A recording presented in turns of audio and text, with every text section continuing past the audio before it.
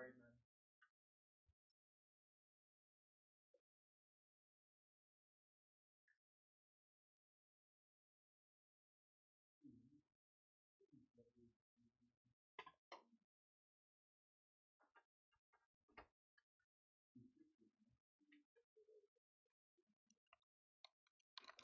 You want me to reach you for you?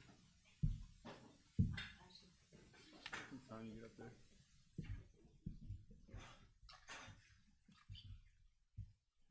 Thank you for that latest email there.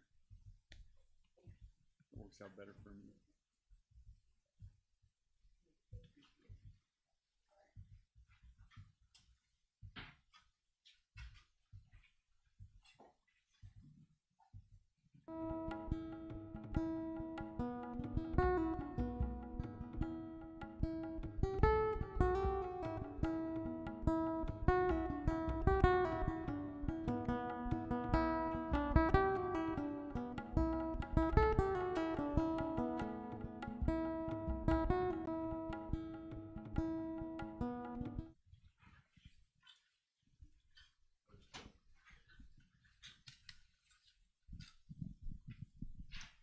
Okay.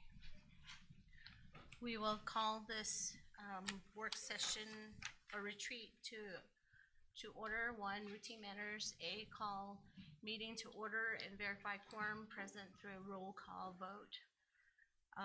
Board Member Montoya? Present. Secretary So? Vice President Wells? Present. Board Member Aspis? Here. And I am present. So that makes, is this off? Oh, it's not plugged in. Okay, we have technical difficulties. You give her the cheap cord? Just give her mine. No, it's his. Oh, it's his? Well, It has no cord. so. Well, that doesn't work that way. It's just a prop. I was gonna say. His microphone is just a prop. I thought, oh, he gets the wireless. Why is he so special? Why is he so I want one special? like that.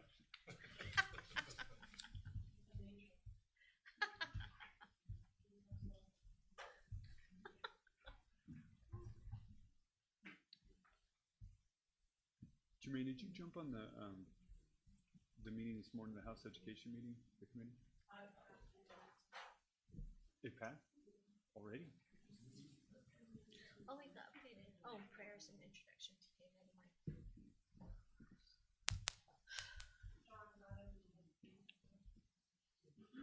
Did we call to order yet or no? Oh, we did. We made quorum, but his mic was on. Okay. So that's how. Could we could do prayer while. Okay, all right.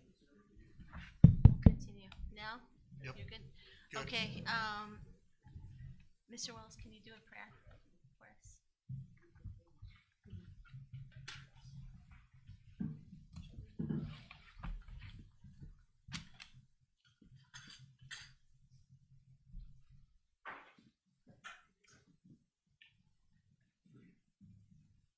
Our kind Heavenly Father, humbly this morning we bow our heads in prayer and thank you for the opportunity we have to be of service. Thank you for the accommodations that we have, favorable circumstances in which we meet. We thank you for living in a time when freedom is provided for us. Thank you for the opportunity of serving our constituents and our community. We ask that thou would bless us with thy spirit to be here with us today, that we can discuss and come to an agreement on issues and procedures that for which we are gathered here and for which we meet. We pray for a spirit of harmony, cooperation, and guidance while we meet here. These things we ask humbly and thank you for in the name of thy Son, Jesus Christ. Amen. start for introductions. We'll go around, if we could start off with superintendent and just go around the circle. I imagine this is mostly for folks online. Yes. I'm Steve Carlson, Superintendent, Central Consolidated. Good morning. Good morning, everybody. Tanya Amrine, Human Resources Director. Good morning, everybody. Rodney Armenta. I'm the facility coordinator here representing operations and maintenance.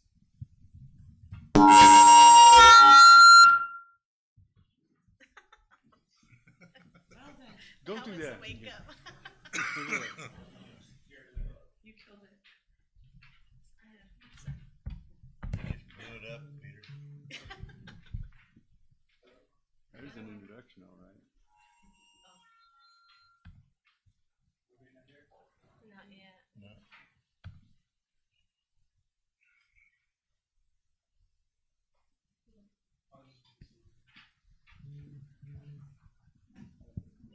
Jared, can you hear me? Yes. Check. Peter Desert III, Assistant Superintendent. Hello, good morning. Joel Ballasweet, Interim Director for Special Education. Good morning, Jermaine Chappelle, working as a board attorney. Hello, my name is Dominic Satania. I'm the Director of Finance.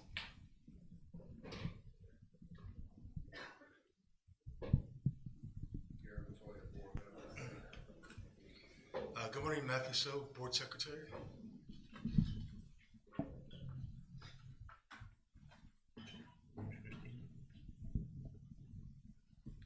Marion Wells, Vice President.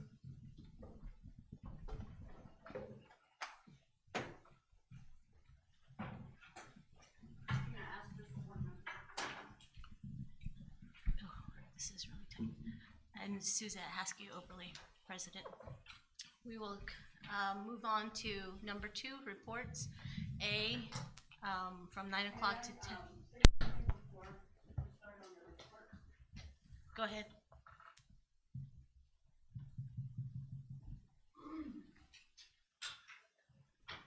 For archive and to note, looking at the agenda. One thing I think it was good timing that I got this New Mexico, board member disclosure form. And, on there, it states, like, 8 items that as a board member were required to maintain, to follow. And a lot of it is should be common sense. It goes as far as we are public officials held in trust, and it goes on, and everything that we swore to, and as a board member, as we first started our terms, and looking at the agenda, and I did look at it prior, but again, for archive's sake and note's sake, I figured I'd wait.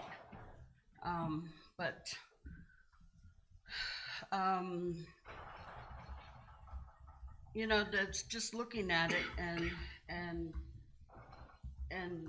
looking at the and knowing the oath that we took, and at certain time we're supposed to be in these different topics during this meeting, and my biggest thing is transparency, and there for the community, and having timed discussions, a timed agenda, that just pleases us as officials and for our own personal interests.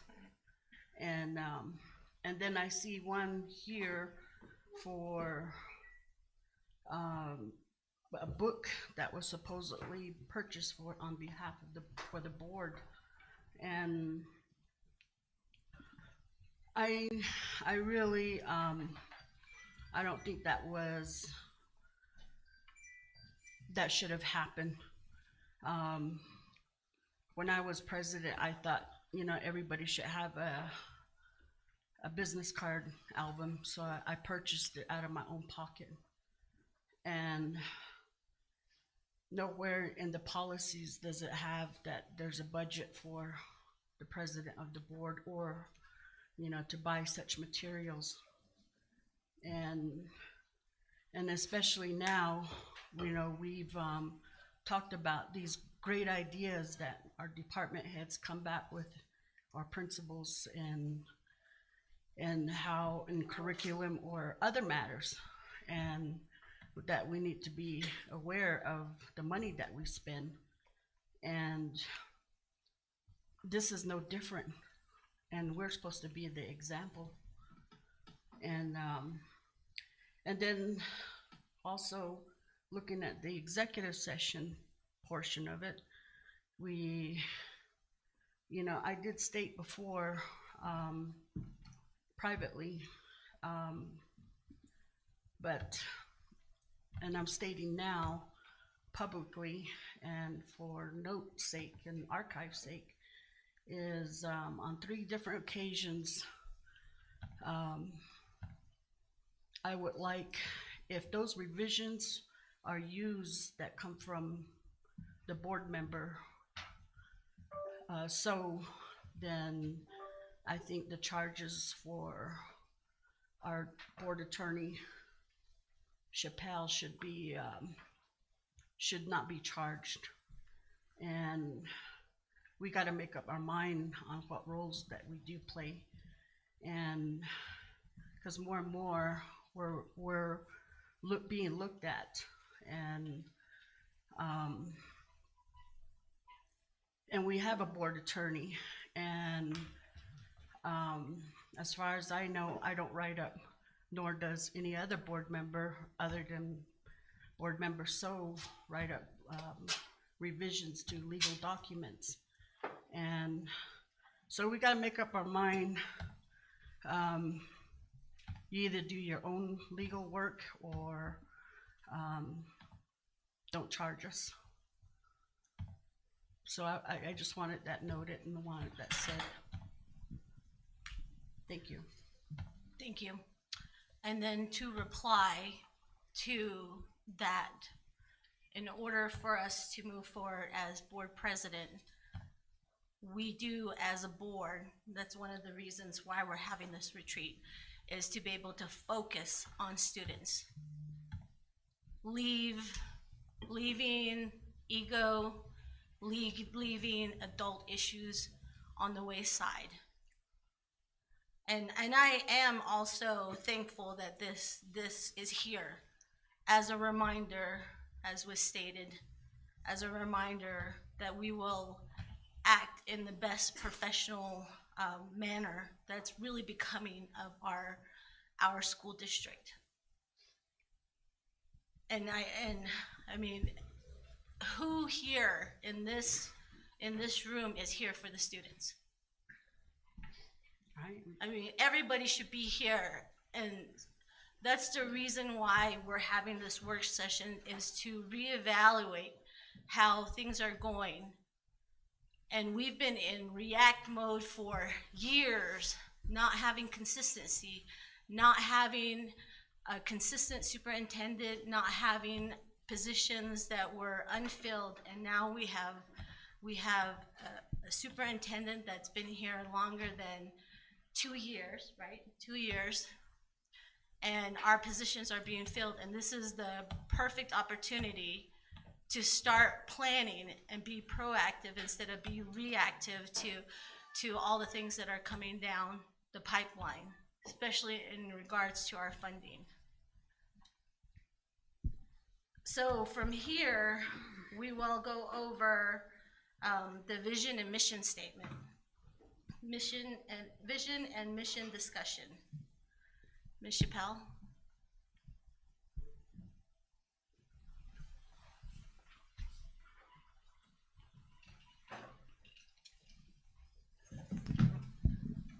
So can you hear me okay? Do I need to get closer?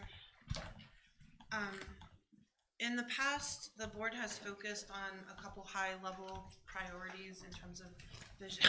Excuse me, I knew that was gonna happen. Vision and mission. And the top priorities in the past, just to start as a placeholder for the board and directors to continue that conversation here.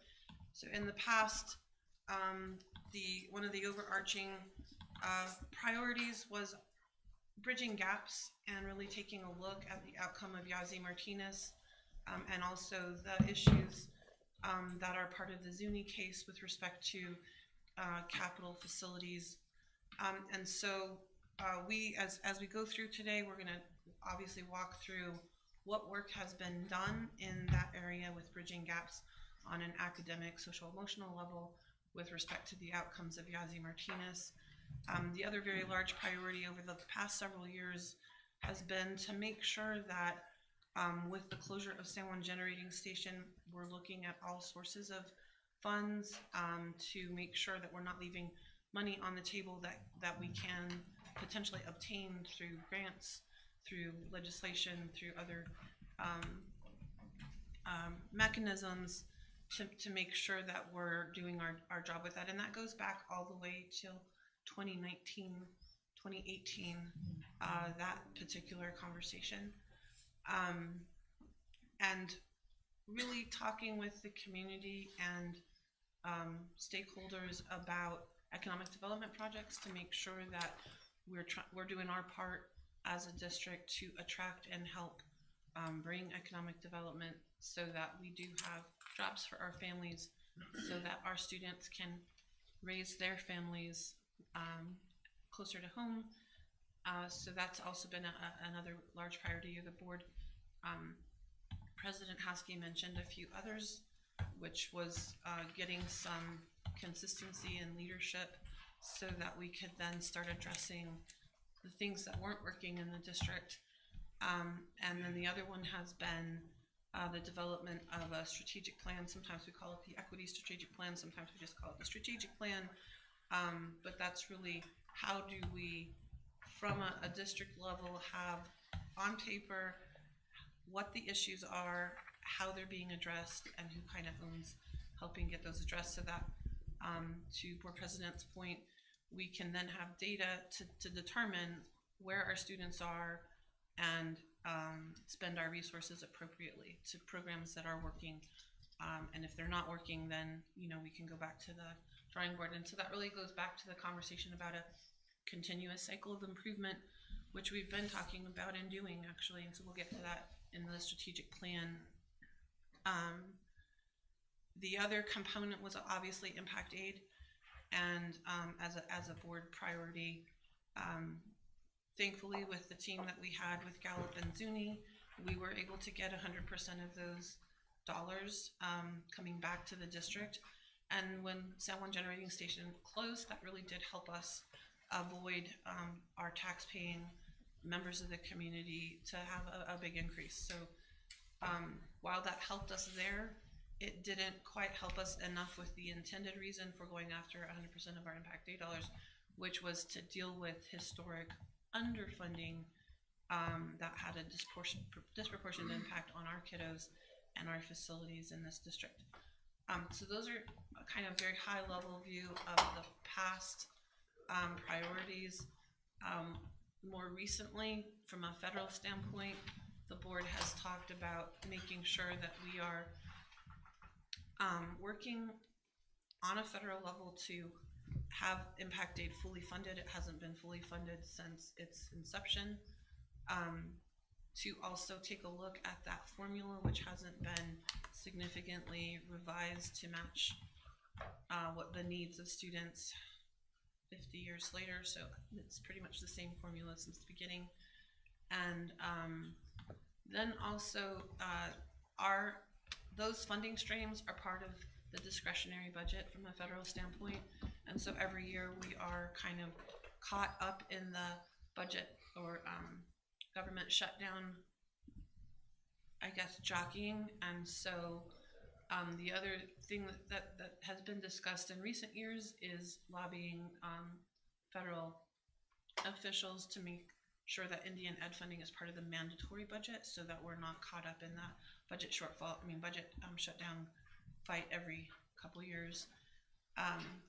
And the reason that's so important for our kiddos and for where we are is because if you don't know when you're going to get your impact aid funds or your JOM funds or other Indian ed funds, and some years you get it and some years you don't, and some years you don't get it for 2 years later, or some years you don't, it's not fully funded.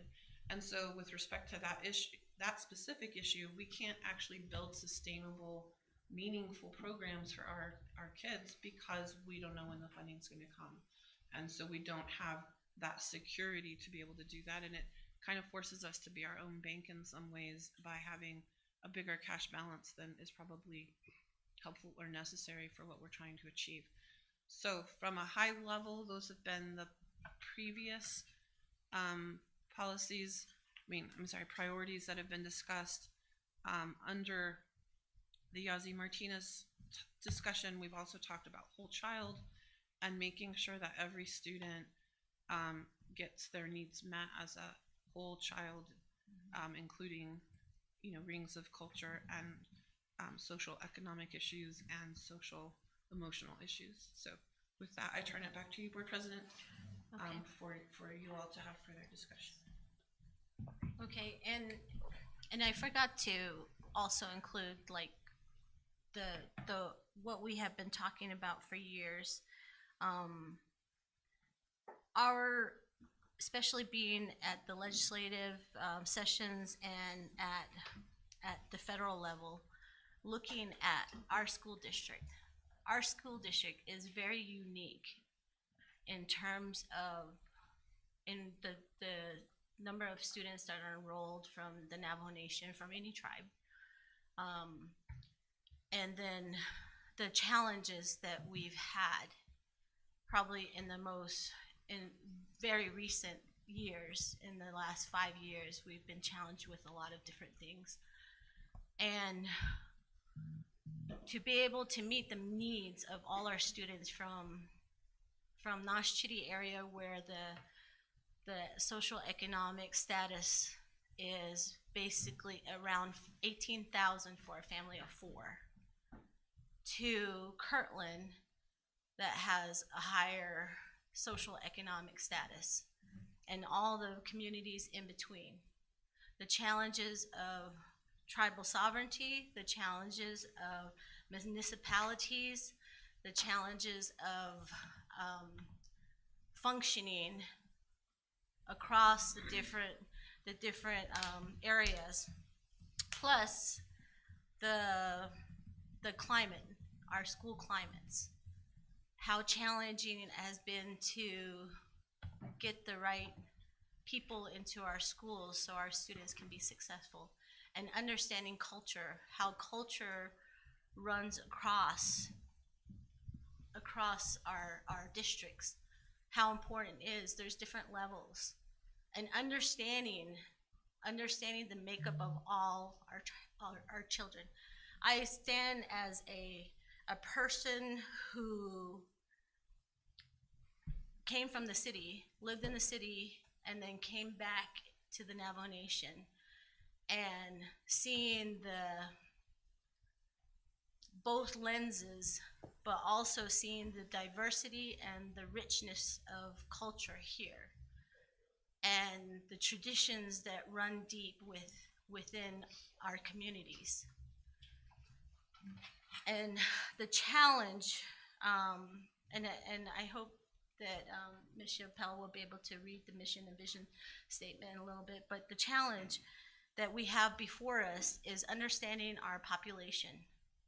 It's not just one group, but really understanding the vast, the diversity of all our students, whether they come from traditional homes or they come from more Western homes, and having a 96%, correct me if I'm wrong, 90% Navajo population, and even within that makeup, we have diversity.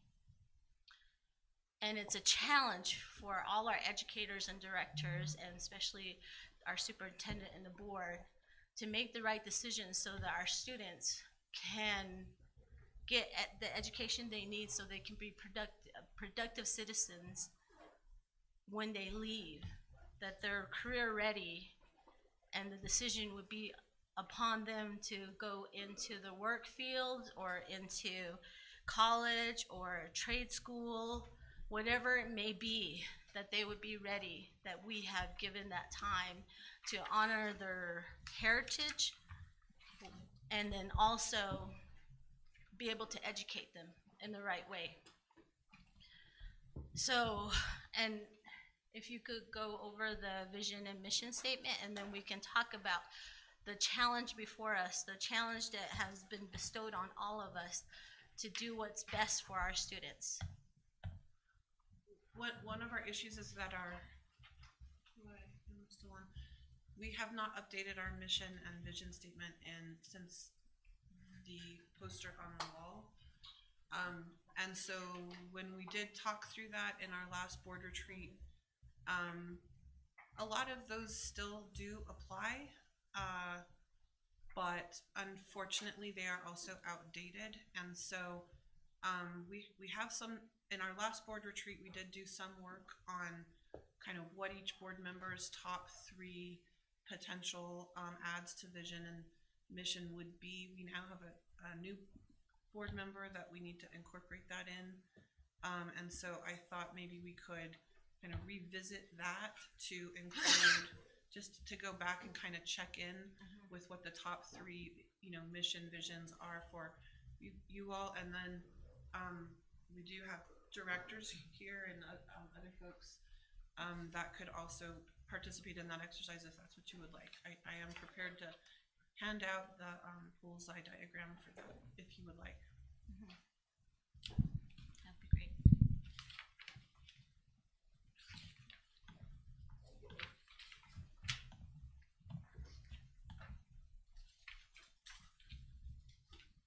Is this a board discussion or is it just president and lawyer discussion? It's our discussion. And it would be preferable if you sat at the table here, anywhere I at like the the room area. up here that I have. That's your prerogative, but it'd be better to have that discussion if you're here at the table.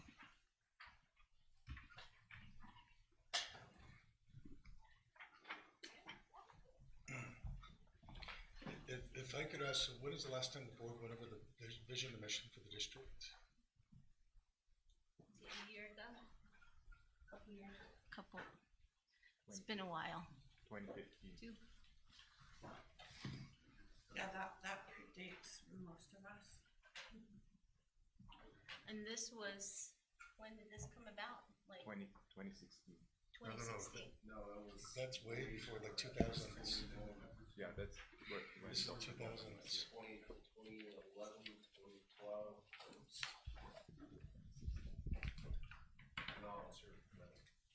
And we did do like the bullseye exercise a couple of years ago. I didn't realize it was so long ago.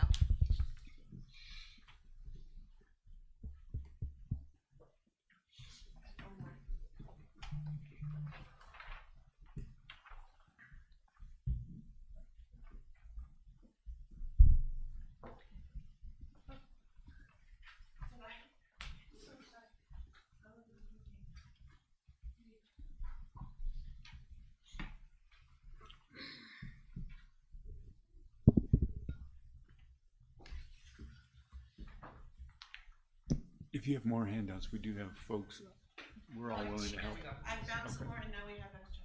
Okay, good. No, I just mean as far as helping you pass them out too, we all can get up. Yeah. Does everybody have their own? Yeah, I got it. Okay. So most of you have done this before. We did it during the strategic planning last summer for the directors that are here. And so all you're gonna do, obviously the middle of the bullseye is critical. What's most important to you about what the vision and mission of the district should be. The next one out is what's important, and then the last one is what you think is peripheral but still important to you. When we do this exercise, what I really love about it is it shows us how actually on the same page we are in terms of what our thoughts are about vision and mission, but where we have some different ideas, it actually adds to the conversation and enriches the outcome of the vision and mission. So why don't we take 5 minutes or so, just high level, and then that'll just help you guys have that conversation. I'm just here to facilitate the conversation. Are you talking about vision and mission as the same, or? They are very similar. And this overall just kind of discussion about what you feel is vision and mission, you can, if you want to. Because some approach it as vision and then some mission, so I'm wondering, is this a one thing? So you are correct, board member Aspis, that some people merge the two words together and others have more delineation between the words. That, from a technical standpoint, vision is higher, 30,000 foot level, where mission usually is how do you accomplish the vision. But for folks who kind of see them together, you can just have one set, and for folks who want to drill down in the meaning of those two words, you can have two sets. Vision, three things, mission, 3 things. It's really a conversation starter so that you guys have this conversation. And it comes from you. And the bullseye is most important and then out, right? So critical, important, peripheral. The middle is the must-have. What if you didn't have any other choices, what's the one thing you would say needs to be part of our vision and mission statement?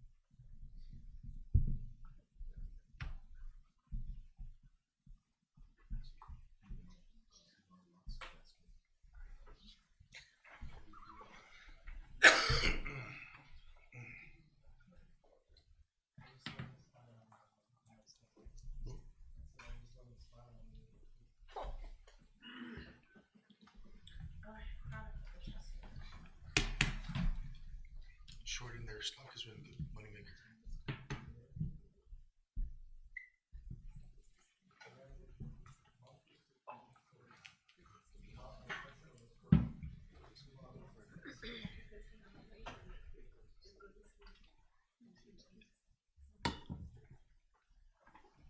think that should be bigger than the first. Like a magnetic. It was before he became president, but during the time when they gave the subsidies, huh? Disclaimer there.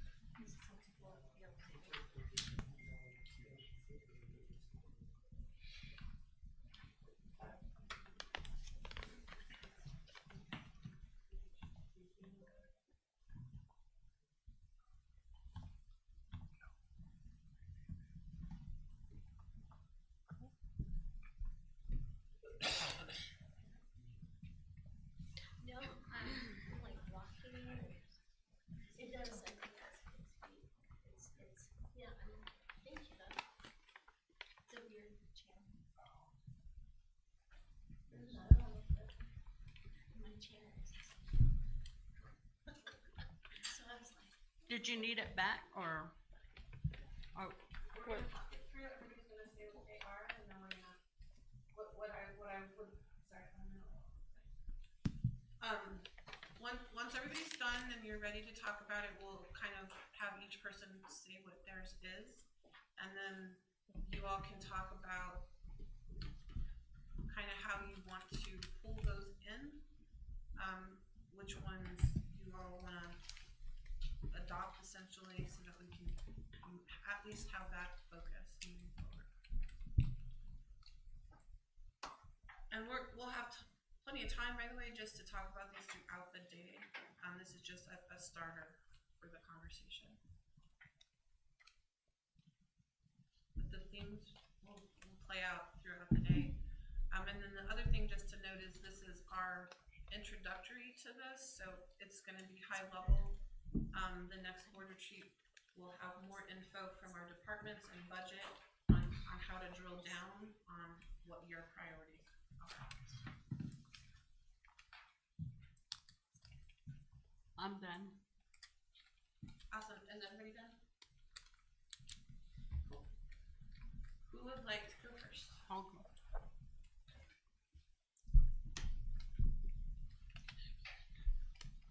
Go ahead. Ladies first. My bullet point is, or the middle is student achievement. Funding is the next layer, and transparency and communication the next. What I have is for the center, student achievement success driven by community engagement. Second is educator support to drive student success. Third is administrative support to educators that drive student success. I'm gonna collect them so I can actually try them. Okay, who wants to go next?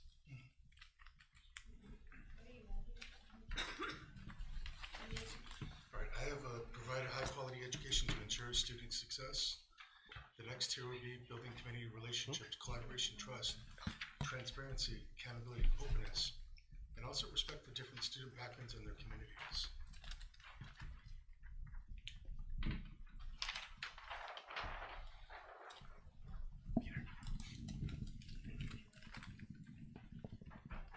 We got some post-it notes.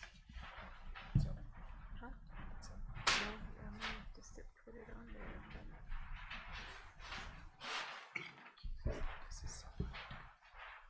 I have for a central goal to prepare students to be successful in their personal lives, their family lives, and their community. To be able to participate in each of those and provide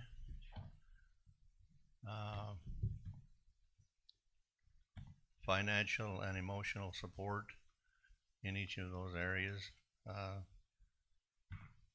And the way to the next outer is community involvement and funding or financing.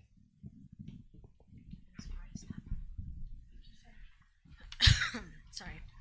Mine must-haves were to consider the whole child, social, emotional, student learning, inclusiveness, language, culture. And then on the middle, the next level is the supports, the clubs, the sports, the fine arts, the after-school programs, etc. And I didn't get to the last layer.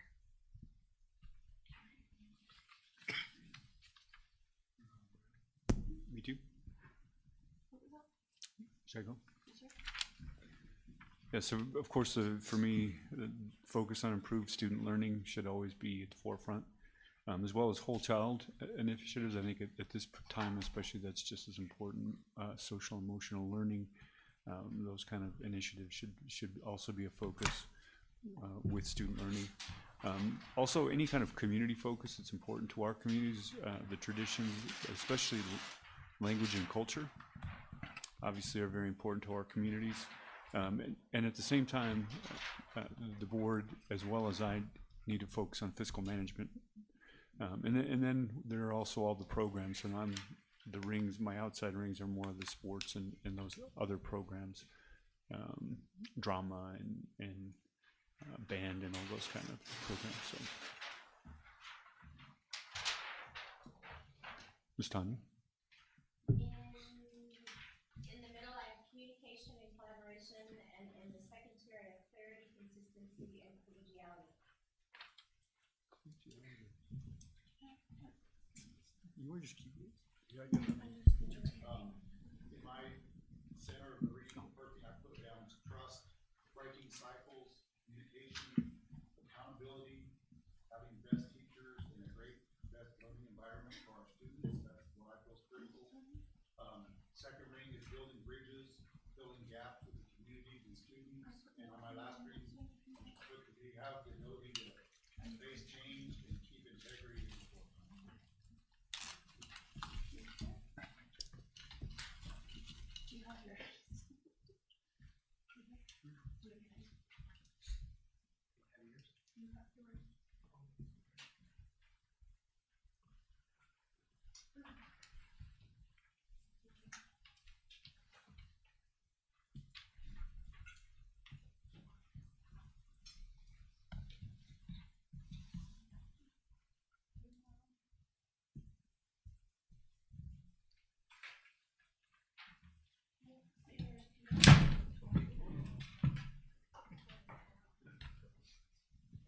You made a mess. I'm glad it wasn't me.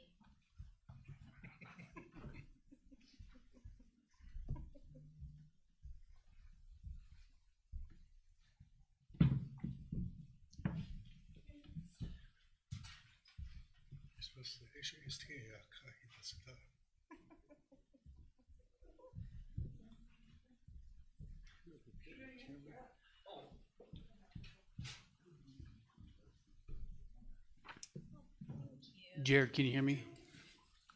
I put leader/teacher development, improve student opportunities, access to resources, and improve instructional outcomes, student outcomes.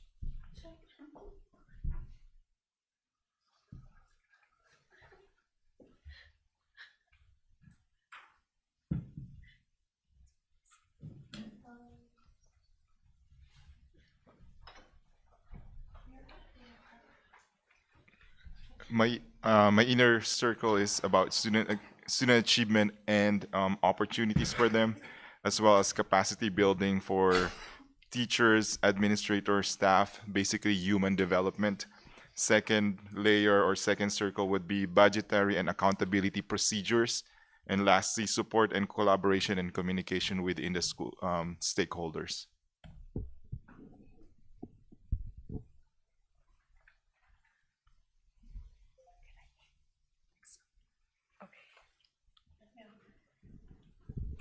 Good morning. So my bullseye is collaboration, creating rings of culture, cultural connectivity. The next layer is equity, council at all levels. The last one on the outer is acknowledge and involve community.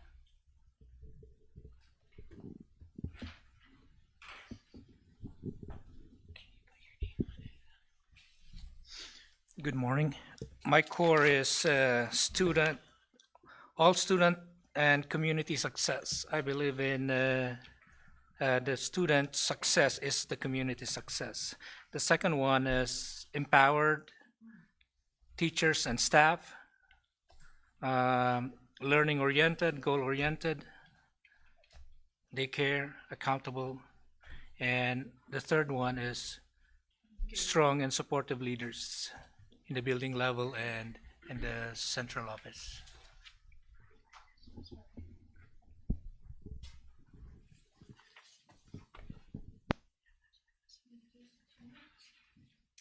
Yeah. So my inner circle was setting students up for success, protecting and expanding the local culture, and providing a supportive environment.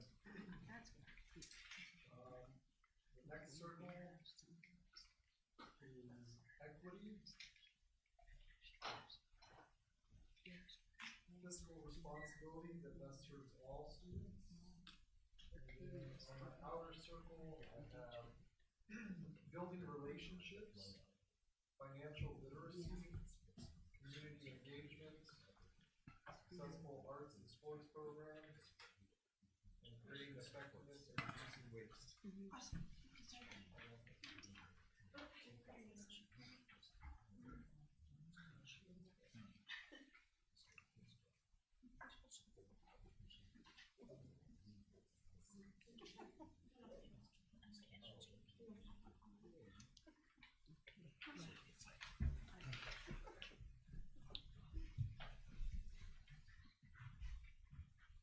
Sharon, whenever you're ready.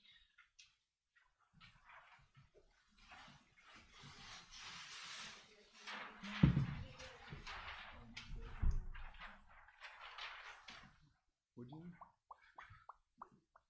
Sharon, did you? You give him? Get Sharon involved.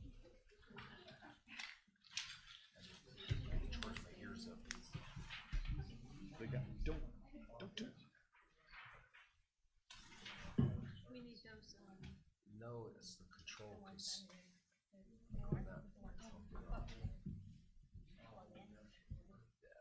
Just kills my ears. power source. So I can hear people clicking their pencils, so imagine. We need a power source. For which? What do you have, HP? Uh-huh. Yeah. Yeah, if we, because I can hook you up. even if there's just a strip, What do you have? we have the cord, we just don't, we're not plugged into anything. Because there's nothing. Oh, yours is? I might do one of those. Okay. Critical, I have college career ready, communication, trust. The important rank is going to be build trust with teachers, community engagement, and empower student confidence. Outside ring, I'm piggybacking off Dominic, financial literacy and social skills.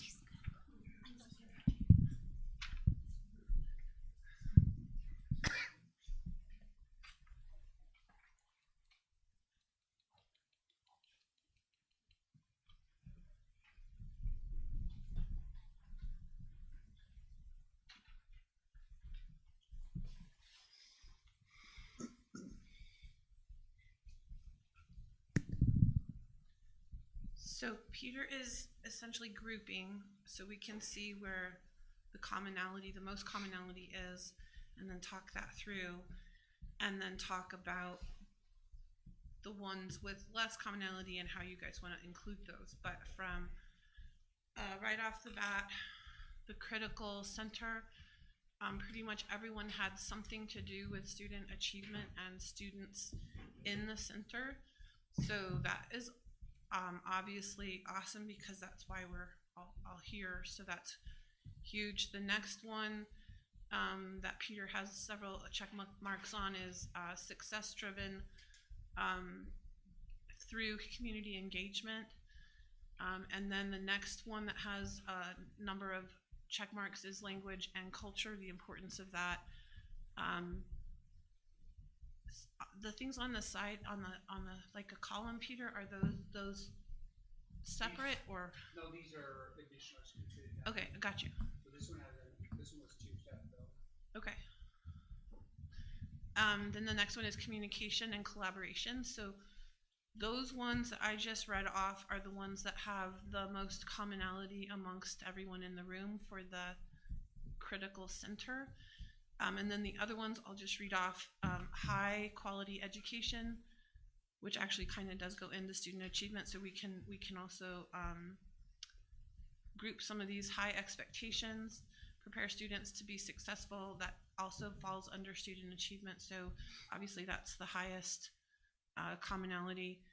Student learning, breaking cycles, equity, staff development, supportive, what's that word, Peter? Right there. Supportive environment. Environment and collegiality, meaning. This is college and career. I just remember that Tanya too. said collegial.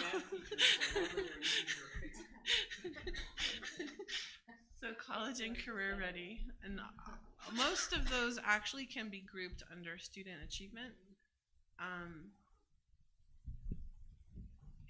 So that's a really great success there for our center in terms of having good commonality. I'm going to pause and at this point, board members, if you want to discuss those critical center items, and maybe we can actually come up with something kind of cohesive just based on that. The other thing would be to say, is there anything missing from that? So 2 potential items of discussion. Does something need to be added to that center that isn't there right now? From your all's perspective.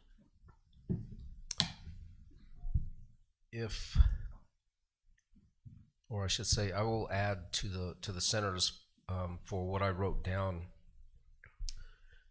Again, our existences are for these students and the communities that they come from. And every decision that we make, whether it be policy, educational strategies, professional development, should be driven by what gives us the greatest increase in positive student outcomes. Every decision. Send people, you send teachers, you send administrators on professional development.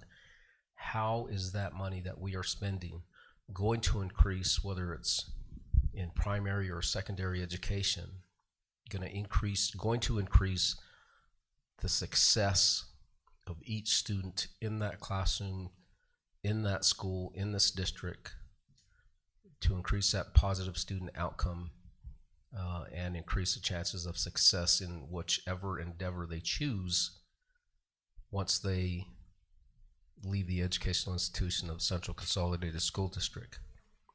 And for me, that's the biggest thing. I've said that from the very first month I came onto the board about the decisions that we make and how we expend the funds that we have, because that also drives it too, and we've seen that very, very clearly with diminishing numbers. So it makes it's even more imperative today that decisions that we make are really focused on those student outcomes and listening to the communities and what they want. I know we've done some graduate profiles.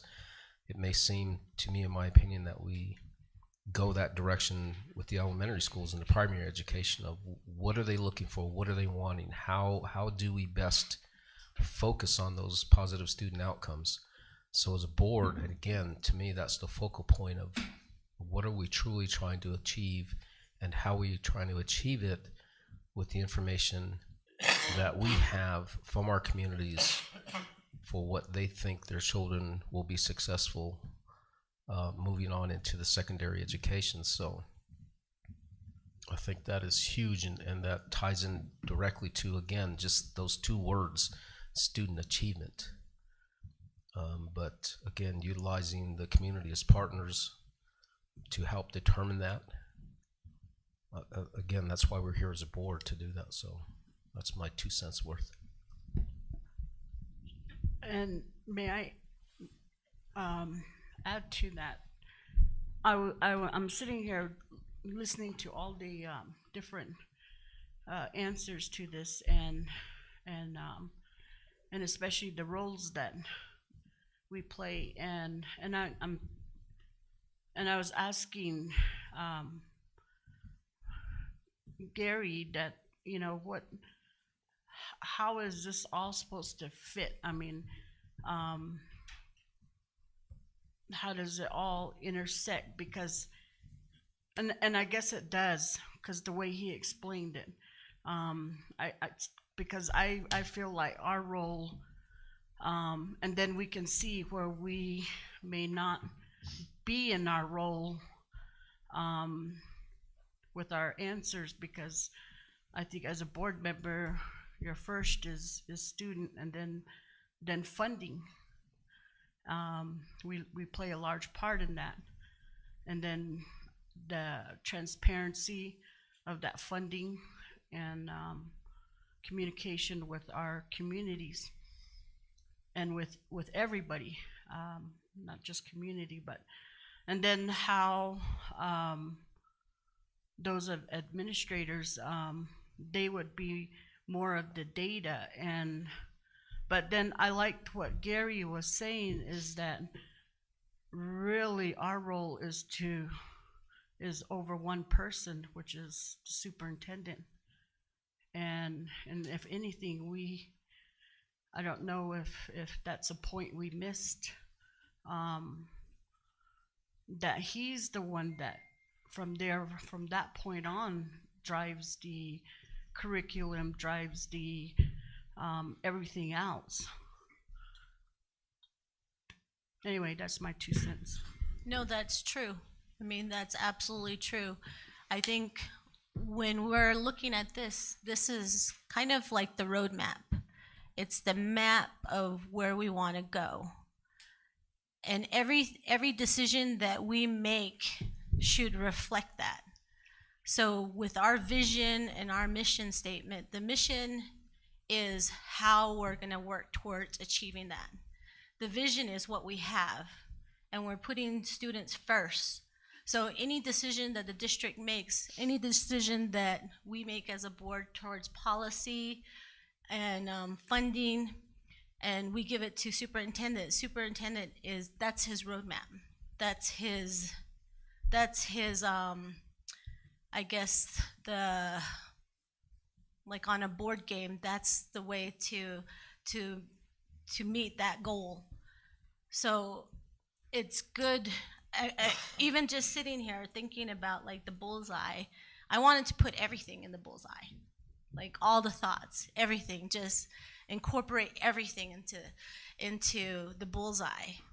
But then again, you know, we have to have like a larger goal, and our larger goal, I think everybody, I can say that, confidently say that everybody chose student first. Student is it's our goal is about student achievement, student learning, and the main focus. So I can say that even just looking at this, that's how our mission and vision statement is going to reflect.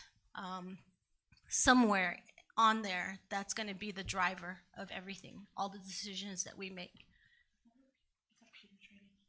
So, any other comments? You said yours. But it really does give me, like, looking at all the different areas that are important, but I didn't think about it, and looking at everybody's comments, it's really, it's also an enlightening to look at it and then make those considerations, because everything does tie together. There are areas that when you're just quickly writing down things, the priorities, and then all this, the tertiary stuff that comes about and in our decision making. So it's really good that we had the number of people that are here to provide that input. So are there any comments from any of the directors?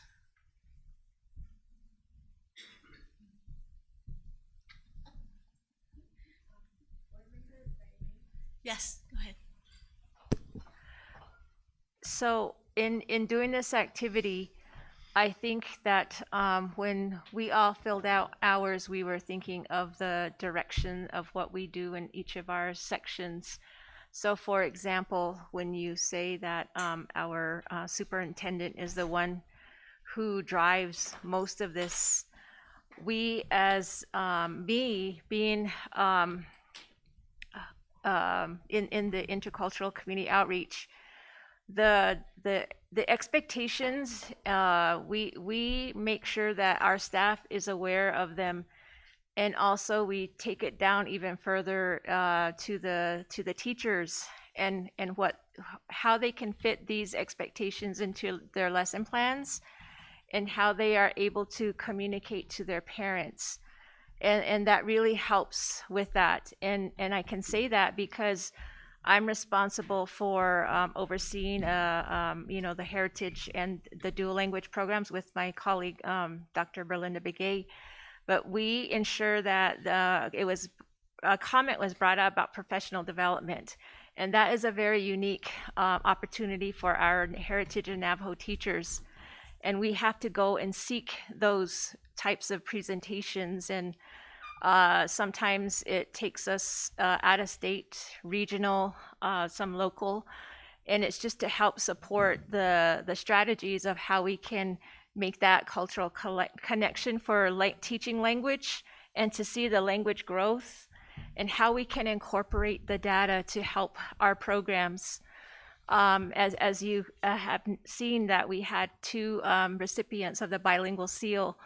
And so those things makes our programs that our teachers are hearing and they are using these professional development opportunities as a way to gain more insight in order to retain some of these strategies. So, one, through academic achievement through the heritage programs, we use the Diné content standards as well as the curriculum as far as like how we can incorporate those strategies to help the students see that there's a difference of how they can learn in the classroom.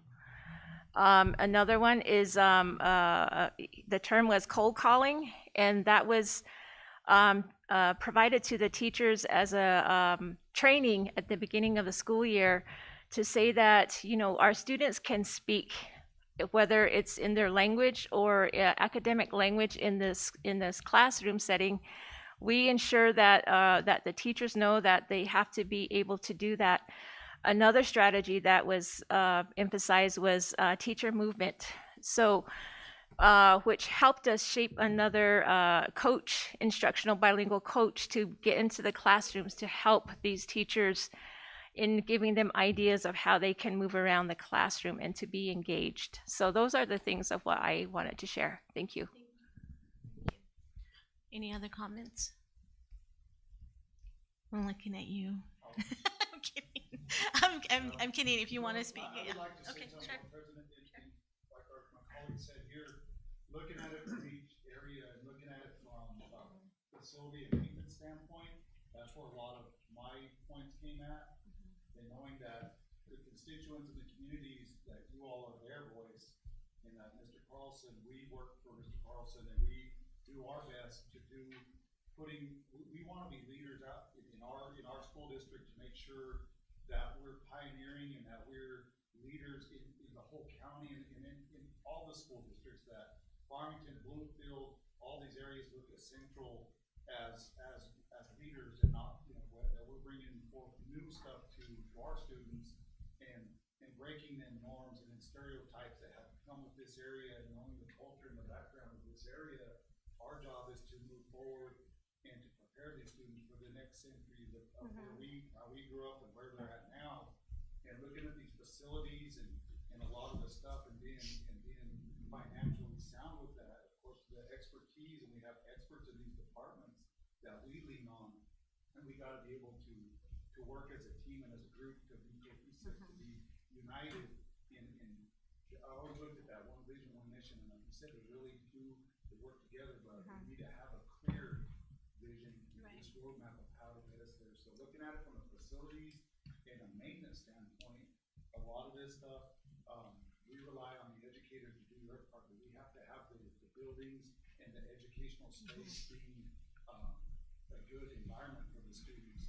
That way, that's one thing that they don't have to worry about, knowing that they're coming in to a facility that is sound and a good environment. Yeah.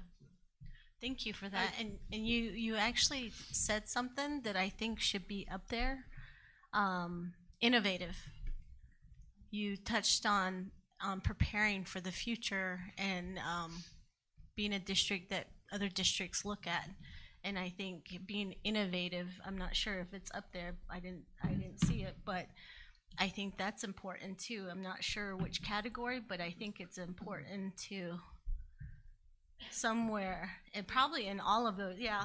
I think being innovative and being forward thinking. So I appreciate that. Thank you so much.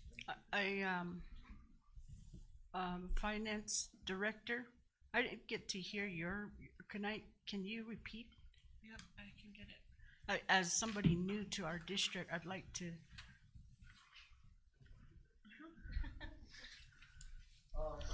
Yes. Okay, Yeah. Okay. Yeah, some of the things that I put on the center was setting students up for success. I think that has many different facets and interpretations, but ultimately, as soon as they leave our doors, if they're not ready to go out in the world and succeed or pursue what it is that they want, then we have some things to look at. The second thing is, just to Mr. Armenta's point, I'm originally from Bloomfield, but I've been in the Four Corners many years in my life, and the culture here is very special. So maintaining culture in the face of globalism, and it's something special. So I think all the cultural programs that Cheryl talks about and promotes are fantastic. And then finally, having a supportive environment, making sure the kids know that they're being supported by everyone, teachers, PAs, their board, directors. So those are the main things that I think are critical. Obviously, because I have a finance background and I'm a huge advocate for financial literacy, I've taught, family members. I was just coaching my niece. She wants to buy a new house. Financial decisions are something that we encounter every single day.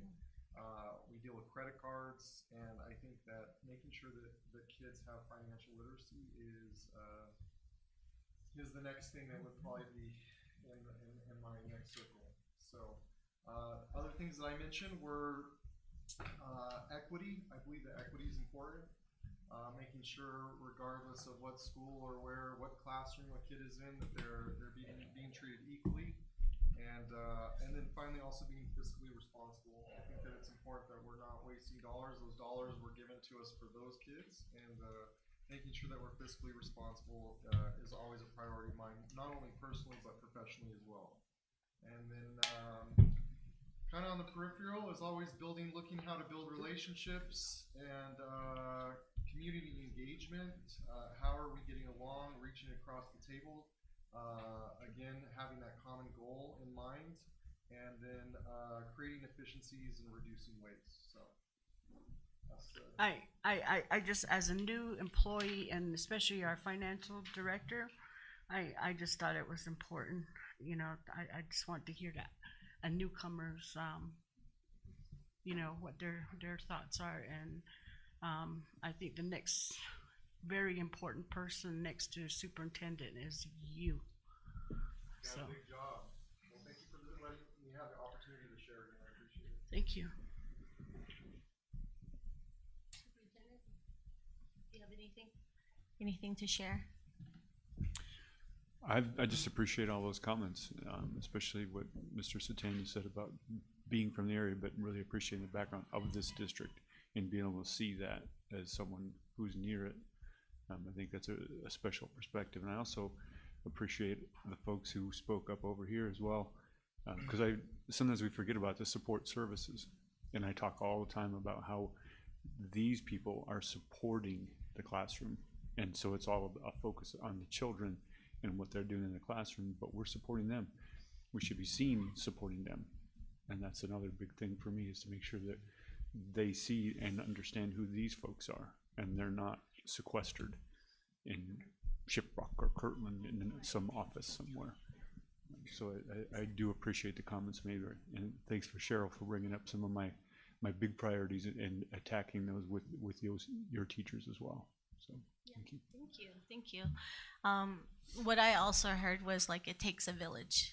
It takes a village to raise our children. So I appreciate all the input and all the ideas that are flowing around today. So any other comments? Mr. Wells? Mr. So? I think everyone pretty much touched on a lot of the comments and stuff, so I'm good. Mr. Montoya, anything else? Couple of things. The word support. To me, that's absolutely huge in respects to how the administration utilizes that experience and knowledge that they have. I'll equate it to business. I used to work for Home Depot, and every once in a while somebody would have a question. They couldn't get an answer from somebody in the building. And I would say you have 3,000 other resources to pick up the phone and call and get an answer. Because if we don't have it here, we can go elsewhere. And that goes to Mrs. Chappelle's use of the term silos. People thinking that they're operating just in that little vacuum of whatever school it is, whatever community is, and don't have the ability, or quite frankly, in some cases are afraid to ask. If you don't know, you don't know. And there's certainly nothing wrong with saying, I don't know, and that includes the administrators themselves, and even the superintendent himself, or any board member for that matter, to saying, I don't know, I don't understand.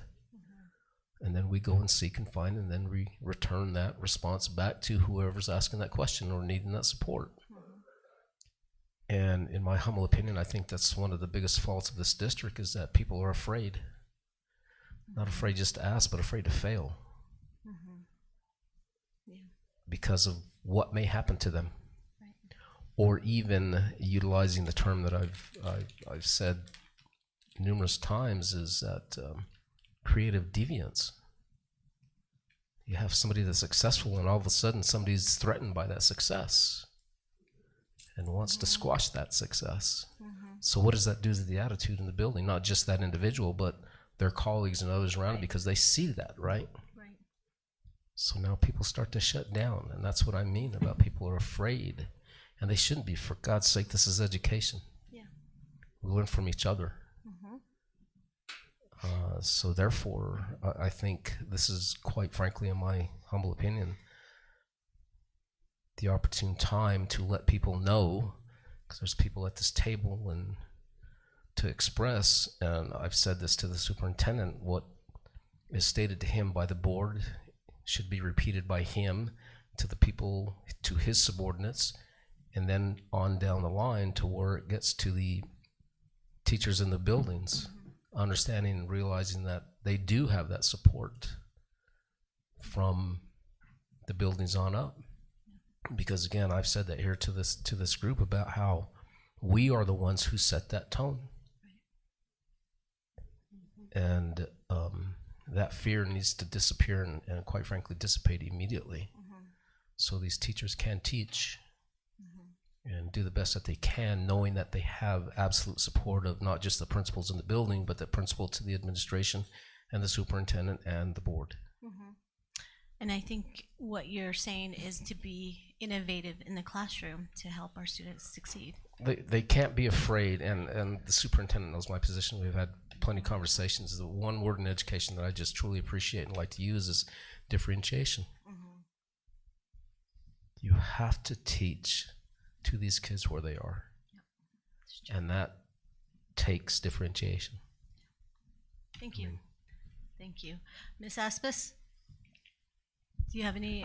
Yeah, I wasn't gonna say anything because but just to go on what Gary had said, you know,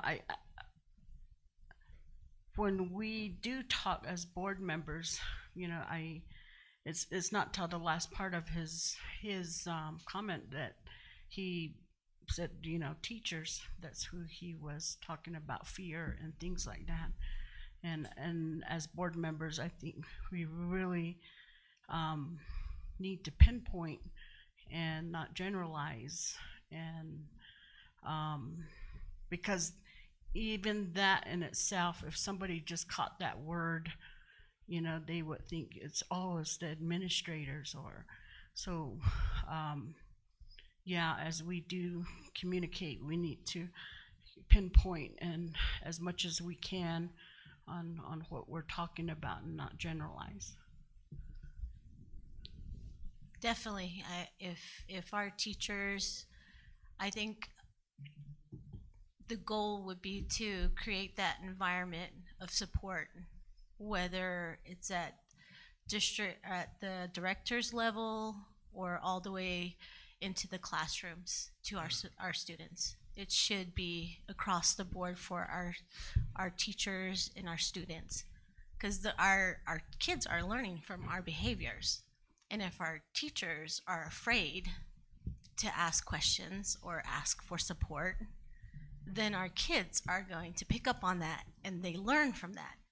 If we are working in silos and we are excluding people, then our kids are taking cues, our behavioral cues from one another and picking up on those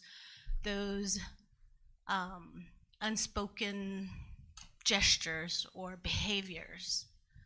And I hope that we can create a very welcoming environment for all our people, whether they're from our students to all the way to the top, to our community. I think it's very important. And I appreciate the dialogue, because we are at that point where we're working to make that roadmap. What is our goal? What do we want to accomplish? What do we want to achieve? Not just to have dialogue, not to just have conversation, but really flush out what we really want, what we want to see for our environment. So I appreciate all what has been said. Could I just, Go one ahead. more thing? I said it once before, and I just want to finish with this, that again, every choice we make, every decision that we make needs to come from the perspective of what is best for these kids every single time. And talk is cheap, but we have to walk the talk. And again, I remember when I first came on the board, I made a comment. They were having a gathering of the former superintendent and his directors, and I said, "You're not dictators. You're here for support." I didn't mean that to be intrusive, because again, that's what their role is: support. What do you need? How can I help you? What can we get you? Every decision should be pointed to these children in these buildings. True. Yes, thank you. Any last comments before I hand it over to Ms. Chappelle? Do you have anything? Yeah. Okay.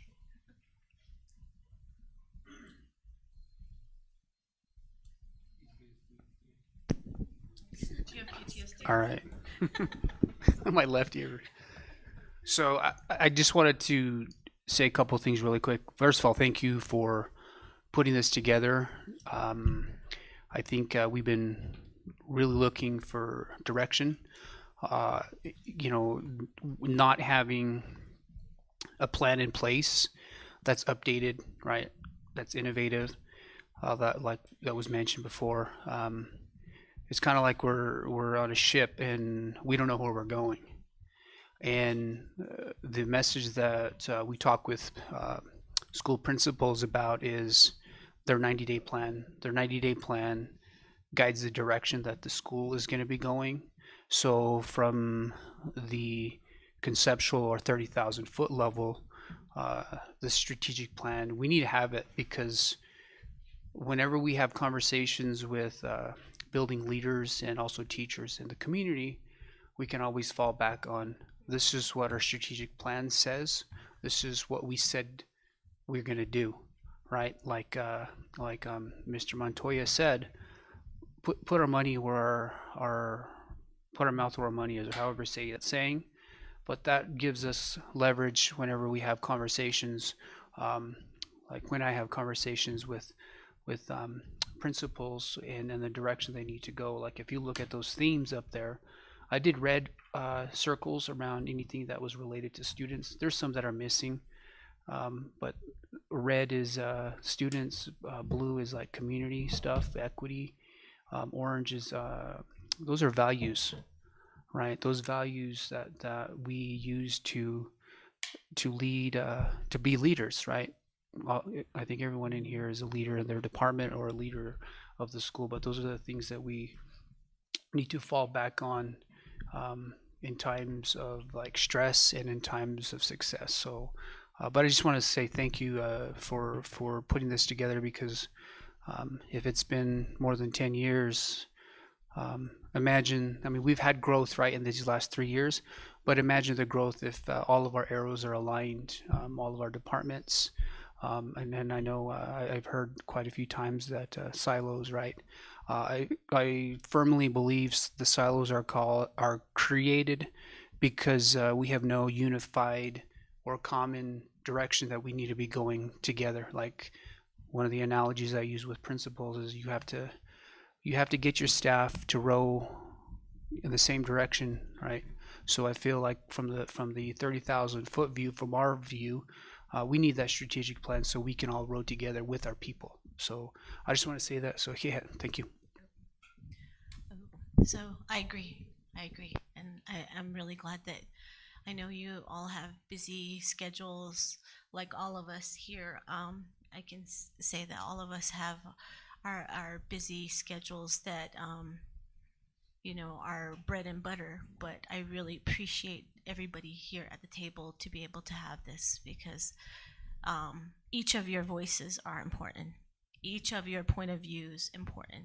Each of your experiences with the school district, in the school district, the history of the school district is important, because we want to implement things in the right direction. We want to row in the right direction and not counter one another, and gain that trust for ourselves, trust with one another, trust for the school district, trust with the school board, and then trust with our students and our community. So I really appreciate it. So now I hand it back over to Ms. Chappelle. So I'm actually pretty excited about the outcome. So we already went through the critical center. I'm going to read real quick important and peripheral, and you're going to hear a lot of themes that are throughout, and then I'm going to go back after I do that, and thank you, Peter, for putting that up there and starting to group, because I'm going to go through the groups. And what's really great about that is it helps us distill that overall vision, and actually, and this is why I like doing it this way, most of our mission is up there, with some fine-tuning that we're going to get into more detail about when we start talking about where we are with strategic planning and what the outcomes there are, and what's next with respect to filling out the remainder of getting to a cohesive strategic plan. So with that, real quick, what is NCLB? No child left behind. Okay. I was like, I understood CLRI, I did not understand that. So let me write that. So the new one is SLP on the track. You should have said, ESFE. you should have said, what do you think it means? I was gonna go with a labor union, but yeah, that would have been wrong. What is your interpretation? What did you put? Allowing for diverse opinions. EA or A? Consideration. Okay. So under important, we have team staff development, student learning, accountability, empowerment, equity at all levels, fiscal responsibility, ESSEA equity, facility improvements, consistency, community engagement, collegiality, clarity, bridging gaps, language culture, after school programs, support, sports. Sports would also go under after school, obviously. Trust, transparency. So that's important. You guys can just hear right off the bat how much linkage and alignment there is from the critical to the important, which I think is, I mean, that's exactly what we want to see from a group like this. And so it's very encouraging and exciting, quite frankly. Peripheral, we have flexibility, integrity, student activities, funding, transparency, communication, CLRI, you know what that is? Yep. Cultural, linguistic, relevant instruction. Sorry, I just want to make sure that everybody at the table knows what our acronyms are. Awesome. Yeah, which none of us know your abbreviation. So, engage community, support staff, efficiency, collaboration, financial literacy, and social skills. So, you guys can see, I mean, we have a very cohesive set of core values, essentially, and pretty well defined. Just right here in this short amount of time, this group has come up with something very close to what we can distill into a vision and mission statement that we can then tinker with. And so I'm going to go over the levels right now. I mean, the different kind of colors that Peter has up there. And so the themes are student achievement and everything pertaining to student achievement. And if we can drill down on that, we have the subcategories of student achievement. So we have academic, we have language, culture, heritage, the whole child. We have after school programs. We kind of have wraparound services and support, and we have community engagement. And so right off the bat, this team has already indicated student achievement is extremely important, and we've listed off kind of the mission statements of how to get there. Actually, I forgot to mention, you guys also mentioned, you have listed high quality education, high expectations, teacher learning, ongoing teacher learning, and so supporting staff members who are there to help students be successful. So to me, this is really impressive that in that short amount of time we've come up with something that's fairly cohesive already. Then the next one we have circled in blue, and those also obviously support and contribute to student achievement, but that's where our assistant superintendent has kind of drilled down probably one notch below 30,000 foot level, so maybe 10,000 foot level on that next layer. And then in red, one of the things, by the way, just as an aside, that I'm really happy about is we have engaging community in every single one of these. And that's really one of the primary reasons to have a board that is an elected position, because board members bring that local context to these decisions and really make sure that, to Mr. Montoya's point earlier, that we are working with the community and we are implementing what the communities value and want for their kids. Then the next one in red is kind of another component, right? And so Peter has, and we can play with these designations, right? But just kind of as a first organizational pass at this, Peter has in, oh, I did red, I apologize. I'm to orange, which looks almost red back here, but there go my glasses. I liked what Peter said about those being values. Thank you, sir.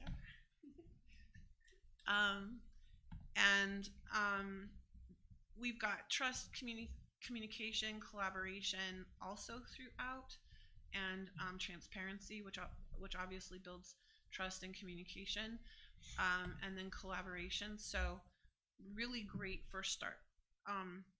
Before I turn it back to you, Board President, for some additional comments from the board and others, I also really was happy that we started talking about roles right off the bat without really being prompted on that.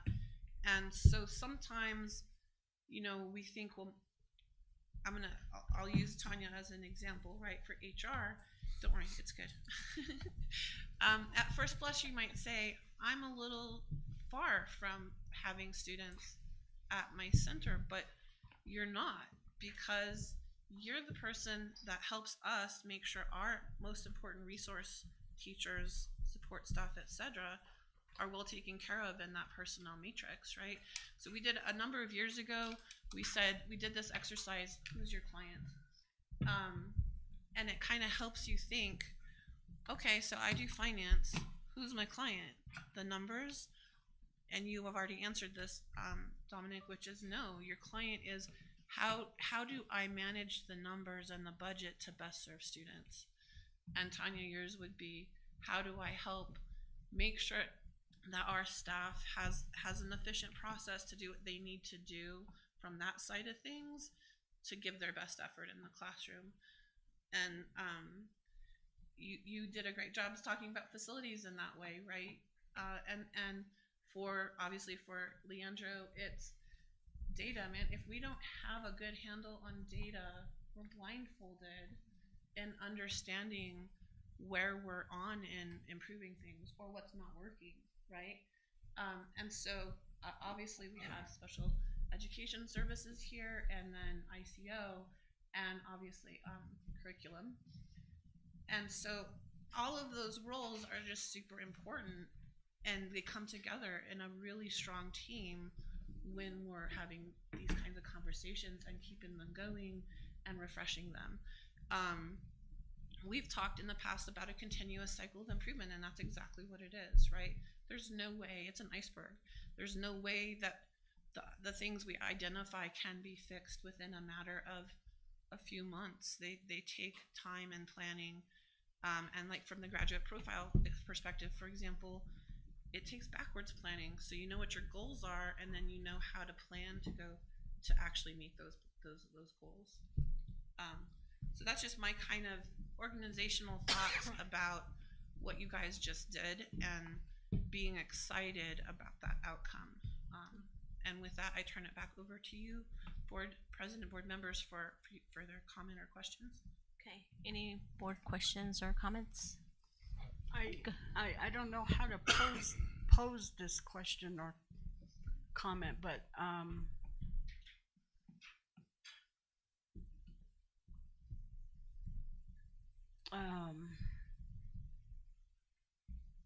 I don't know. I feel like with the removal of DEI, and which should it's still confusing to me, and I'm sure our community too, because I don't look at it as, and I say this very respectfully, as a white man looks at it. I look at it more as on the native side of it, because for a long time, and even with Impact Aid and some of the issues that we've fought as a board, you know, that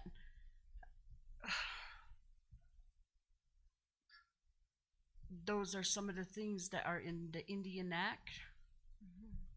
And how do we, if we're gonna, you know, a mission statement, you kind of what's the word, customize it. And so how do we include that with I don't know, it's such a touchy subject. And then as on the board of directors, you know, it was said that if it wasn't removed, then we wouldn't have funding. So I think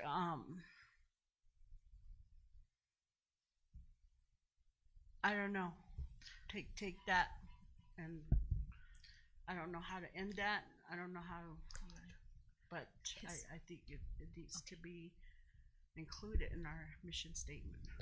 Go ahead. All right, so let me see if I can help this little conversation. And to your point, Ms. Aspas, one of the things that we speak to continually within the state is local control, and actually taking at the federal level the same application of local control. Really, in the context of what's being spoken about nationally and DEI, to me, specifically here within CCSD, within the school board, and the greater context of just the state, driven by state statute. Okay, the quite frankly, right and ability to make those decisions. Now, when you take just even equity in and of itself and remove the D and the I, just for the sake of conversation, what we're looking at is equitable expenditures of funds. We're not trying to determine equal outcomes, because that never exists. Never. It never will, no matter how far you or how hard you try to legislate it. It just doesn't work, because human beings are human beings. So therefore, from that context of looking at that diversity, that's just who we are. That's our makeup. And so therefore, you apply it through that lens of what the state says, what the state statute says, and how we utilize that at the local level as a school board. That's an imperative for us, because we understand that we've lived it, we've gone through it and experienced it. So that's our driver. The inclusion part, again, just comes automatic with what we do. Incorporate that throughout the education. We don't exclude anybody. The diversity is a natural, again. So to me, in my humble opinion, we keep marching along, and not trudging, but marching along to what we do, and apply our local empowerment that we have from the state through this state legislature and the statutes that we have in the state of New Mexico. Keep doing what we're doing. Now, there's a couple other points that I wrote down about tools and support. You take your car to the mechanic shop and you give him a crescent wrench to fix your car. What's he going to do? Not a whole lot, right? So that support, to me, through the administration and the superintendent, are the tools that they give to that teacher in that classroom. Everything that they can to forward the education of those kids. And the data, we talk about data driven. Quite frankly, really don't like that word, but because that data can be abused and manipulated. Depends on what kind of information you put in is the information you're going to get out of it. Again, I'm looking at in that classroom, that teacher with the students that they have, and I've challenged people at the state to come up here and teach some of these classes to see what they can do, especially people with PhDs, with all due respect to them and their PhDs, but some of them have been far removed from the classroom. Some of them have never taught a classroom with 95%, 99% Native American students. But to me, again, I've said this a little earlier in my conversations and comments, is about the attitude. I think that can happen a whole hell of a lot quicker. But again, the 5 of us sitting here, we drive that and we set that. Yeah. I agree. Thank you. And I appreciate that question, because I think that people are wondering about how that would affect our school district. Din hit the nana danitle nhalchne oho agi tsakesigi dan linigi a anit and hasala. It's very important that regardless of what's going on at the federal level, that we continue to consider our children, their background, where they come from, their beliefs, who they are. And as being from a Navajo woman, the nest, that we're a political party. We are not a minority. We have a different distinction because of the treaties, because of our sovereignty. So we, as like Mr. Montoya stated, we will continue driving forward because it's in the best interest of our children. We don't choose who comes to our school district. We are inclusive. We allow all students to come to our school district. I think if we got to that point where we were restricting and saying you can't come because of this or you can't come, then that would be a different issue. But we are inclusive of all our children.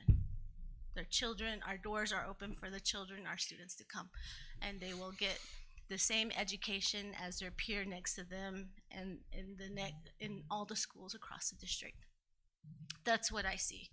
I see that, you know, it's our job, our responsibility to make sure that all our kids are equipped with those things. That regardless of what's happening with the DEI, that question that's floating around, that's scary at times, it's our responsibility to continue to make the decisions on our children's behalf. The choices that we're given. I mean, we have that option to say we're gonna put this, do this, or do that. But again, at the end of the day, it's about our children.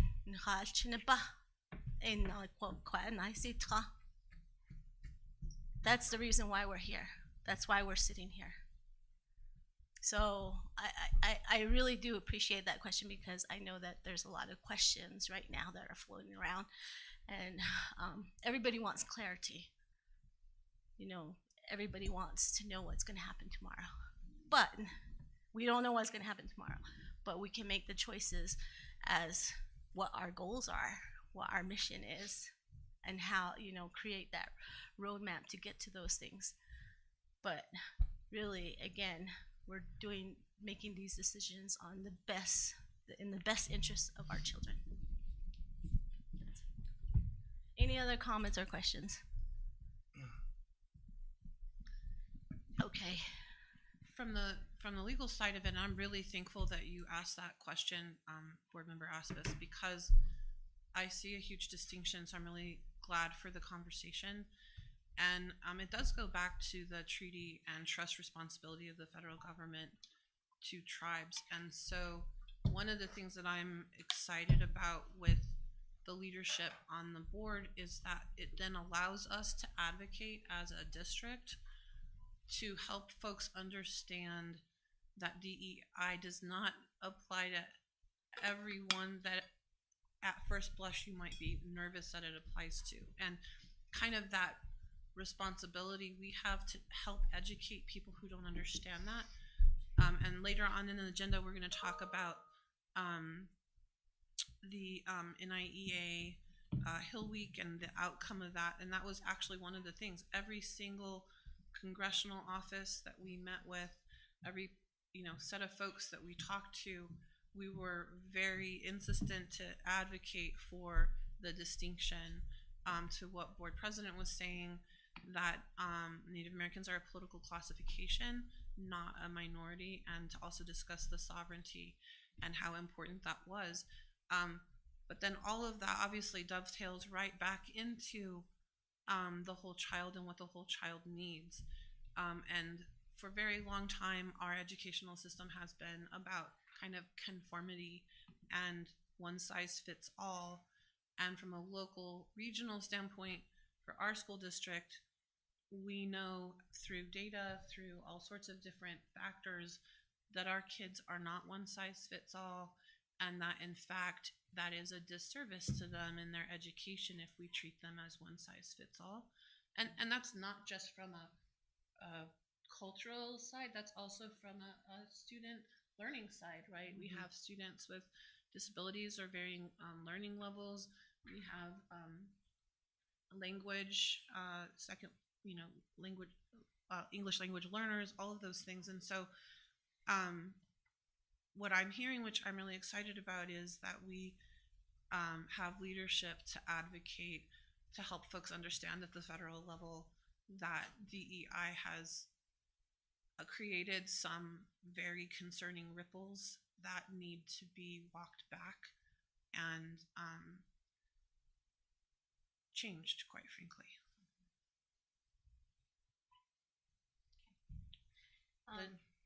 The next thing on our agenda is a quick break. I was going to say, does everybody need a break? If we don't have to take I think it's a good idea. I think it's 15 minutes, or do you want to just do 5 minutes? 15 minutes is fine. You guys okay with that? Just okay. clear the brain. Okay, 15-minute break.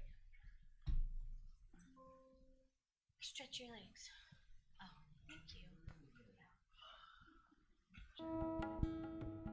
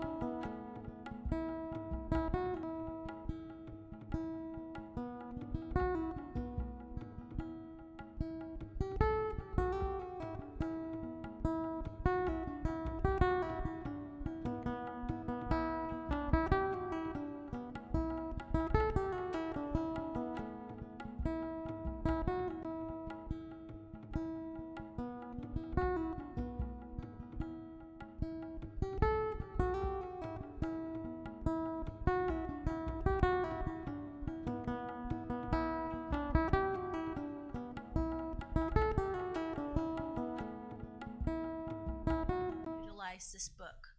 And they had mentioned they had some success. They were changing around their tailoring their board goals, and it helped kind of align them because they said that they were here and there, and then the book helped them align their goals. That was in December. And then last board session, I think one of the breakout sessions again mentioned the book again, and I don't remember which session it was, but they mentioned it in passing, part of their board goals. And then after, one of the officers for the New Mexico School Board Association mentioned that they were having a board training the following Tuesday in regards to the book. And so my curiosity back in December, I had to read it, to buy the book and read the book. And it really does, you can tailor it to your school district, but really a lot of the things that, the information that was presented in the book is really geared toward student achievement, students, the student success. And it's realigning the thought. I think when you get onto a board, any board, there is, unless you have a clear goal already stated, that at times all your best intentions go awry. And I really appreciate reading the book, and then I'm halfway through on the second reading because of the information that was entailed in there. And working in education, being in education, working in education, working with boards, IECs, and with school boards in all over the place, I felt there was a lot of takeaway that came from the book that would really be beneficial for our school district.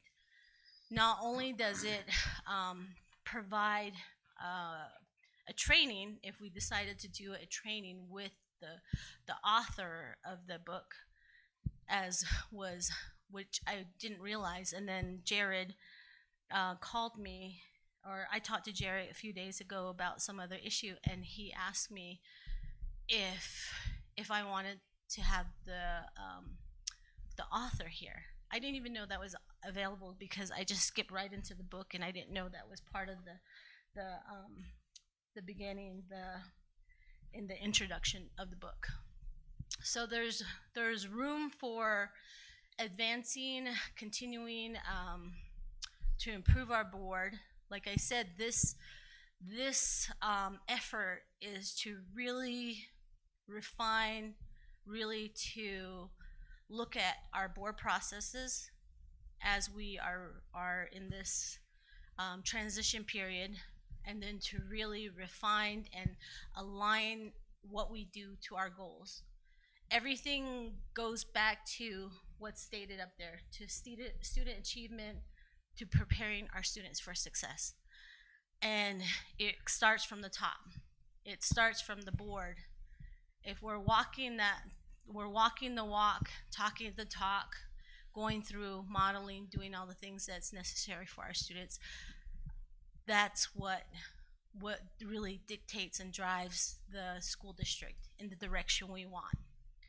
If we are half-heartedly doing things, and I can admit that some of the things on there that we've gotten mired in more adult problems than in school and the student issues. I mean, we all kind of get sucked into those kind of things that you can see it in a different perspective when you're reading it, and there's examples in there, and you can see it. I mean, you can see how me as a board and as board members, how we kind of get off the road, the path that we want to be on.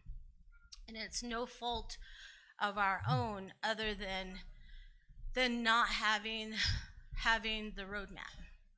And so I saw the book, I read the book, I was very excited. I shared the book, and then Superintendent Carlson bought the books, and it's my second reading. I mean, I really enjoyed it. It's strange, but it really gives insight on how we can improve. Not every little thing has to be done, but I think it really gives it gives us purpose. It has that that map, what we want to be and how we can accomplish it as a board for our students. At the end of the day, everything should go back to the students. And I don't think in looking at and being on the board, I don't think I've read anything that was so eye-opening. It really was, as simple as it may be, it was really eye-opening for me to see that and to see how in comparison, to see, to read these examples. And here, the author is from here, from New Mexico, and he talks about his experience from our peers, the peers that are here on boards across the state. So it's a local thing, but it can be really tailored to our school district. So I really enjoyed reading this, and I'm going to continue reading it again. Has anybody else read the book? It's right here. Great. It's on the screen. I did. Did you read it? I listened to it. Good. So, what are your takes?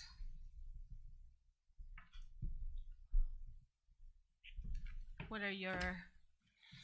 All right, let's go back to one of the big things that's apparent right from the get-go on page 23 is with regard to education and so forth, that when it comes to school systems and so forth, that it basically says that the premise is that student outcomes do not change until adult behaviors change.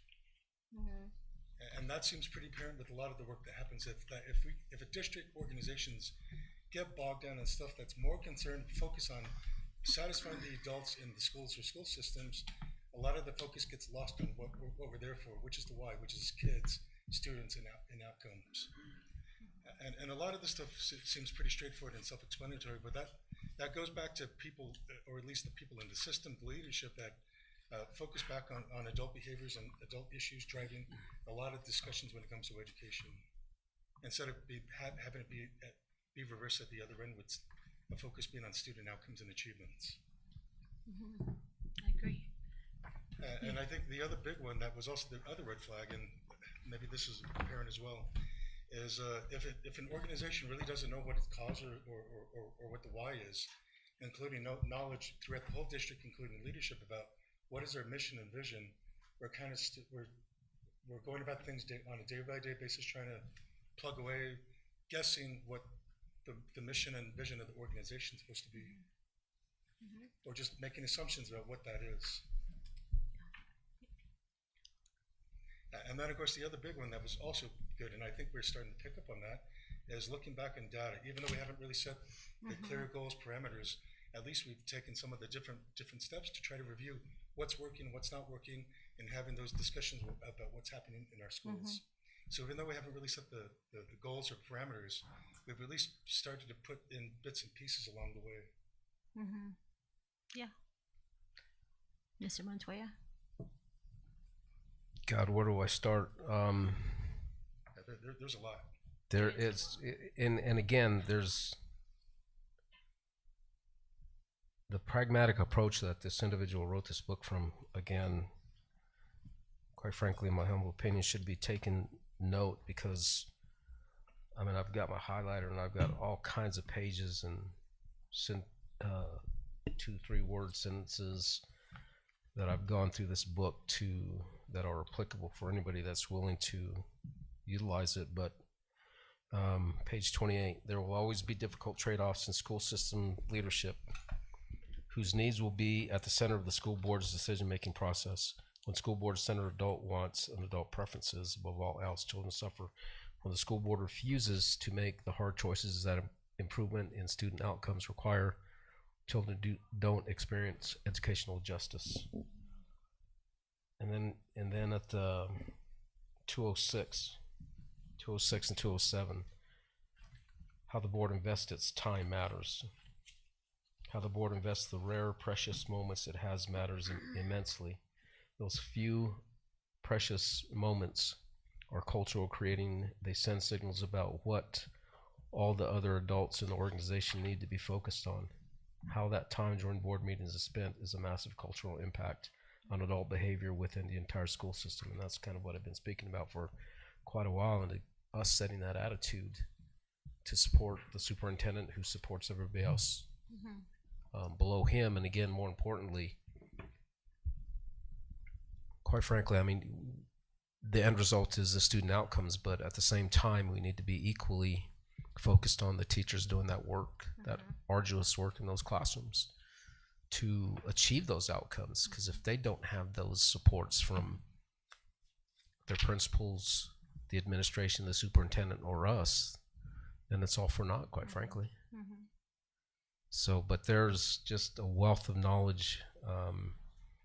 And I had this conversation with the superintendent, and initially when I went through it, the first half of it, he asked me what I thought, and I had told him that there's a lot of things that this gentleman has said that I have said in the past, using obviously a little bit different language that he uses, but it's all applicable and relevant, more importantly, to boards that are willing to really take a step back and self-evaluate and actualize reasons for their existence.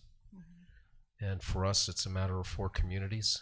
And again, that first passage that I read about making those decisions, those hard decisions that directly impact these kids. We're not here for us. We're not here for anybody in the administration. We're here for these kids. Yep, I agree. I had the same reaction. I think that, and I recommend, I mean, even as directors, looking at the purpose, I think, like Mr. Montoya stated, that he has said that, and I think to some extent all of us have said things here and there, but never all together in one book. And it's almost like it's a guide of always reassessing how things play into student success. If student success is paramount, our students, then everything that we do, all decisions that we make, everything from teachers, supporting teachers, to hiring people, to the way we do processes, how everything relates back to students. Like for Tanya, she's in charge of HR. She does the background checks.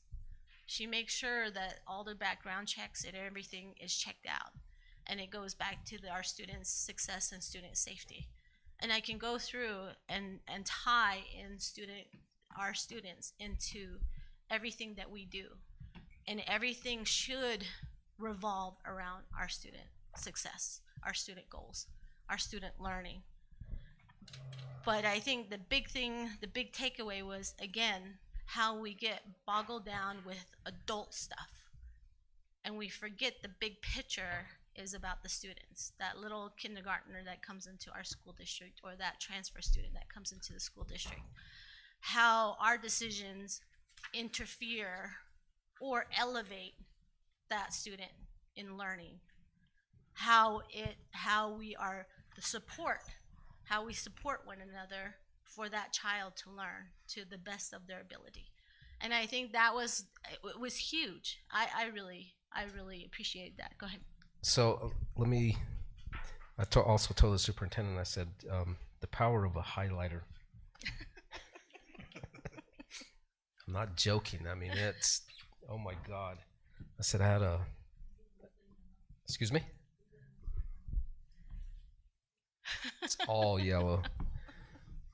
But and I kind of explained that. I said it was a very outstanding teacher that taught me how to do this. And he looked at me. I said it was my wife. But I'm going to read this passage, and it sounds like one whole paragraph, but it's actually 4 of them, 4 paragraphs with highlights. It's never enough to simply love children and want to make a difference. You have to be able to do the work effectively. Board members ask questions about the superintendent's strategy for addressing the needs of its students. If there is any magic taking place in the public education, it doesn't happen in administrative offices or even in school board meetings. It's happening in the classrooms between the educator. It says learner, but I put between the educator and the child. And that's who we need to support.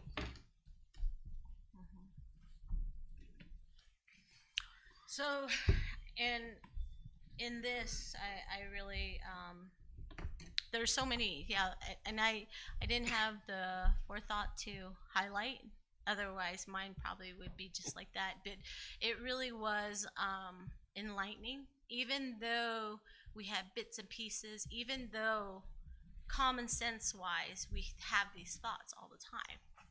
But to have it just laid out in a book, to be able to reflect on and think about and reevaluate of our decisions for our students.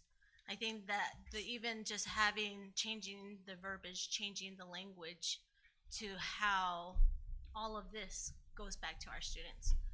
I think that was even huge, stating how our goals, as simple as it may be, to think that all our decisions and everything that we do goes back to our children, to our students. So it was, for me, that was something that I feel that it's not a burden, it's not something that's just on a whim, but I think that's something that we really need to realign. The purpose of our being board members, the purpose, even this, the agreement, having this New Mexico Governmental Conduct Act in there, even this, are we doing our utmost for our students? You can go back through each of these items and ask how these items go back to the students. Everything, like every decision we make, every contract that we make with outside vendors in effort to make our connection for our students better, like with curriculum, and our data would show it. So those decisions really came to light. It was really, and I know that we all have that passion to make that difference, but it was really just having the realignment of making sure that the students are front and foremost in all the decisions that we make. And I hand it over to Superintendent.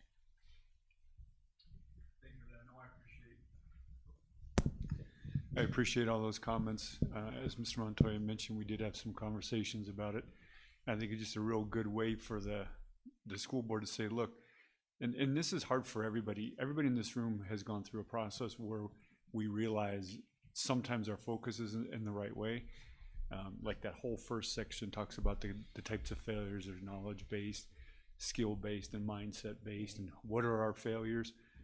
But I also want this board to know, yes, we all have those failures, but so many of the things you've done recently, I know that Mr. So was really pushing the assessment, the data pieces that Mr. Deswood has been presenting. Those are the kind of focus areas that we really need to get into. And so even though there's, what are we doing wrong now? How do we start from square one? It's not square one. You know, it's doing what the work of today is. It's saying, here's what our priorities are. Here's our mission and our vision. Here's our strategic plan. Here's our goals for you all, for me. And so I can present them to my entire staff and say, here's our rudder. You know, here's our ship. Here's the direction we're sailing, and we're all together with it. And I think that that's why this is great. And it's just, it was a really good eye opener in a lot of ways. So thank you for recommending that. Thank you to New Mexico School Board Association for presenting on it. I think I'm glad that we have the resources or the opportunity to attend these trainings, because even though some of it is required, I mean, we are required to do X many hours, but there are a lot of great things that could happen. And there are great things that are happening currently in our school district, and it could just be better. And I was, I keep saying I was blown away by it. As simple as, just reading something, I was really like, wow, this is exciting. We are at that moment where we can really make change for the better. So, and then I'll hand it over. If there aren't any more comments from the board. I have a comment. Go ahead. I'm probably the only one that didn't read it.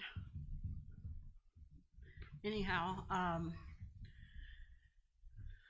first of all, I really like what Superintendent has said about focusing, and I think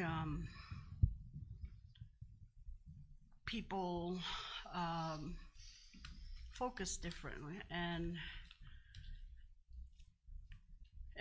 there's times when it may not be the focus that one thinks or has the patience for, but maybe different. But where one focuses on a book and another I focus on, as I pointed out earlier, our oath and or my oath, and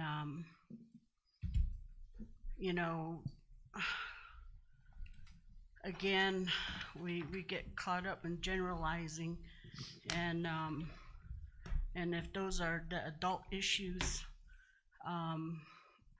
my focus is on the students and my community that I represent, because I'm that voice. And I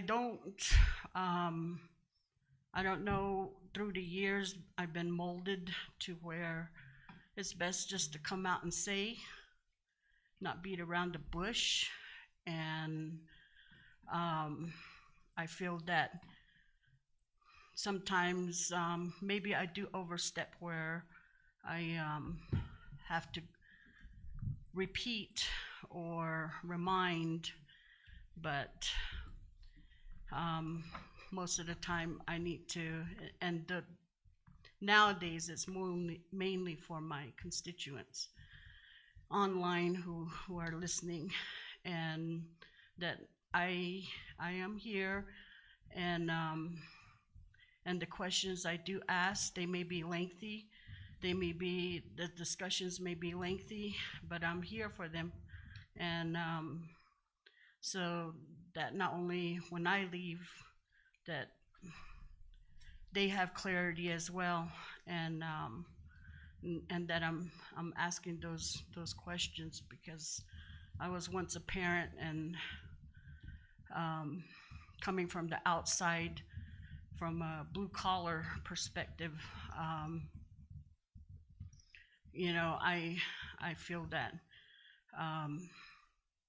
there's a lot to understand, and it's always, we're not going to understand everything, and at one time it's there's always learning about new things, and that's where I think I've grown as a board member. I've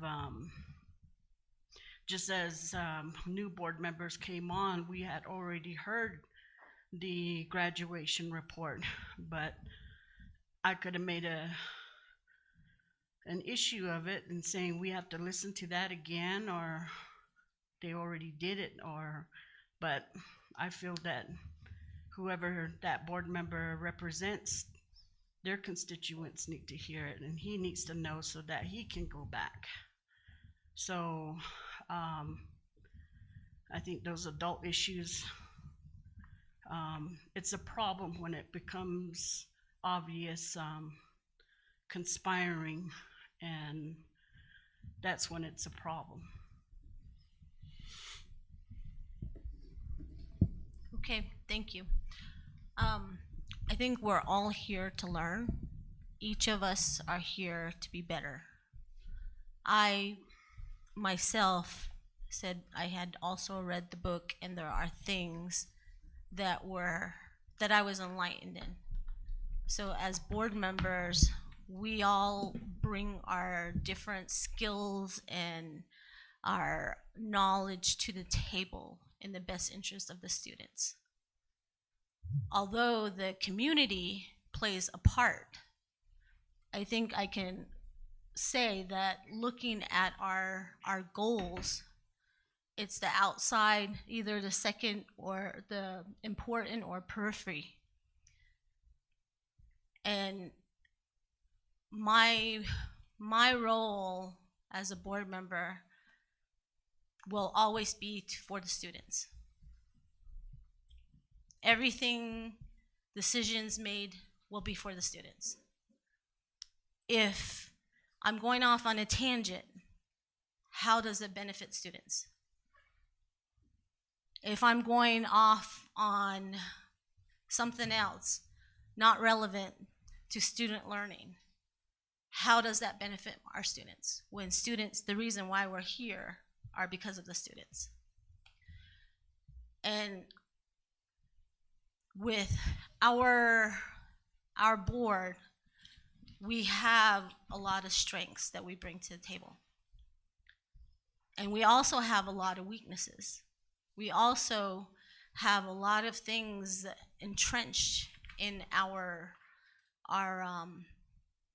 day-to-day behaviors.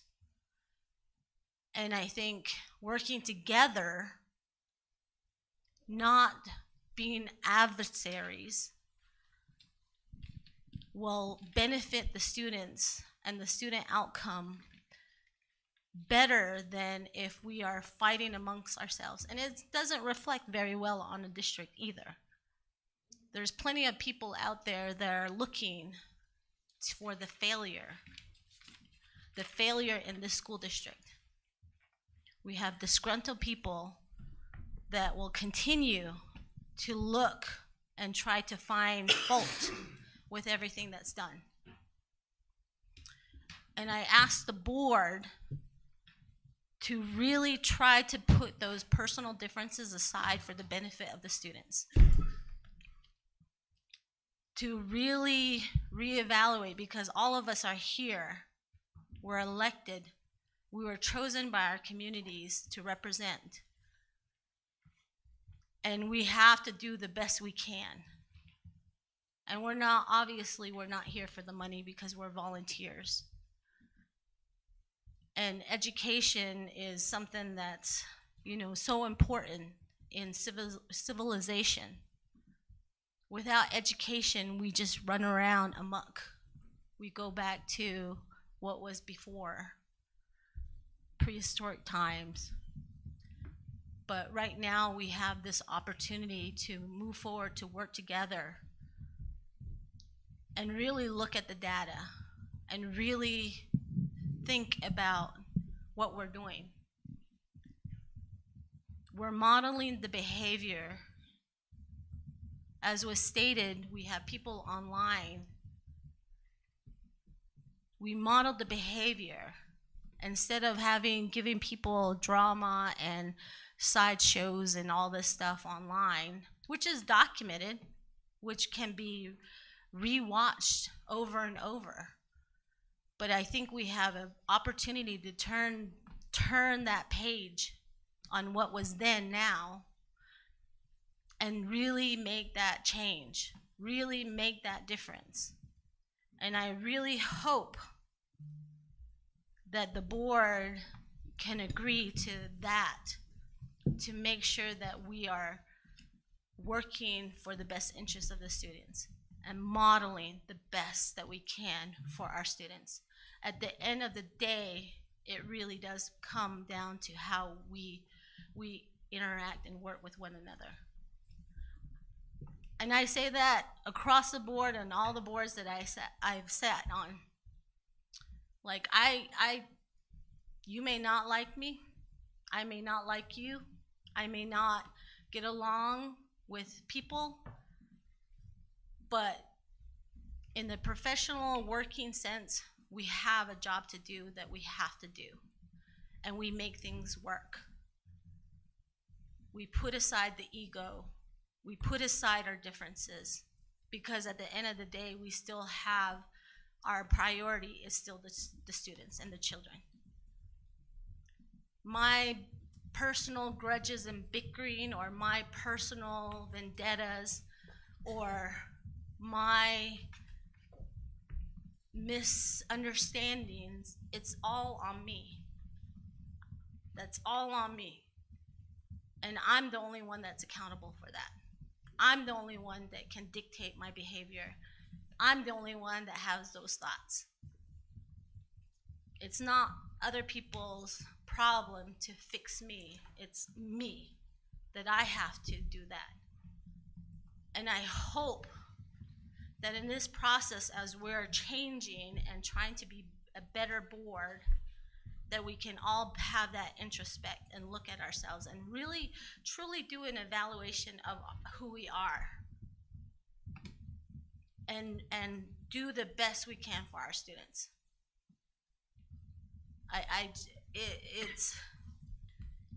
It's really, I'm really hopeful. There's a lot of positive things, a lot of things that we can take. We're like seeds. There's all these seeds. And if we can just provide the nurturance through water and the love and care, our kids can really thrive and grow. There's so many things that we can do. And I'm so hopeful.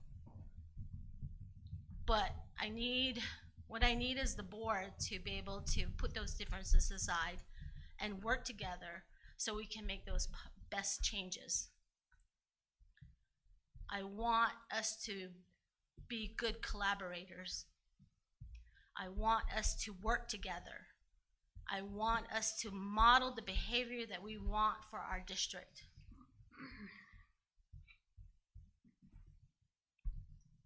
Thank you. I'll give it over to Ms. Chappelle. Before I move into strategic planning and what we've done so far and what next steps are there any other comments before I do that? Shoot, I forgot. I was supposed to read Marion's paper. Sorry. Yeah, I guess going back to what was talked about earlier, one of the reasons why it's important to have the data, one of the reasons why it's important to have the data, at least for myself, with being on the board, is it's important to know where you stand. That way you can have, at least according to this book, an honest conversation with the staff and teachers about where things are going, what's working, what's happening within our schools, and where the focus and where the priorities are. So I think from our perspective on the board, it's really having that information to be able to have informed conversations about what is happening in our district, and just, again, knowing where things stand, where we stand. And not being afraid to have those conversations about where things are, at least in terms of student achievement data and so forth. Sorry. Because a lot of that drives decision making and also change that has to happen within our schools. Okay. This is the notes that Mr. Wells left. He said what's important most to him is the student achievement is the whole purpose of our existence. How to achieve physical facilities, learning, curriculum, instruction, materials, and to find qualified and competent instructors, which we have and we build, and the data analysis with feedback. That was his notes to read toward the discussion.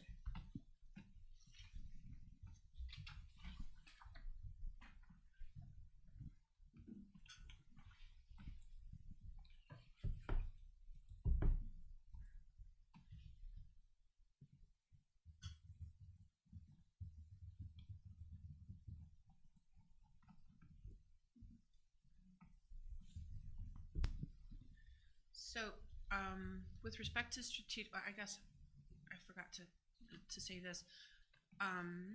Some of my takeaways from the book were the stress that he put on the role of the board coming from the community perspective standpoint, and how, you know, rich that was to have so many folks bring that perspective so that all the various components of our school district had representation.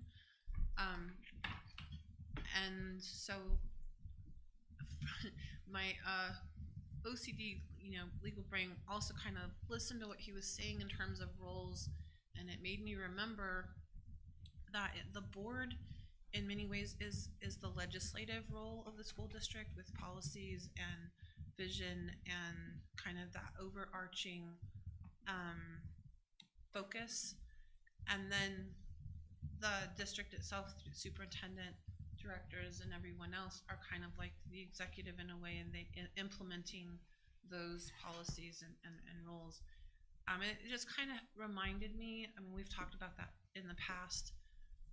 There was a segment where he talked about, and I think for the next board retreat, this would be something to put down at the end of today to talk about potentially being on there, and that is really kind of delving into what's the role of the board, and not just what's in the statute. I liked when he said it's not just the words in the statute that's the role of the board, it's what that actually means in furthering education and success of students. And then the roles of superintendent and staff, and then the gray area. And we've been talking about that for years. That gray area is important to understand, because that's where the true collaboration really comes from. And we talked about innovation and, you know, the mindset of the future.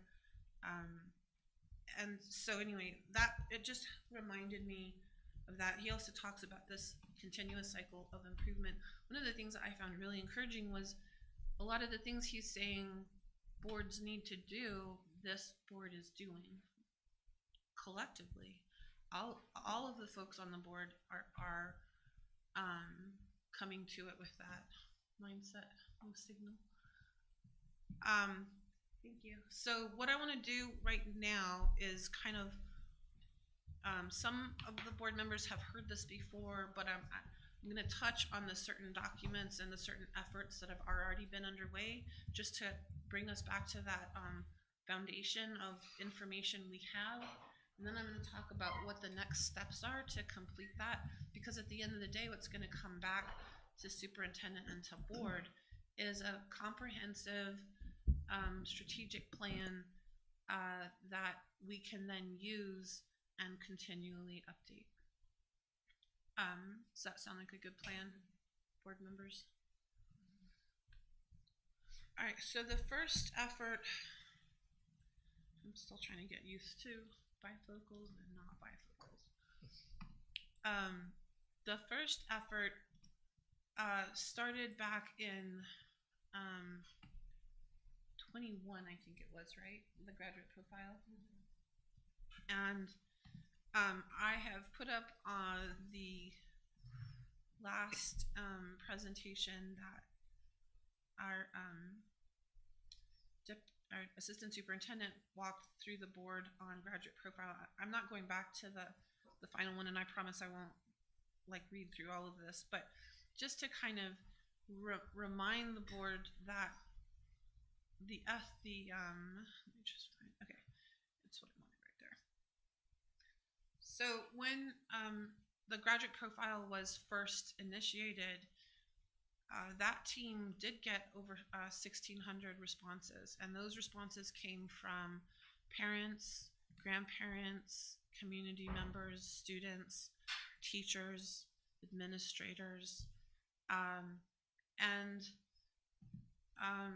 this really helped serve as the foundation for what our communities deem as really important. And so what I love about the exercise we did up here earlier is you're gonna see on this page that all of the things that this group, this team identified are also in alignment with what came out of our community stakeholders through graduate profile. And so just to give you kind of an example of that, under the adult focus group reoccurring themes, and thank you, Peter, by the way, for putting this together and enabling me to crib from it. So we have culture, history, government, language, self-identity, communication, life skills, perseverance, grit, social emotional, career exploration, college readiness, financial literacy, math, home economics, health, collaboration, critical thinking, technology skills, organization, time management, interpersonal skills, setting goals, reading for comprehension. That's what came from the adults.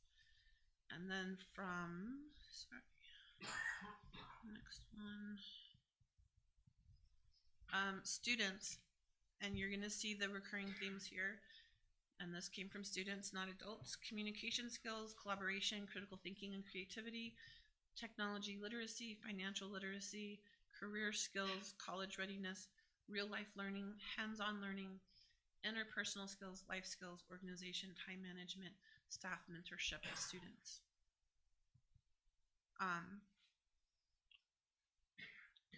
Do you want some cough drops? Okay.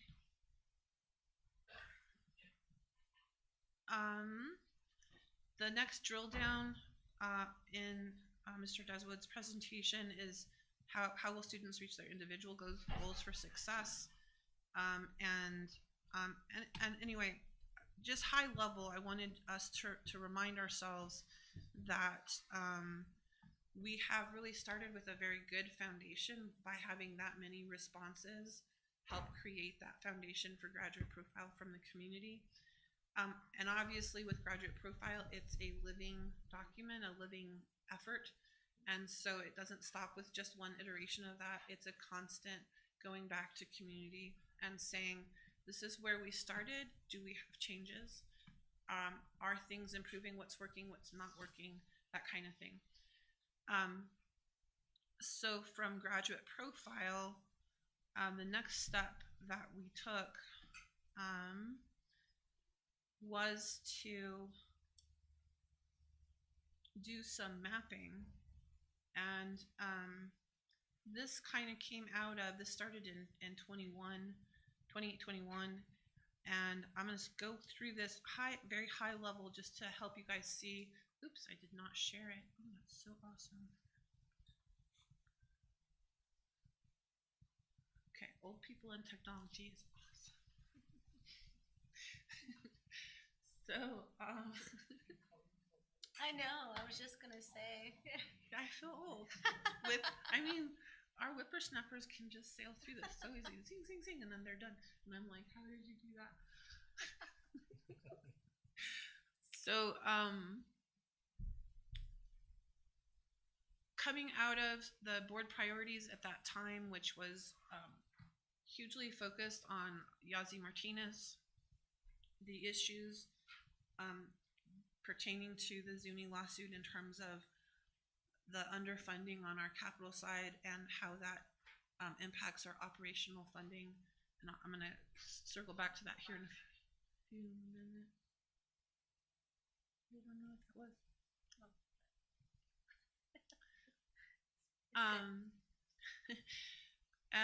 And so at that time, the intercultural community outreach team had been formed.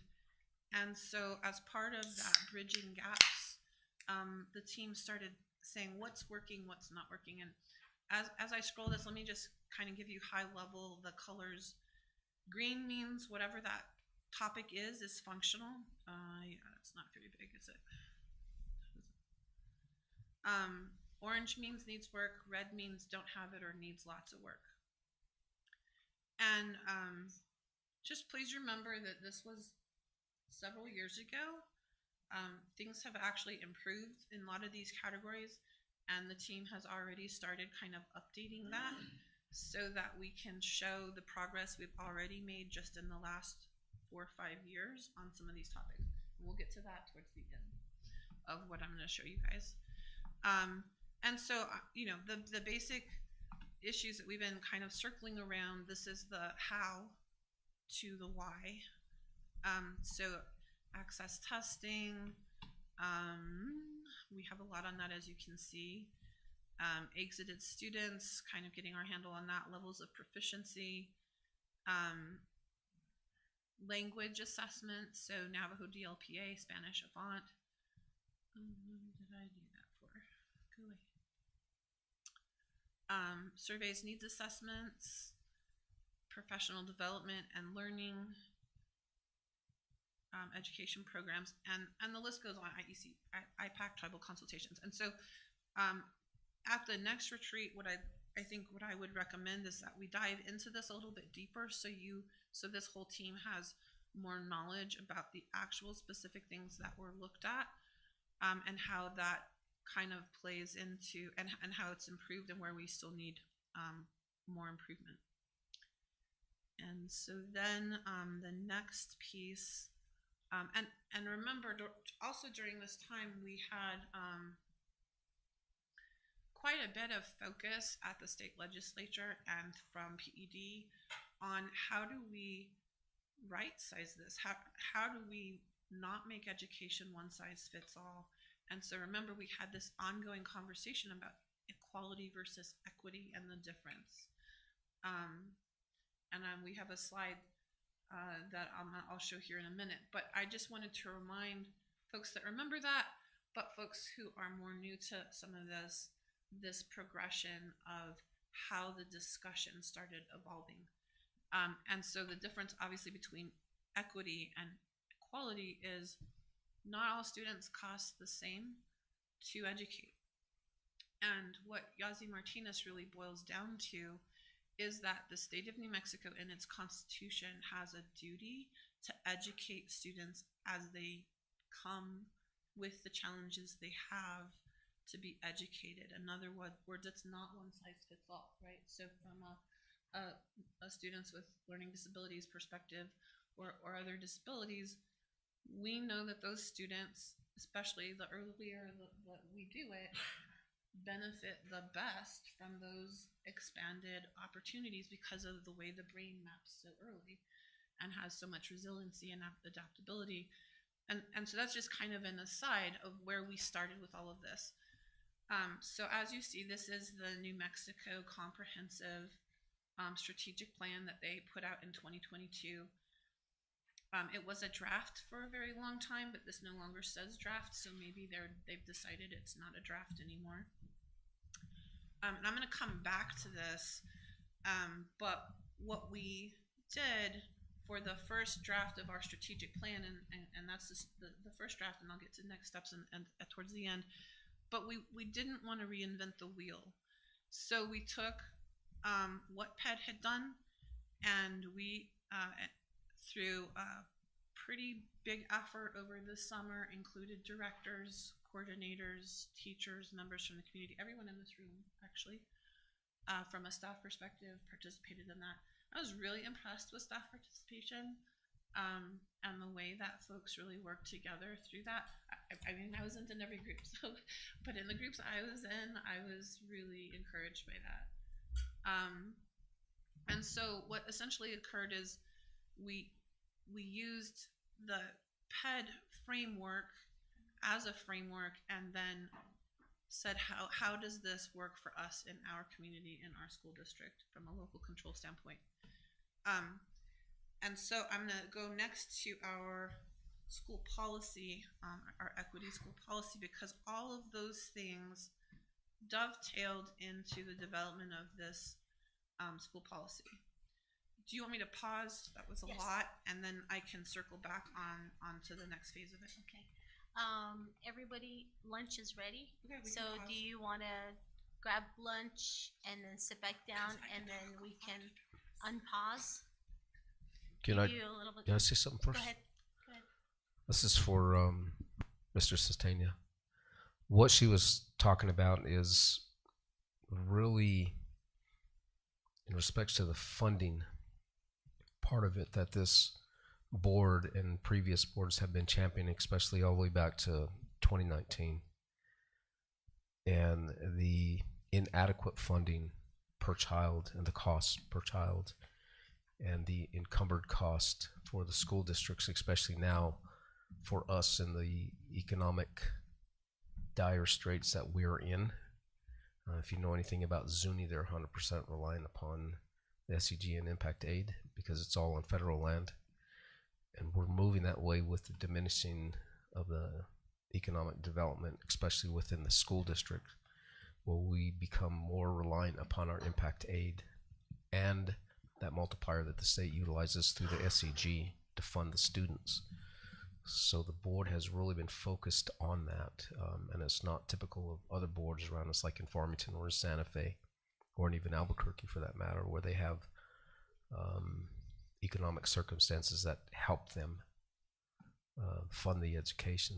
So that's really a big part of what we do from the board's perspective, is to enlighten people, the state legislature at the federal level, and here within the state of how we're challenged in that way, to be able to provide that equitable and, quite frankly, equal application of education to our students. So hopefully that can help you understand where we come from, because there's quite oftentimes there's people who don't like hearing it because we're so repetitive, but it does matter to us. Thank you. Yeah, let's go ahead and grab our, yes, please grab your lunch. I know it's past noon and you guys are probably used to eating at 11:30, maybe. So come, don't be shy, come grab your food.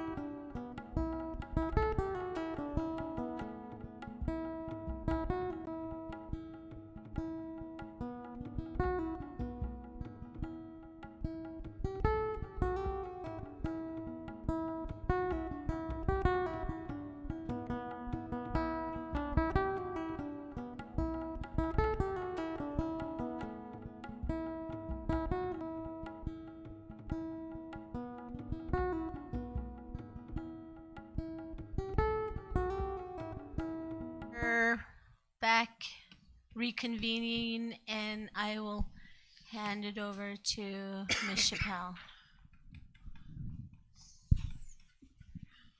So before lunch, we left off talking about the PED strategic plan, and I just want to point out how there's even synergy with what the work you guys did this morning with respect to mission, vision, and what PED has as core values. And so obviously for PED, that's the oversight body, primarily over staff and programs. So their take on it's going to be slightly different. Ours is obviously tailored for our community. I'm going to come back to the PED thing in a minute, but before I go on, were there any questions about what was presented so far, high level, as part of our foundation to figure out what's working, what's not working? That was started in about 2019 timeframe, and then moving forward. Any questions or comments before I delve in? Because I'm trying to go through a lot of information quickly just to give us a sense of what our foundation is. Are there any questions, board? I don't have any questions. Okay. So we went through graduate profile, we went through mapping, and the next thing I want to go through is this notion of continuous cycle of improvement. And so back when we worked on the mapping, we also talked about the ongoing process. And remember, we were most focused, as we are still today, on bridging student gaps and the outcome from the Yazi Martinez case and what was kind of directed there. And so this was just kind of an internal document that helped us distill all of that mapping work, which is, you know, probably 40 pages, right, Cheryl? I mean, it's pretty extensive in that graph. And so just to walk through this, this is from January 25, 2021. So I'm just going to kind of read through this real quick at a high level to give you guys a sense of that foundation that we have created and how it applies, and that we're actually on path to continue that work. So step one was just kind of a general question to ask ourselves, what are our problem areas? Identify student needs, teaching and learning, social emotional gaps in high-risk students, identify teacher, principal, administrative training, and process gaps. And that's kind of a distillation of quite a bit of what was brought out this morning when we did our bullseye exercise. And so first there you'll see the graduate profile. I probably need to make this bigger. You can read it. So we've talked through that. The next one was to develop additional gap assessment identification tools. And so that's what the mapping is, but that's also what the 90-day plan is. And so towards the end of this conversation, we're going to talk about how the next step is to incorporate 90-day plan and the work of the other departments in a more definitive and detailed way. Then at the very last, we wanted to obtain quarterly community input. And so remember, this is something that the team thought about in 2021. We're now doing that. We now have quarterly stakeholder meetings. I believe this is our second year, right, that we've done that. And so as we continue to do that, I think more folks will come to expect that and participate more. So then step two, what are the solutions? We've identified what's not working and what the potential challenges are. How do we then meet those needs? And this is something that all of the directors and staff in here are already doing, especially through the 90-day plan, right, Peter? So you're identifying problems or challenges. I don't really like the word problems, but challenges, things where we need to work better. And then through the 90-day plan process, we're saying, well, what are the solutions to those problems? What's working? Make sure it keeps working, that kind of thing. And so here you also see that the internal mapping identified just the first set of priorities, but then there's an ongoing process to continually update that. As part of that, and Cheryl's going to talk about this here in a little bit, BMEP and MLSS are huge, I think, concentrations for us and very helpful rubrics. And then mandatory expanded coordinating training of principals and teachers with CNI and student services. Back then it was student services, now it's students. That's what we're calling it. Special needs. May I say something? And I guess when it comes to these vision and mission statements, and we're getting an overall participation, but I guess my understanding is this is a board retreat. And so I'm thinking this would only be the board's mission statement, whereas with the other departments would come up with their own, and they have their own. And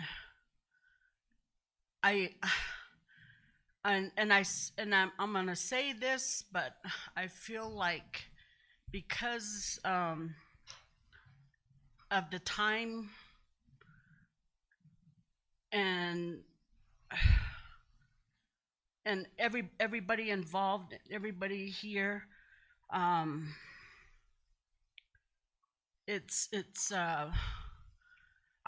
we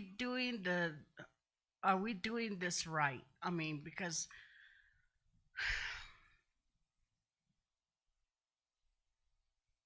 when I saw this, and I'm sure there's other people out there too that seeing that vision and mission, I thought it was just the boards, and but I see that where we're doing the entire district, and but when I know that with each department, they have come up with their own, as department heads, they've come up with their own mission and vision statements.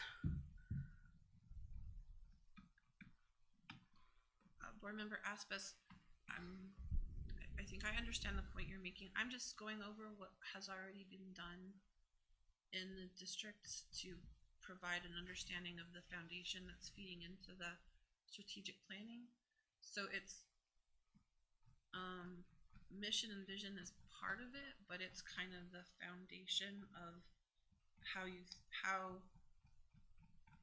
what's gone before. So this came out. What I was asked to do is just kind of give the background of the things that we've done to prepare for and create foundation for our strategic plan. So we've kind of moved from mission and vision to strategic plan. Am I answering your question? Sorry. Yes, and I don't know, to me, I feel like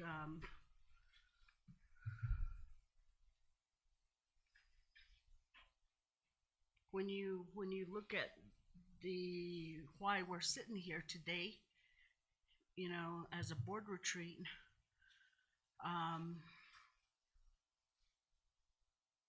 that's what it should have been, the focus, I would have thought. And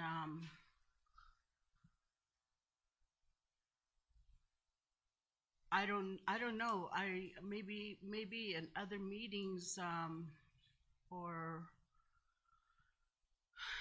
but to me, I feel like with a board retreat, it's a little bit different and geared more to I guess in a way,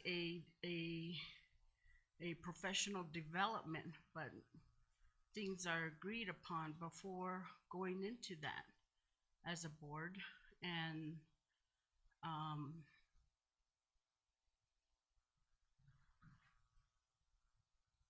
but it just seems redundant.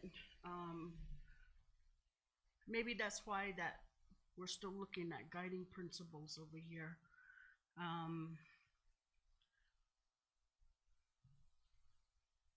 I think I've seen the different departments where they've had their own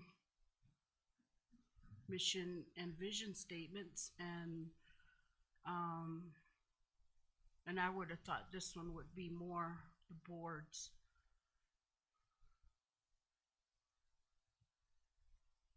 Board president, board members, and board member Aspis, the request that was given for me today was just to give the foundation of what has happened from steps that have already been undertaken, so that informs the board and the participants in the level of effort and work that has already been done, so that we don't actually go back and repeat that.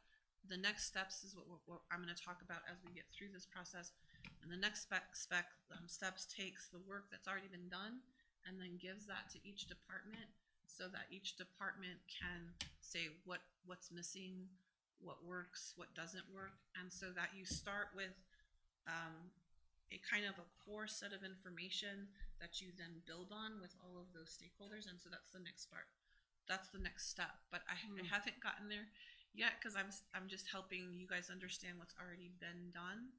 And that's also for some of our new board members who haven't heard this before, in terms of, because we've presented all of this obviously to the board before. And so the whole thought process is for the board and the community to know what work has already been done that we're building on, is really the whole point of what I'm saying right now. And then are we, you know, I've made this analogy before, but are we making it so lengthy and by involving, you know, instead of the different departments, and not just focusing on the board? I don't know, you know, that's what I, from all the, I mean, I could have said that early on, but that would have been too early.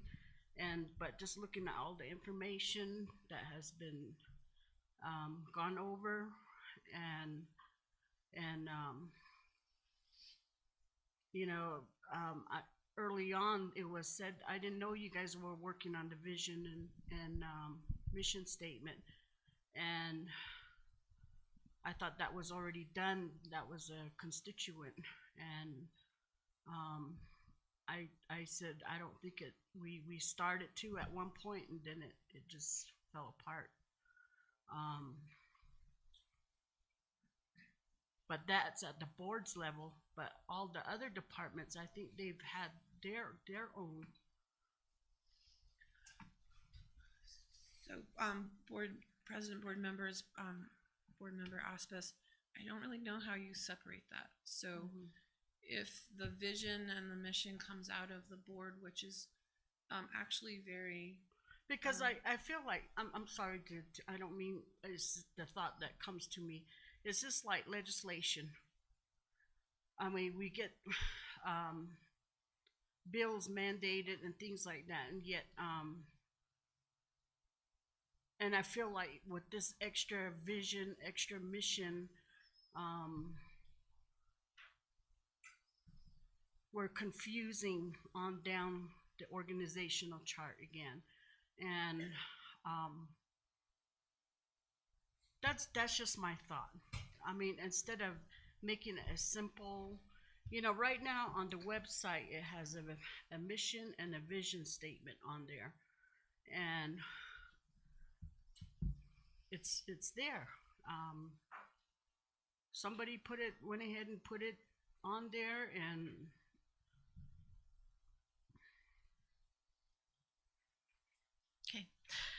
So, I just finish my thought? go ahead. Sorry. I just wanted to answer that. And mission and vision statements are never concrete. They're always living, breathing ideas. And so that's what we're kind of talking about here, is this kind of approach to continuous cycle of improvement. And so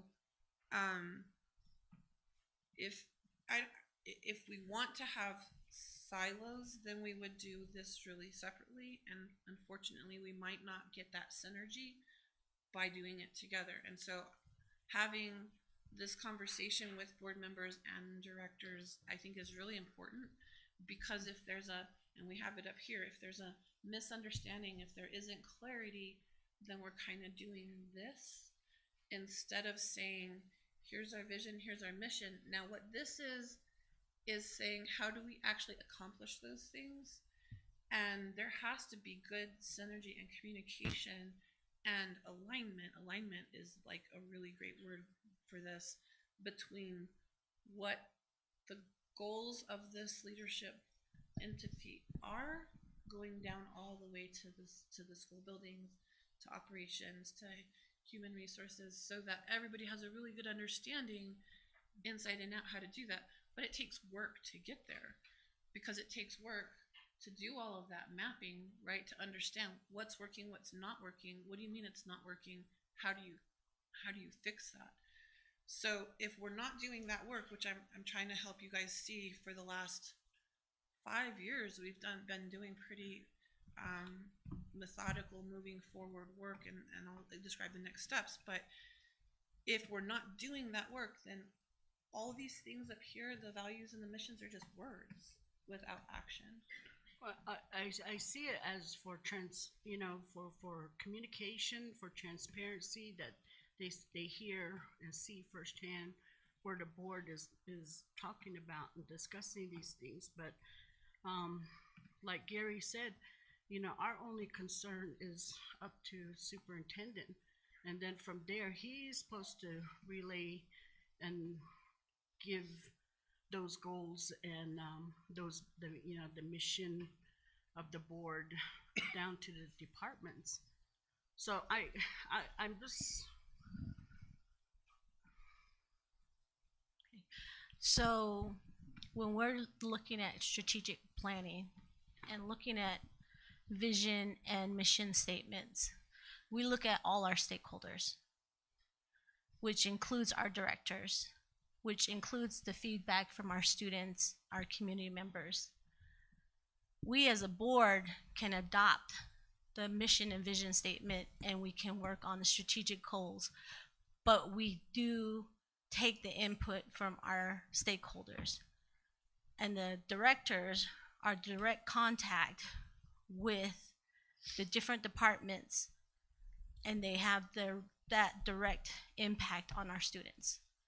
So it would be foolish of us if we did it by ourselves without their content experts in their area.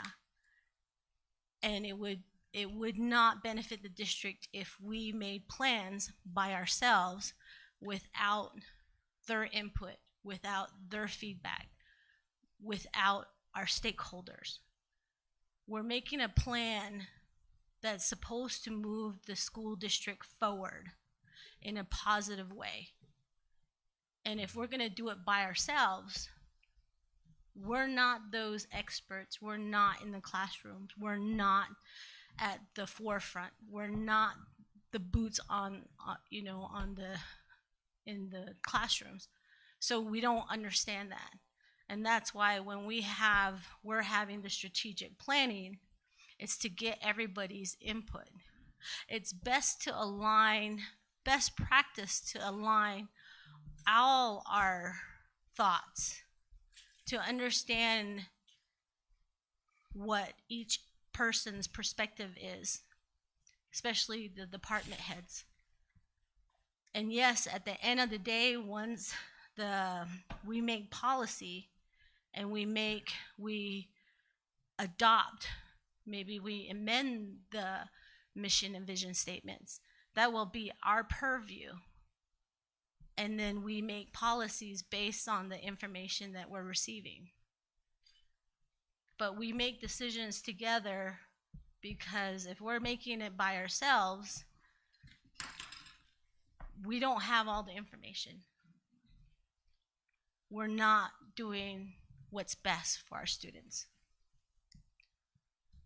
And I think because we are not in the classrooms or in those places, I see it as overstepping.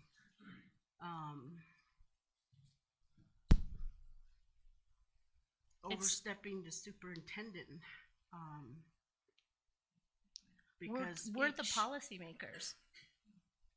Because each department, as I said, they have their own department heads to where they've made their own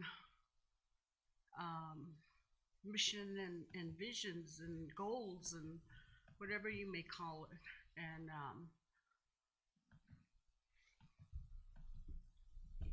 I think the years of inconsistent superintendent, that falls on the board, not the entire district. That falls on the board, and we're the ones that are lacking the mission and the vision. Board President, board members, and board member Aspas, I definitely understand where you're coming from, and I'm trying to kind of give a good response to that. And I think the best way to think about it is, if we are separate in that conversation, then what happens if a department, just hypothetically, isn't listening to the mission and values of the board and the district? And there's a lot of collaboration that has to happen in order to get that message across everyone, so that everyone's on the same page.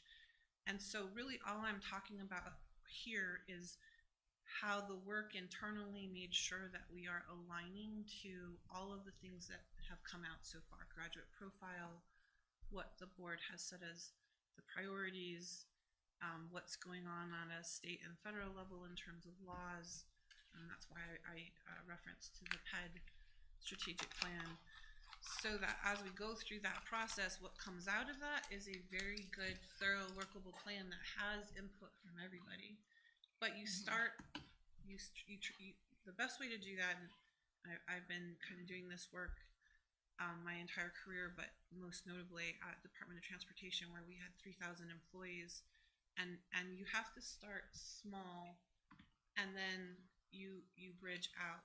Because if you have kind of a good foundation of a core amount of knowledge, which is what I'm showing you guys that we already have, then from there you can bring in everybody to test it. Scientific method, does this work?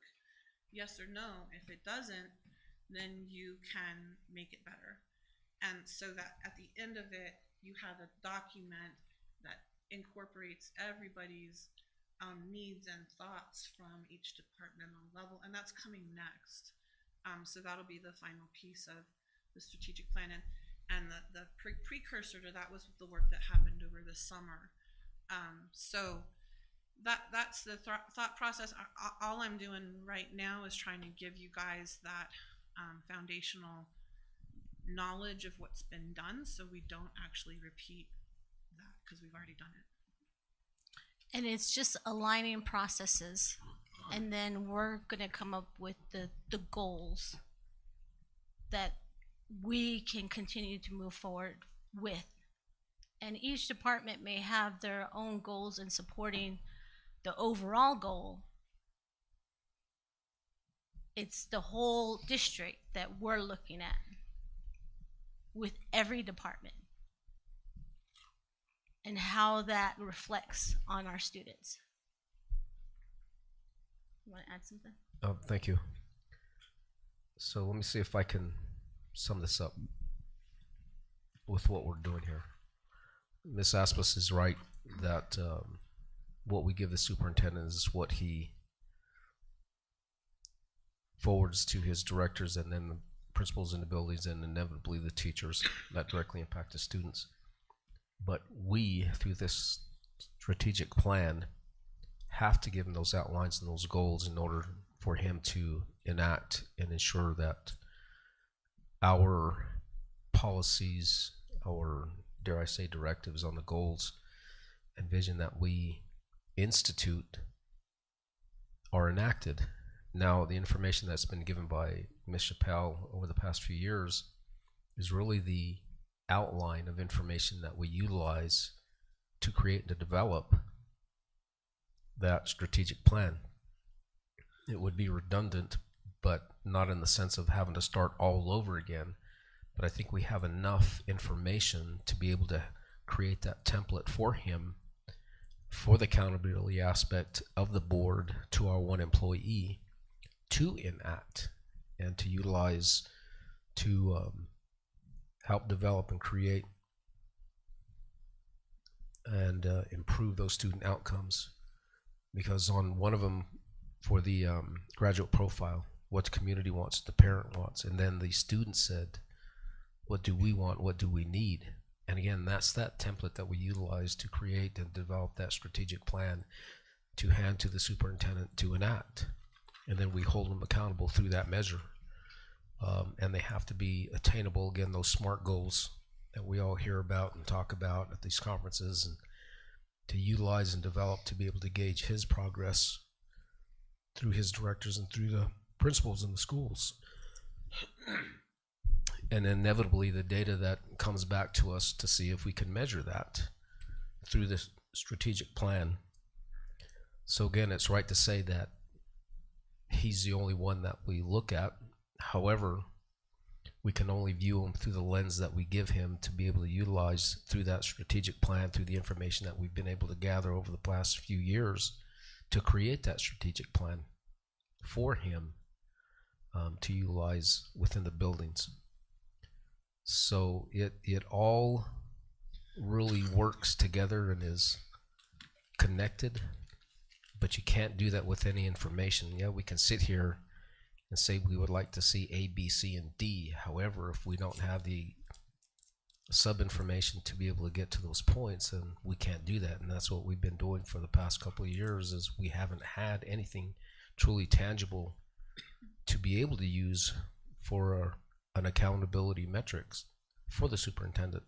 But again, we've had that information for a while. We just haven't put it together for him to be able to utilize. And I think that's where we're at this point, is to give him something tangible in his hands to say, here we go, this is what we're going to do, and this is what the board wishes to see and improve upon. And yes, each department and even each school can have their own mission and vision statement for their employees. However, the main driver of that for the district is what the board sets forth through their goals and plans for the superintendent. Thank you. Peter has his hand. Oh, go ahead.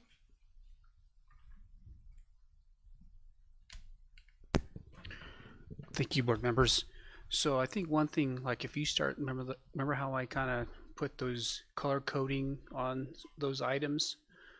So those would be items in the plan if this is what's adopted. So for example, anything centered around students, then we can put measures, metrics to that. Like Mr.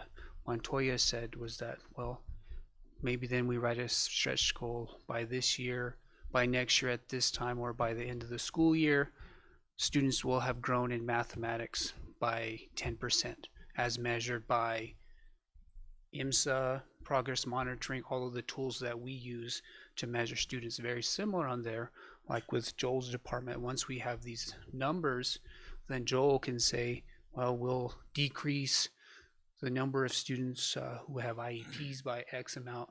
And then the green ones on there, the accountability, like there's like fiscal responsibility, then Mr. Satania will know if the board wishes to decrease the overall budget by 5, 6, 7%. That would be the outcome of all of this planning right here.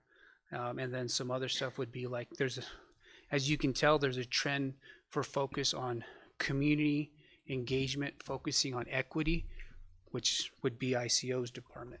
So what is it they're doing to help increase community input into things? So I think that, and then of course the orange ones help us focus on like what we value as a district. So then whenever like we get into like whenever we work in PLCs with principals, remember we committed to collaboration, we committed to communicating effectively, we made a commitment to having a trusting relationship and being supportive. That's where those values come in. And then we, like I said before, we leverage, then we go back on that. Remember, this is what we said we're gonna do. So then that, I just wanted to lay that out, because if you see those themes, I can take those themes, especially the red ones and the green ones, so then I can go to principals and say, here's what the board and the community are suggesting, that we decrease our budgets by X%, or that we need to increase student achievement by X%. But that's how this all comes out. So after we get done with this stuff, then we'll get into those metrics, the SMART goals, that then we can take and say, all right, here's where we need to be. This is how what we're going to do, how we communicate, how we're going to plan it, and then how we're going to hold people accountable for it. And I think one last thing I want to say is the plans that we follow are like the district ed plan, all of our grants. We say we're going to do all of these things in this grant. So if we can pull this stuff out, we write that into our grants. All of the stuff with the equity strategic plan that was worked on, we literally pulled wording out of that, verbiage out of that, to write our grants, because our community, 1,600 people from our community said this. In fact, we're trying to get our CTE grant submitted. We pulled verbiage out of these documents because our community is saying that this is what they want. So we use that verbiage, like once we have the verbiage for our strategic plan, we can put that verbiage into our documents to get funding, and then of course to have those conversations with our building principals. Thank you. Add to that? I appreciate that, Mr. Deswood, because when you look at the basic template, you have the vision, the mission, the values, and then from that you go down to the subgroup of the whole child, cultural diversity, excellence, prosperity, community engagement, equity, equality, and access, equal access. And then you start breaking it down. You look at student academics, student attendance, graduation rates, community engagement, career pathways, cultural diversity, customer service, special education services, and physical learning environments.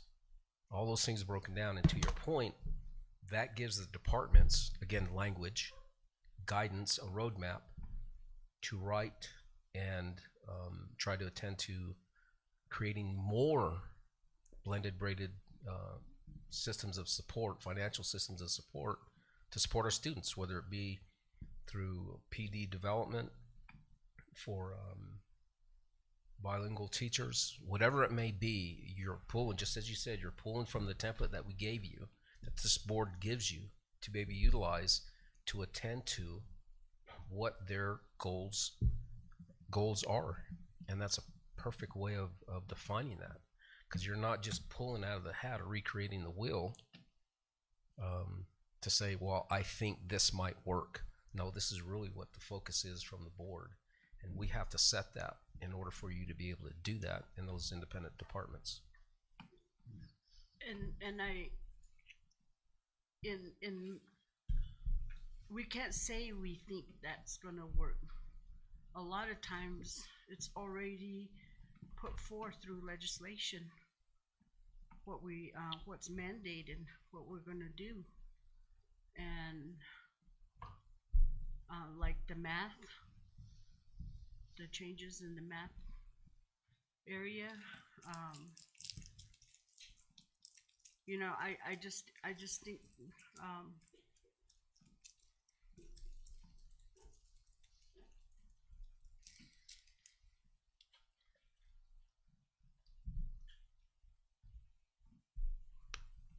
don't know, there's just a lot going through. Gary, this is, give you a better idea of what I'm trying to. So while they're kind of looking at Can that, we proceed, please? I did want to tie back to D up there talks about aligning the budget and grants to support identified action plans. And actually, I should wait so that I actually can hear this.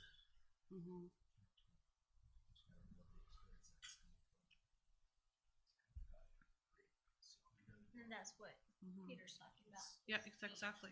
Yeah, adding in metrics and all these other tangibles. And that's actually kind of covered by what's highlighted in the book. Is you have the broad overarching not just strategic plan, vision, anybody. mission, Yeah. goals, and then I'm specific just measurables or tangibles. wondering if we're making it harder than what it should be. Okay. Do you have something to add? Okay. You look like you're gonna comment. Okay. So just kind of one last tie-in. If you look at D, and thank you, Peter, for that really good encapsulation of the summary and the points. One of the board's biggest roles is overseeing budget and making sure that it approves budget that actually, much like the legislature, from the executive standpoint, gives the executive, i.e. our superintendent, the ability to spend dollars on the things that are aligned with the board's vision. And so if the board isn't informed of what's going on or what the issues are or what's already working, then you have a misalignment with the board's knowledge on budget and what needs to happen. So anyway, I was just trying to use that as another example for why it's very important for this entire team to have knowledge about these topics. So I'm gonna move from this document. It was just a kind of. May I ask another question? If we had like maybe 30 minutes to get this done, is there a method like that? No, I don't. I mean, where you just pop out. No, we would need the input from the community. We have part of it. I mean, that's a big part, is like doing that survey, the graduate profile. We got the information. Then from here, we pull those things out. So to build it, I guess at some point we'll be able to, but it has to be, it's the goal. We have to create the goal for the school district. And it's not a like quick thing. It really is it's a process, because you want to make sure it's usable. Like, are the goals realistic for the school district? Are they achievable? Are, the SMART goals? Are our goals aligned with what we want in the classroom? So that's where what we want with our students. So that's where you really need the input of everybody at the table. Do you have something to add? Yeah, and exactly. That's why I read off this template. I mean, you can have a template in order to get to where you need to go, but it takes that information that has been collected. But again, utilizing the ICO when they did the graduate profile and talk to the families, talk to the parents, talk to the students, and then with the utilization of saying, can we measure these things? You look at what is the end result initially that you want to see, and then you have measurable goals from that, and then you include the community in that on what you're trying to achieve for them as an end result as well. But we have to have an assessment, which we have some of that information already, but it has to be a continuation every 3 years, every 4 years, to come back and revisit, to regather, because sometimes circumstances change, and for us it happens over the past 5 years very quickly. Even though that process took 10 years to get to, it seemed like it all hit us at one time, because we've seen the declining numbers since 2019, and now we're faced with that. But the point is we can have that outline, we have the information. Now it's up to us as a board to decide and create and give those guidelines for that template for everybody else to use, and the superintendent to incorporate with his staff, and again, to use it as a tool for evaluation for him to see if we're hitting these metrics. And you put those metrics in there that follow that SMART goal template in order to be able to judge whether or not these things are working. And then it has to be not necessarily malleable, but you have to be able to go back and revisit and look at them over time to say, this is working, this isn't working. How can we adjust those things? And some of those things are in the classroom, in the building, could be from a department. So, but we have to give them that template in order to go by, to use, to enact, to forward the education and advance the education of our students. That comes from us right here on this board. Mr. Deswood, you were going to say? Thank you for that. Just really quickly, so my doctoral work is in organizational development. I've also been on several of these strategic planning development, and it usually takes 2 full days to put into place, because you're gathering all this information, you're reviewing all of this information so that we could have a really strong strategic plan. That way, us directors can carry out what you all provide, Mr. Carlson. So the more detailed it is, then we can act on it. Very similar. Like I work with the principals for their 90-day plans. They have to say, for example, here's one of the goals: 100% of teachers will implement Layer 1 instruction by May of 2025. So that's very specific. So then the specificity is all 100% of teachers.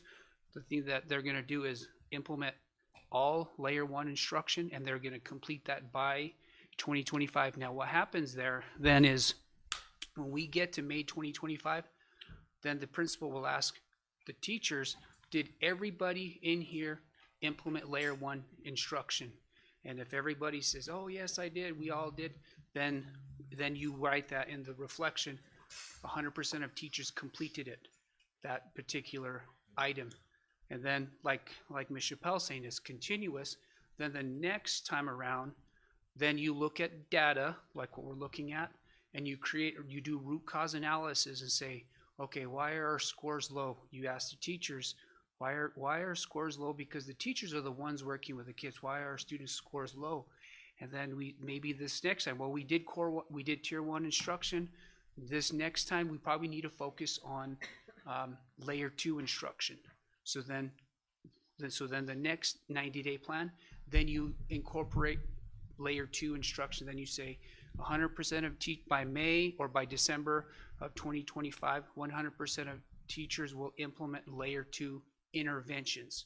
So then there again, once you come to December, you check in with your people.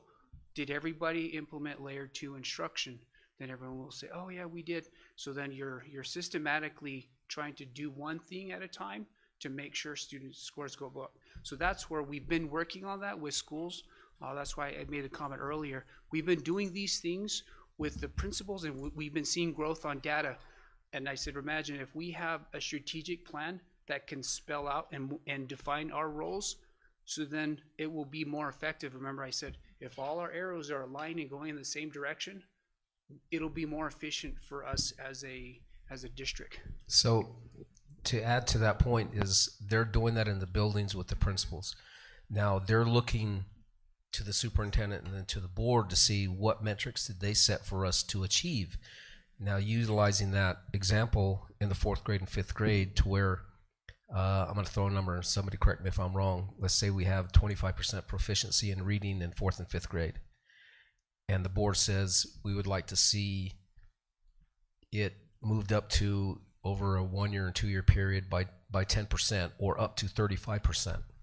Okay, then that's when they look at their information, Layer 1, Layer 2, whatever interventions that they're utilizing to try to hit that metrics, and they hit it or they don't. Maybe they're 5% less at 30, not 35. Okay, what did we do? What didn't we do? What can we do to achieve that? And again, it's by semester, by year, by year and a half, 2 years, to see if they're actually hitting those goals that the board sets for them to achieve.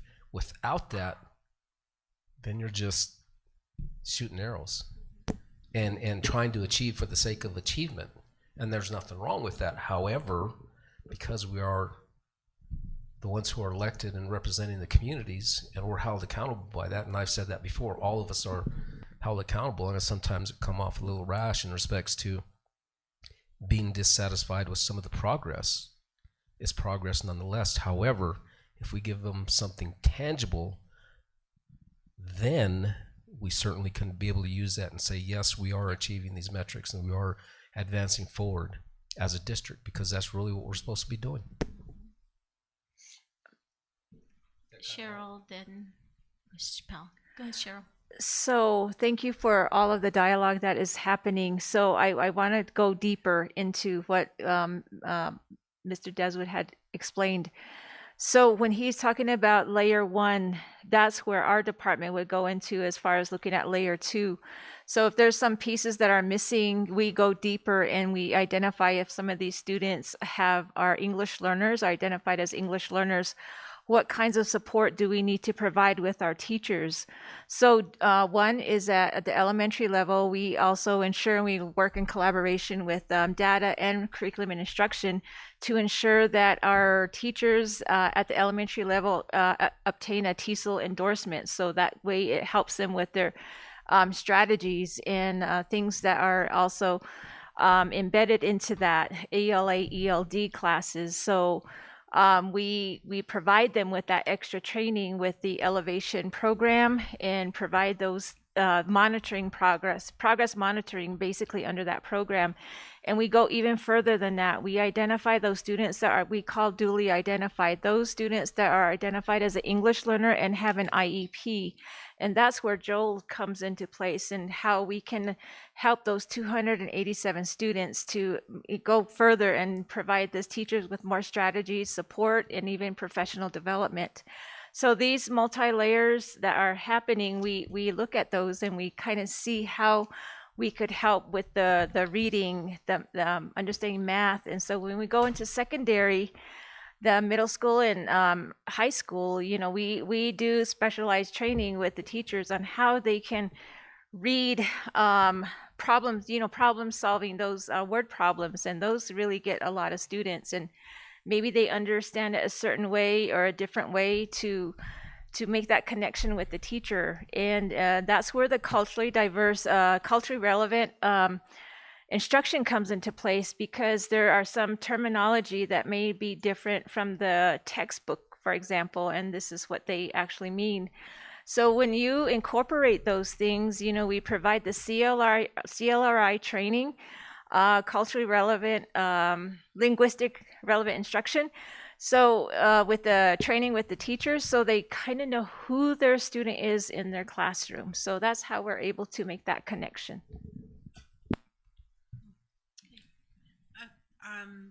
The conversation helped me think of another analogy, and that is that oftentimes, like when the legislature was trying to legislate for Yazzie Martinez, they forgot to check in with the actual school districts. So remember that whole scenario where they put this crazy plan together for after school time and extended learning and did it all in the summer, but they created such difficult, onerous requirements as part of that, we couldn't even use the money.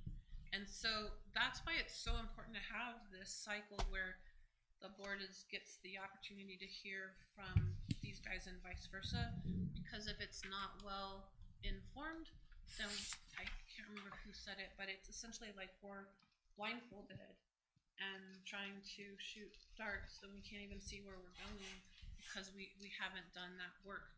And the only point of this part of the remember, this is just an intro to get back into where we have been, and just to kind of create that level playing field of understanding, so everybody has a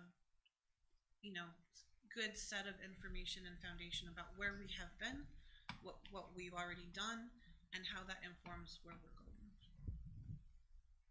Okay. So the next document I have put up is really, everything that came before that I've already talked about, that led into the creation of the district's new policy, and we call it Commitment of Central Consolidated School District to Equity and Educational Opportunities. And this is an example, right? So the state legislature required the new Black Education Act to actually be codified in policies by districts. And our team, including principals, had feedback from that, and they said, why would we only have a policy on Black education when we have Indian ed, when we have Hispanic ed? Why isn't there a requirement from the legislature to have those in policies as well? And so, talking about innovation, for our district, we said, we can't just have a policy on one cultural group. We need a policy that encompasses all of them. And so that's really what we did with this. The team worked really hard on looking through that and again, creating that alignment. I mean, we have been through this as a team on a couple different presentations. So I'm not gonna go into really deep discussion here, especially because we are not keeping pace with our agenda, so I'm gonna try to wrap up. But at any rate, the point of this is we did the work as a district to make sure that what came out in our policy was thought out well and had a good foundation and was aligned to everything else we had done with respect to the community work, etc. And so that then went into the work we did and forms the basis for where we are with the strategic plan draft. And let me find that real quick.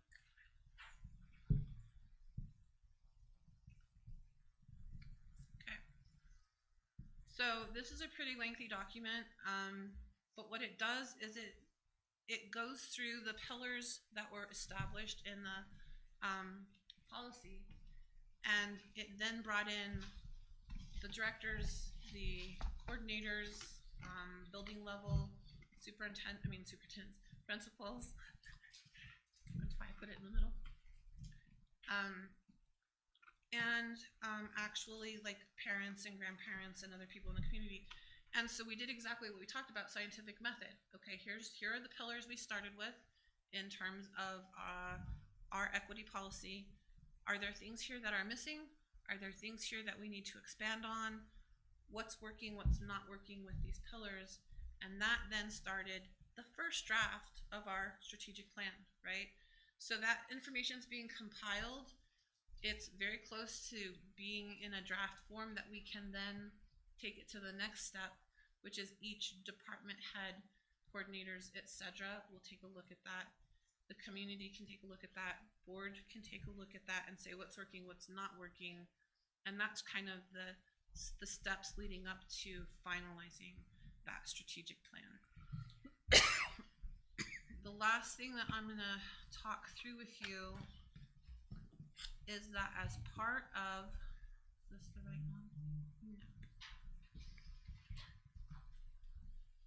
So, Ms. Chappelle, in your estimation, with all the information that's been shared and all the things that are that we've done so far, what would be the timeline of completing the strategic plan? For the final, we probably need another date, 30 days for the draft final to be ready, that we can then send that out to our departments for their portion of mapping and kind of testing out what we have. And then that kind of quality control brings in all of them. So for example, for Peter, I mean, every department, as my understanding, has a 90-day plan requirement within their own department. Obviously, assistant superintendent has all of the 90-day plans under him for school buildings. And so all of that work that's being done in parallel with the 90-day plans really would be harmonized, right? And so that's one more alignment that needs to happen before this is a final document. So I would imagine it would take probably 30, 60 days at least for departments to have time, given what else is on their plates. So I mean, worst case scenario, it seems to me like we're in February, so you know, close to the last day of February. Oh, sorry, March is right next door. So March is coming. March is like in hours, in few hours. Yes. So, I mean, worst case scenario, I think that should be completed before school's over. But Okay. but I'm not. But we need to take into account workloads and get that feedback from them. That's just me being kind of arbitrary answering that. So another full day for the board, at least in terms of another retreat, and then after that should be a draft. So let's go. Yes, ma'am. And let me just revisit.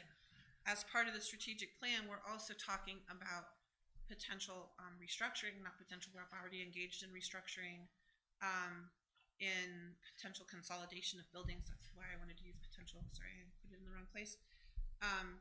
And the next presentation is really kind of about that. So here are our priorities. Here's where we are from a funding standpoint and a money standpoint, and how do we align those? See, I told you I was going to use that word a lot today, but that's really what that's about, right? Is how do we then align that so we're making informed decisions on our budget that matches our programs and what's best working for kids, so that they're matched and not this. Yes, sir. Thank you. I think once we have the framework done, then I can go to my department, reach out to principals. Here's what we need. We need goals for attendance. We need goals for student achievement, whether it's testing. And remember, most recently we presented the panorama data. We can also come up with a goal for perception data of staff, students, and then teachers. That way we can put some stuff in place, and I'm assuming my colleagues can also go to their teams, and then like Akshar can probably pull some stuff from that panorama data and then create, if it's 56 or 36%, we'll raise it by 5% as measured by panorama data.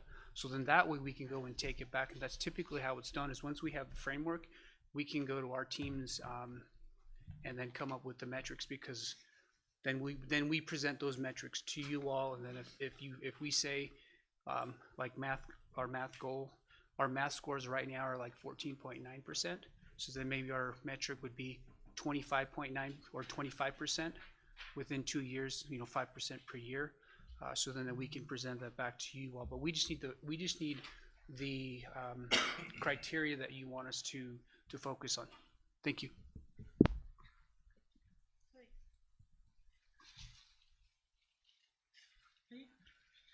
I guess just real quick, going back to the panorama data, one of the things that was also telling is that, at least in the survey, what caught my attention is that the adults that were surveyed, they believe that within the schools everything's rosy, everything's puppy dogs and rainbows and so forth. But then you have the kids that had a much different take. So there's the 39% said things are not happening, but then the adults said everything's hunky dory. The rainbows are awesome. So the last document, I'll just put it up but I'm not going to go through it a ton. But the last document essentially takes that original mapping document. Let me share it. And this does a deep dive. So it says, okay, access testing, where are we now? How has this progressed? Is it still in trouble? And so what we're doing is going through this and making sure that we don't just leave the problem as a problem, that if there is improvement that's been made, that's really important information. How did we get there? How did that happen? How do we continue that? And if there isn't improvement, then obviously that narrows down the problem so that you're not, again, it's that continuous cycle of improvement and addressing that.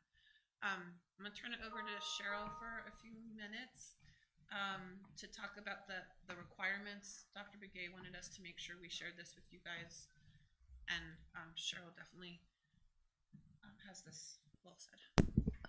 So in light of this work that we have completed,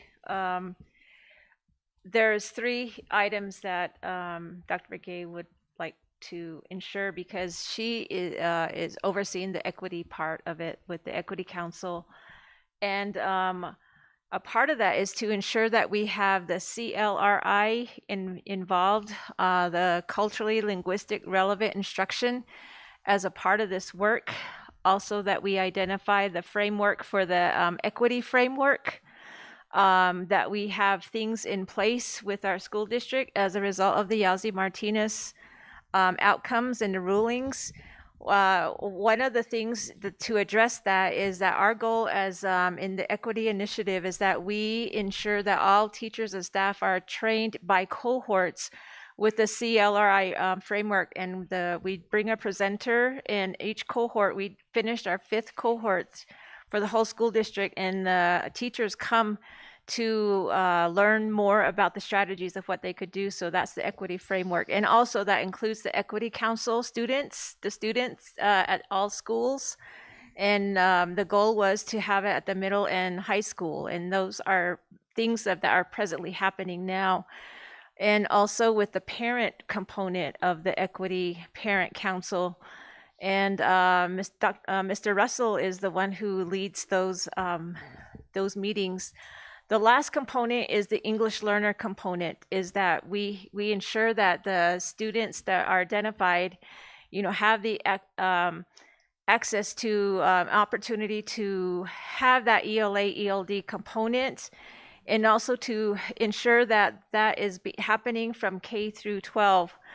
And we work closely with the data department and our curriculum instruction to ensure that those components are in place. Part of the English language learners, the ELL is how we identify or use the acronym for that, is that we also ensure that we have programs and things that are working for the teacher and that the students are receiving those services. So those are the things of what is also involved with this, the equity strategic plan component part of it, and which is the part of the cohesive education policy, which you all have approved in 2022, which included the BMEP Act, the Indian Education Act, the Hispanic Education Act, and then the Black Education Act. We do our best when we present things with the stakeholders, and we've had a family engagement meetings with the community. And so those are the things that we support and ensure that we hear our parent and student voices. Thank you. Mr. Deswood, did you want to add something at the very end? I know you wanted to speak earlier.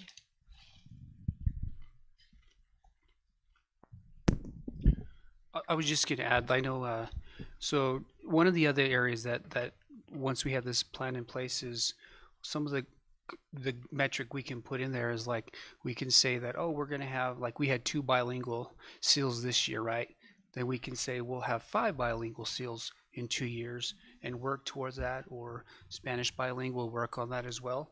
And I know this past year with special Department of Special Education, we actually put a SPED goal in our schools, in principals' professional development plans, but then we could really align that and make it one of the goals for the district goals, so it's not like, oh, well, there's, because principals want to know why, so then, well, it's in our strategic plan, then we can leverage the strategic plan and say, well, this, so then that PDP is aligned with the goals of the overall district. So, but I think that's all I wanted to say. But I think the important is that just having the direction, the roadmap for Mr. Carlson, so then we can provide Mr. Carlson, so then he can evaluate us as well. So then we can say, here's where we're at, and we have actual metrics that we can, I mean, we have metrics that we're using right now, but then that way we can have those conversations, and they're definitely, they'll be based on the data and any of the assessments and the surveys that we use within the school. So then those surveys that are presented, to the board, then there's meaning to it, and we can use those to help us make decisions and to improve schools. Thank you.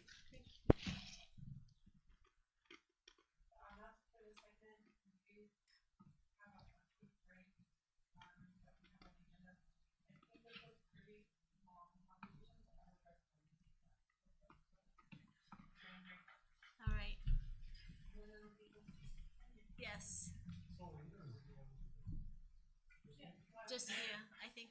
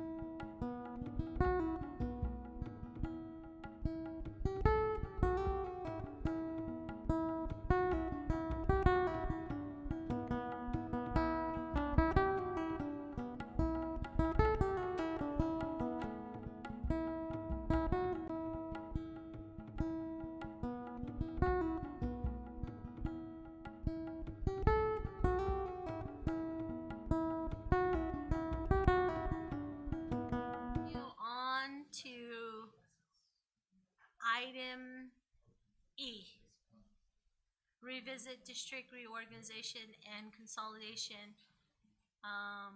initiatives and budget overview. I couldn't see. I'll go ahead and begin by prefacing kind of what we're going to do real quick here. So this is all about trying to get in a better shape financially so that we aren't using so much of our impact aid for salaries and for operations of the district, so that we can utilize that money for moving forward with some of the building projects. People who are tuning in know that we have several building projects kind of in the queue. The first one is Newcomb Elementary, where we had some discussions actually just, was it yesterday or the day before? So that's an important project that we need to move forward with, and we need to make sure that we're, financially solvent so that we can go ahead and move forward with that one. And then soon after that one, on the heels of that one, should be the Newcomb Middle School High School project, followed by the Sabatite project in Shiprock. As it is right now, we're not able to move forward, partly because we have some issues with some work that NTUA needs to make sure they finish completing. Once that's complete, we need to be able to say to the PSFA, Public Schools Facilities Authority, hey, look, we're ready to go with this project. Here's what we've done. Here's the money that we have up front. So that's going to be needed to be reassessed, and we're going to have to relook at that as a board before we move forward with it. But in the meantime, we need to make sure we're doing our best to save the kind of money that we need to save. So there's sort of two prongs to that. The first one is making sure that we're not overstaffed. Everybody knows that coming out of COVID, we wanted to have low numbers in classrooms, and so we did, and we had very small classroom sizes in a lot of locations. We found that we have extra teachers and extra EAs in different locations, so we're gonna be doing some downsizing. Now, we've mentioned that before, but when I say that, I'm not going to get into the specifics too much, but real high level, we want people to understand, and I said this to principals just yesterday. I told all the principals, please talk to your staff. Let's make sure we're not using any kind of scare tactics out there, and people aren't worried about losing their job. We're going to do our best to make these cuts through attrition and retirement as much as possible. It might be possible that we need to cut some positions, including some folks that are recently hired. But we're gonna talk about that, and Tanya's gonna kind of give a brief overview. HR has been working overtime, literally overtime, to figure out how best to meet the needs of those folks who might be displaced. So we're moving people around as people retire. Anybody listening in, and I told the principals this as well, and so did Mr. Deswood. If folks are thinking of retiring, the sooner we have that information, the better, because with the part of the reorganization is moving the sixth graders down to the elementary schools in Shiprock and Newcomb. And when that happens, there's going to be an adjustment of staff on the sixth grade. Some folks are going to be moving down to elementary schools, others are not. So it's important to kind of keep all those things in mind. But with that said, we have two folks who are going to do a little bit of talking about kind of where we're headed, and then we're going to leave it open to board questions. I don't know, you can always interject and ask when you have questions, or you can wait till the end. And I know we talked about it a little bit. The first part from Tanya, we've given you some basic information, but I'll go ahead and turn it over first off to the Director of Human Resources and then the Director of Finance. So we'll start with Tanya Amrine, and then we'll go to Dominic Satania.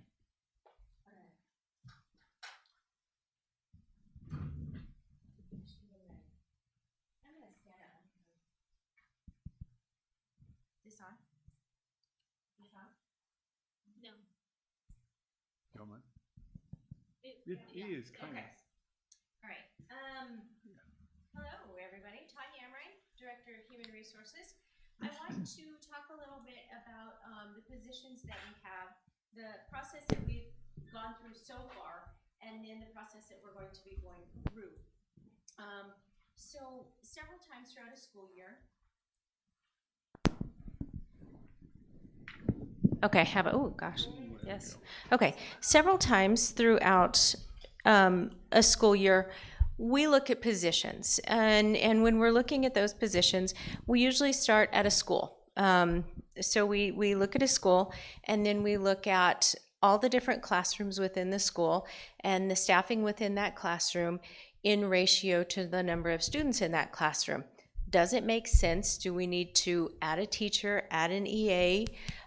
Do we need to move students, maybe move a teacher to a different grade? All of those different things. So we do that several times a year to just keep everything in check and make sure that the classrooms are optimal for the students. We did that process again just right after we came back from break, so January, mid-January, I believe it was. And we looked at all of our classrooms. And so we made some lists of different ideas that we have. And one of the places that we were looking at in particular are the 6th grade classes. So at Nuka Middle and at TBA, we have 6th graders at the middle school. So if those 6th graders are to stay at the elementary level, what's that going to look like in terms of staffing, and where do we need to move teachers from and teachers to? So we put those different positions on our list. So for example, the 6th graders at the middle school, they need a social studies teacher, a math teacher, a language arts teacher, and what am I missing? What's the other discipline? Social studies, math, science, and anyway, the 4, sorry. When we move them down to 6th grade at the elementary, they go from needing 4 teachers to just 1 teacher. So where do we put those other 3, and what's that need? So we're making a list, and as Steve said, we're looking first and foremost through attrition. So as people are retiring or resigning, they create a hole. And then we plot all of this on all these various different sheets that we have, but now we have an existing vacancy. What we did also as we had these meetings, we took all of our certified teacher vacancies and EA vacancies and closed them. So we're not opening them out to the public. We're going to focus on filling those positions from internally with our current employees. And you know, open it up to folks. Maybe they want to change grade levels or change schools or whatever, just try something new. So we're opening it up to them first of all. And that's how we're looking through attrition, primarily through resignation and retirement, to move these folks around and address these issues. Now, once we get a better idea of who is leaving the district, and then we have a better idea of where we can move people, we'll of course first open it up voluntarily. Who wants this position? Who wants this position? Looking at who's qualified, and then if it works out beneficial to both the district and the employee, we'll move those folks in those positions. Then the next step will be what we have available to us. It's called the involuntary transfer. Some people call it the forced transfer, same thing. So in that instance, we might have somebody that has a particular qualification that is going to fit this particular position, and we will move them. Of course, we let them know ahead of time. And we did several of those last year, and as we did those last year, we reached out to the staff before we made those moves, and we talked to them. We let them know, here's what we're doing, here's why we're doing it, and talked to them about it first. There were a few instances where staff said, absolutely not, and here is why, and we didn't force anybody. We said, okay, great, we'll honor that, and we'll figure something else out. Most everybody was amenable to the situation, and so we made some moves. That's the plan for this year. So first, attrition, and then second, involuntary transfers as needed. Hopefully that will address all of the needs that we have, in addition to what we're coining as a hiring freeze. I hesitant to put that term out there, but we are not bringing on new certified staff or new EAs because we can fill from within. Now, all of that said, we do have some positions that we know are going away due to funding. So like the reading interventionist positions, those are going away. Currently we have 6 staff members in those positions. Those 6 staff members are aware, have been aware, and we're going to work with them to put them in other positions because they're highly certified staff, and we're going to have some needs somewhere throughout the district. So we're going to look at stuff along those lines. What we're going to have to get creative with are our educational assistants. I'm not really sure what that's going to look like yet. We need to, I'm focusing first on certified staff and our teachers. We want to make sure that's solid before the new school year starts and everybody has an idea of where they're going to be for next school year, so that when school starts, they can hit the ground running. Once we get that figured out, then we can look at the EAs and figure out what the best plan is for them. As part of the movement, I'm sorry I didn't mention this early, as part of the movement for the 6th grades to stay at the elementary, that will, in some respect, cause a need for fewer positions, but also the offset will be at the elementaries, the ones that don't currently have a 6th grade, now they will need a 6th grade teacher.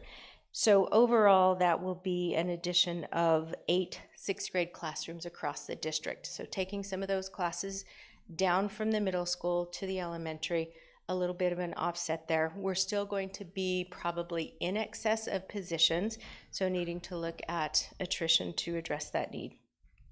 One thing that I've heard, here again, I'm hesitant, but I do think it's something important to talk about. I had a few staff members call our office saying that they heard we're doing a RIF, and am I on the list? Am I getting a RIF? We aren't that far along yet. We're in the very initial stages of looking at positions and what we can do, and we put out attrition. We've talked a lot about attrition. We haven't talked about a RIF, so I don't want people, getting scared. That's certainly not our intention at this point. I really think we can handle a good portion of what we need to do through attrition.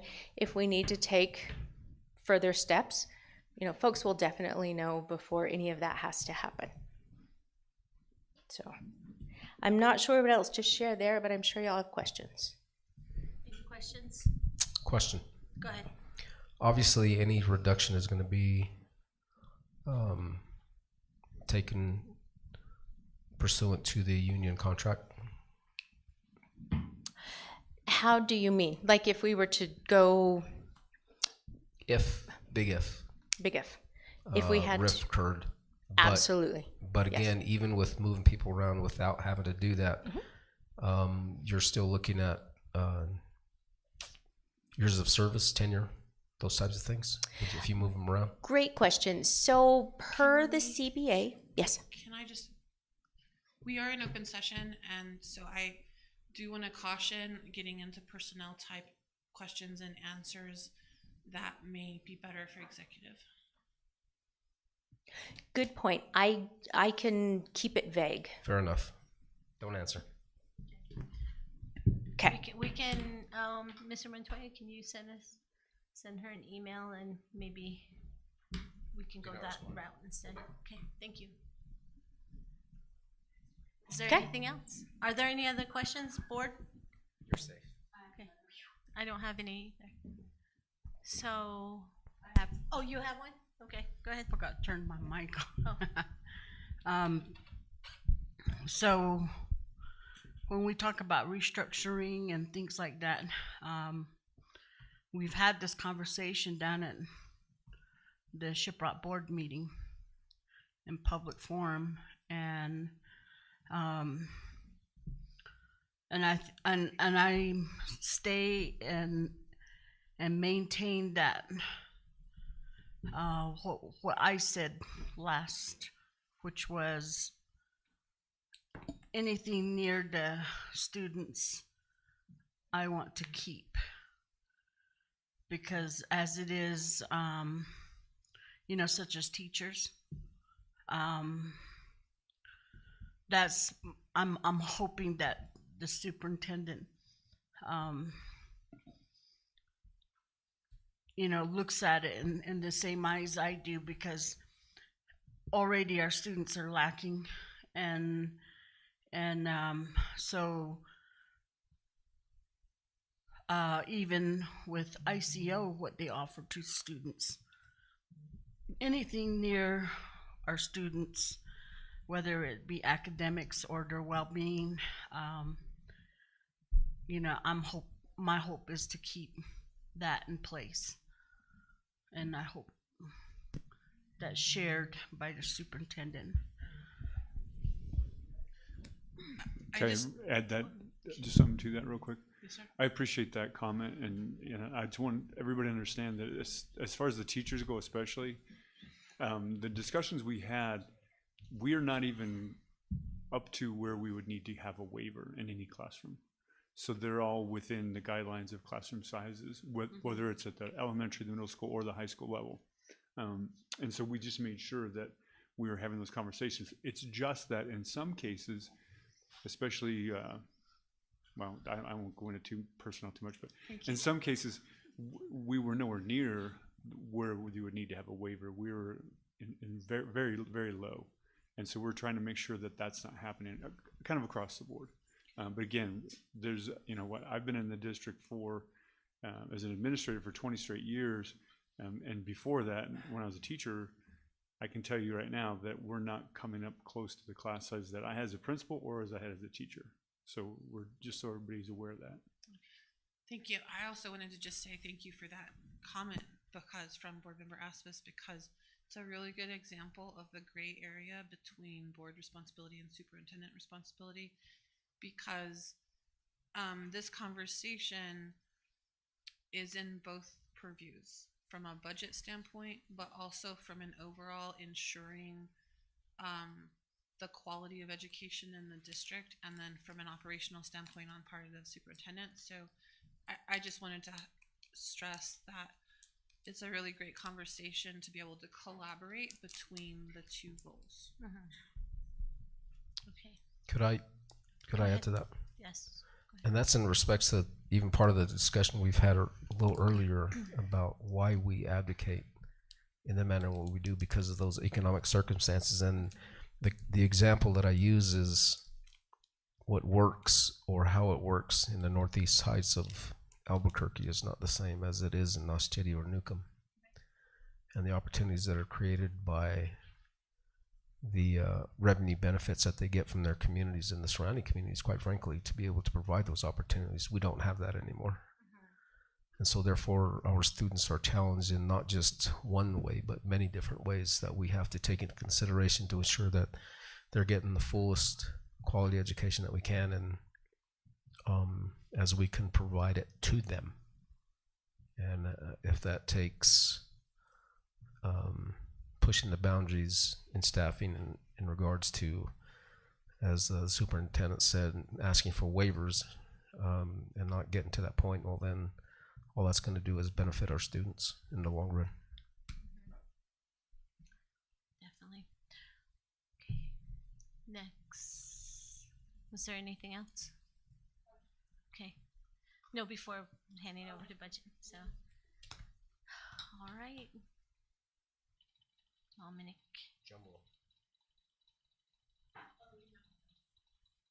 Oh yeah, that's a good idea.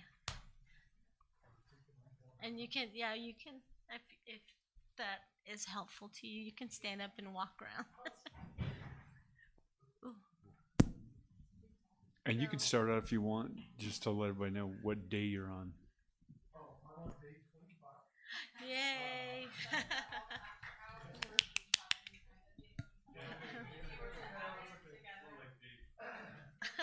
My name is Dominic. It is a pleasure to be in person, meeting especially board and now president, board members, and Superintendent Carlson.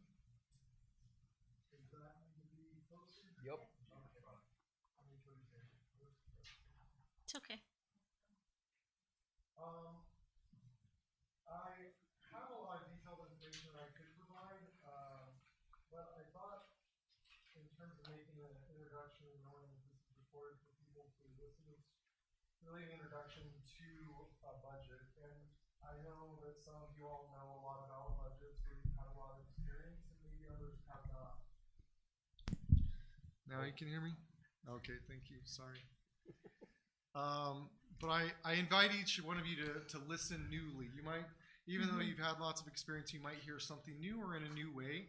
And I really wanted to create not only what it is that we're out to accomplish and support the board with in having a balanced budget and meeting their goals and objectives, but also kind of me as a new director of finance, my thought process and approach, which is keep it simple. So I just wanted to start, a budget really is about two things, revenues and expenses. Just like when you go home, you get your paycheck, and on your drive home, you either, blow a tire and you need to go replace that tire, or your tires are fine and you decide to go buy that TV that you've been wanting for quite some time. Our school district is really unique, which I'm sure I'm also speaking to the people out there in the ether, is that we do not have the capacity to tax our residents on the reservation like other districts. And that makes our budgeting process a little more unique than other districts. For example, Bloomfield, Farmington, Aztec can issue out to vote if they would like to build a building, and they can ask their taxpayers to invest in a bond and get that money to move that project forward. CCSD, with the lack of ability to do that, not completely, we can issue bonds. We rely on three sources of major funding to operate our district.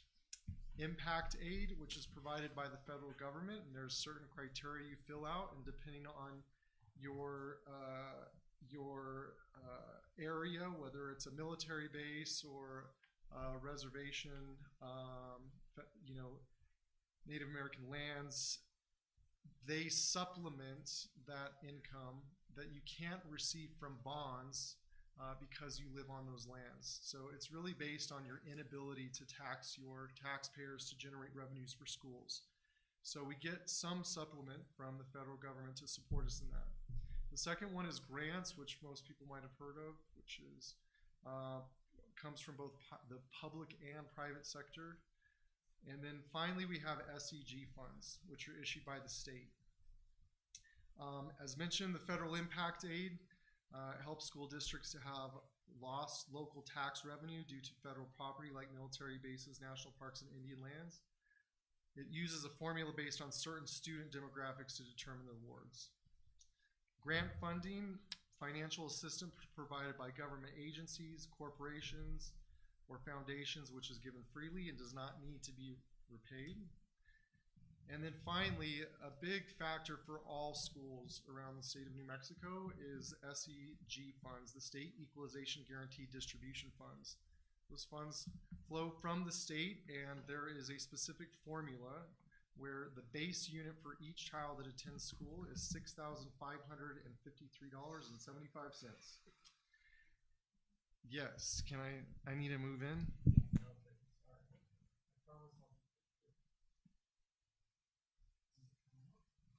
I think you have to pull it forward and pull that thing, yeah.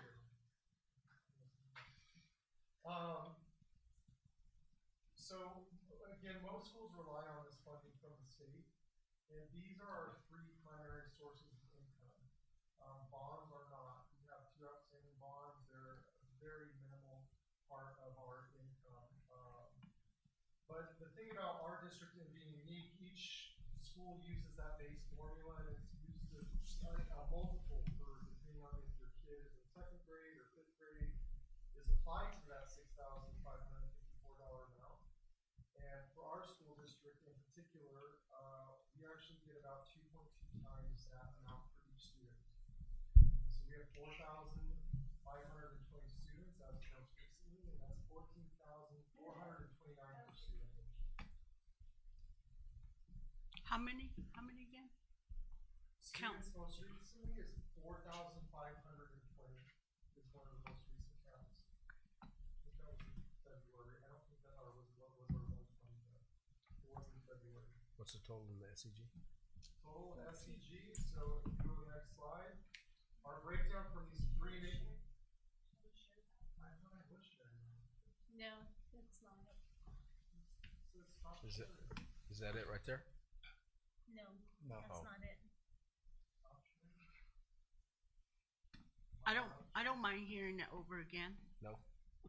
Exactly.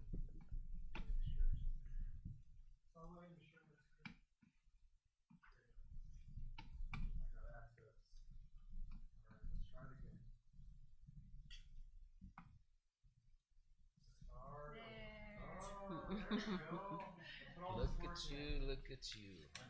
Now I can't see half my presentation, but I can reach it. What's that? They still can't hear me?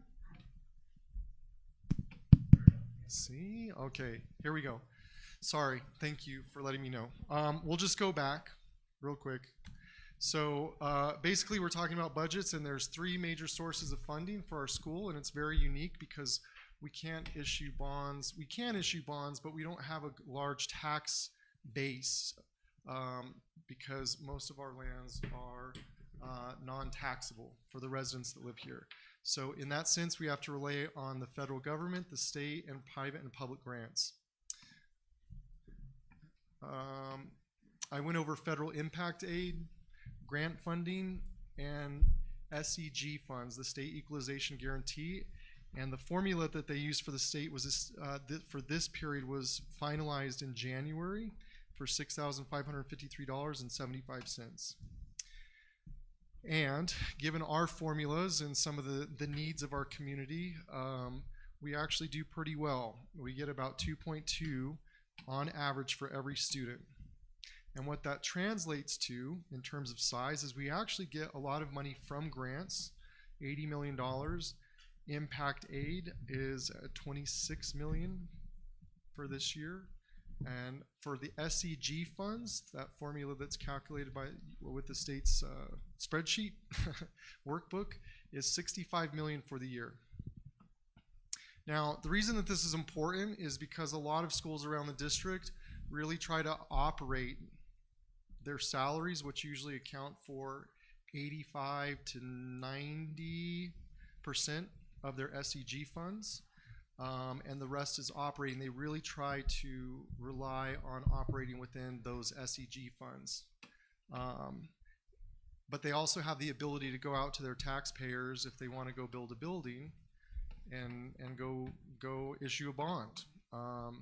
So the thing that's important about our sources of revenue is that there are conditions and limitations for every source of funding. There's no free lunch. There's always a string attached, as Cheryl will tell you about the grants. And if you don't follow the rules of the grants, they'll be denied. So we actually have to put the money up front, and then we do the program or purchase the goods, and then we submit a request for reimbursement, and we say, here, we followed your guidelines, will you please reimburse us? And 90% of the time, they will say yes, and we'll get those funds back. In the instances where 10 to 5% where we get rejected, we're working to improve that number to make sure that we're doing better at that. But again, there's always conditions and limitations to this.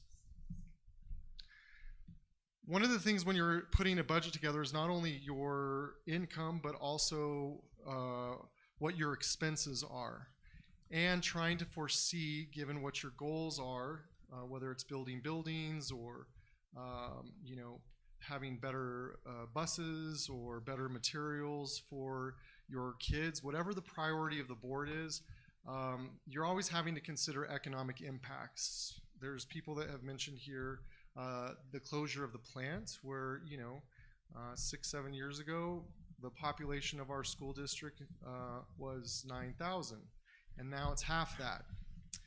So during COVID, we had lots of funding being pumped into the public schools, and we had lots of cash rolling over. And as our population within our school district has dwindled, that pressure to start to feel the impact of those flowing funds during COVID, we're starting to feel that pressure. So we're really having to think about the budget, and we want to support the board in helping them whatever they want to prioritize, that we can make that work and balance that for them. But besides impacts like COVID or closure of plants, there's also property taxes. The cost of living potentially is going up.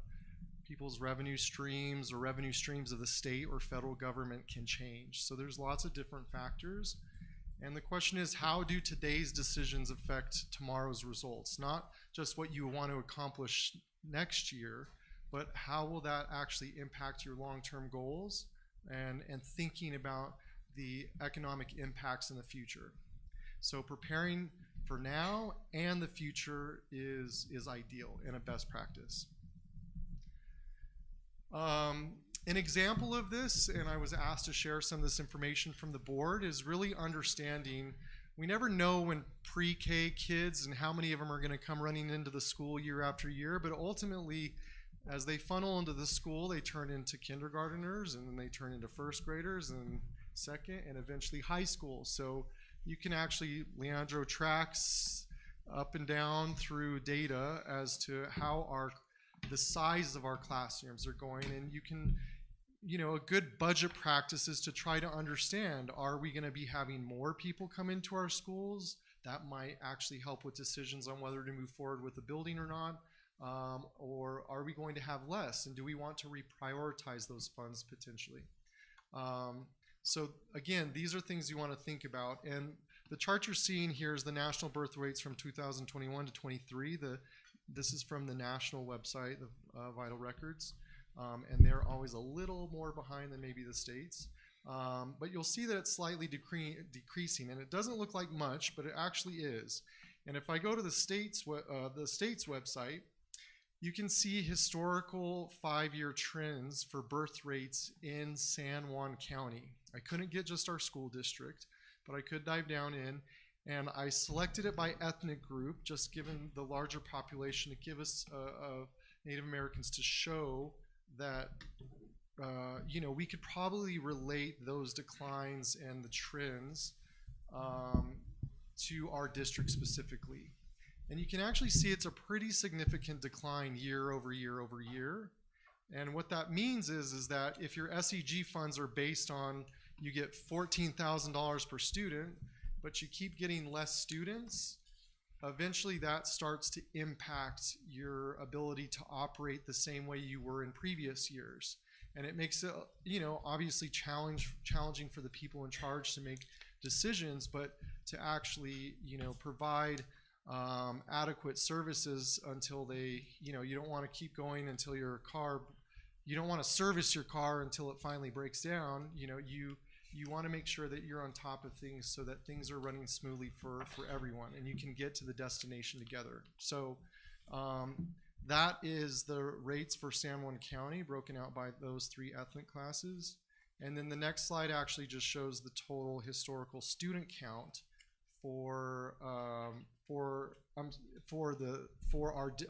district. Sorry, I labeled that wrong. But that is actually the numbers for our district. As you can see, they're going down. And again, it doesn't seem like much but 300 students or 200 students times $14,000 can actually start to turn into a lot of money very quickly and start to impact what are our needs and what are our wants.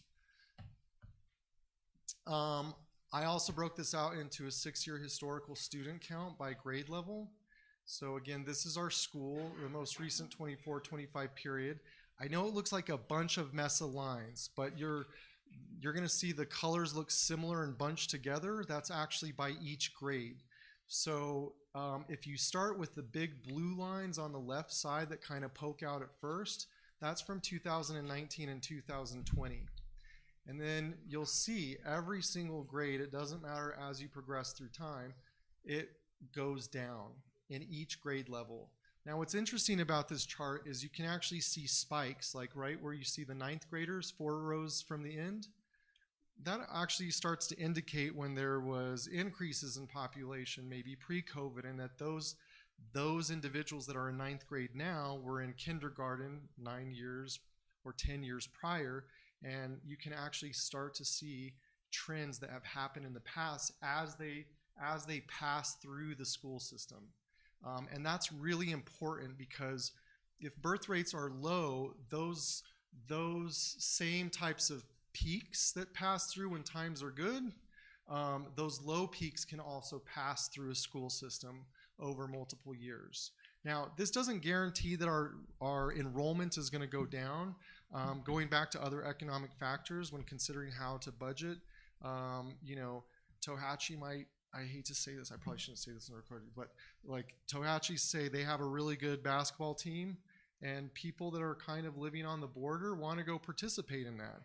That's one of the factors that starts to shift, where again, maybe another 300 students start school over there versus with us. That can actually have a serious financial impact on us if we're not keeping an eye out for those things.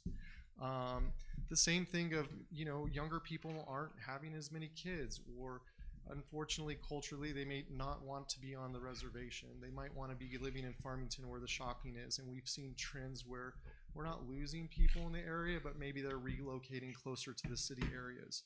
But again, every student that we lose, those are things that when budgeting, it's really good to be thinking about the impact of that, because those types of things don't just last for, well, what is it that we want next year, and really hyper focus on that.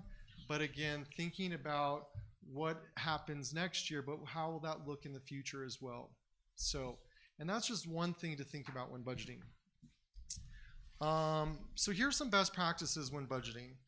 And this really is for the board and actually for everyone to think about, which is you want to clearly define your income expenses, which is where we started, and really think about your expenses. I think I explained to you that people really are the ones that are in the school system. They're the ones that run it for all those kids.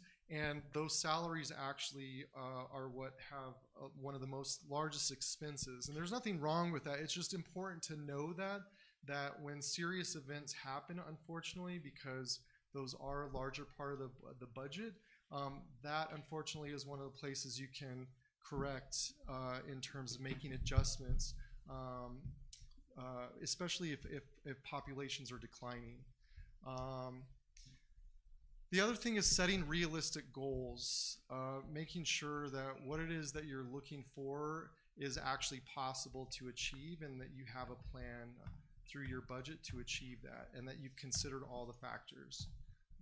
The next thing is categorizing needs versus wants, which I'm going to do a quick little exercise with everyone if you're up for it. And then next is tracking your spending regularly. Again, you could apply these same things to your home budget. I don't know if anyone feels like they have the perfect finances and they're great with their money, but it is, these are all applicable not just to the school system, but your personal finances as well. So tracking your spending regularly, the way we do that is the finance department keeps an eye out and provides reports. And then next is adjusting your budget based on your needs. Sometimes we do budget adjustment requests throughout the year. They're called BARs with the PED. And sometimes we need to shift money if priorities change. Ideally, you don't want to do that as much as kind of like a last resort. But those do happen even as priorities change throughout the year. Next is prioritizing debt repayment. Sometimes what can happen in government is if you actually don't pay down your debt because the federal government gives you a really awesome deal to issue debt at really low interest rates compared to the rest of the market. If you hold on to too much cash, they basically see that you're taking advantage of that, and to keep the markets fair, the federal government will actually come back and tell you, you've gone over like a 2.5% rate, and we're gonna make you either lower your tax rate to your public, or you need to spend the money. So again, there's lots of conditions to think about as you're planning how to spend your money and when to spend it. And then finally is utilizing budget tools like your finance director to monitor progress and stay on track. So This goes back to what a lot of what's been talked about today, which is, establishing a vision plan and a mission statement to really guide and help guide the superintendent and the finance director and the rest of us directors in terms of, what are the short-term goals, the long-term goals of the board, and then we can actually develop plans, just like the teachers do, 90-day plans on how to achieve that, and we can monitor progress. So one of the things with regards to a budget, and it's really good to practice, is understanding what needs versus wants are. So we're going to do a little exercise, okay? Lighten it up a little bit in here. So needs versus wants. Who can tell me what a need is? Anyone want to chime in? Food. Why food? You will die. Yes. Excellent. A need is something that is necessary to live and function. All right. Employees. What about employees? We need employees, staff to be in our building, schools. Okay, great. Yeah, needs. Is that something that is necessary to live and function? Yes. See where this gets a little complicated, but this is kind of what we want to engage in.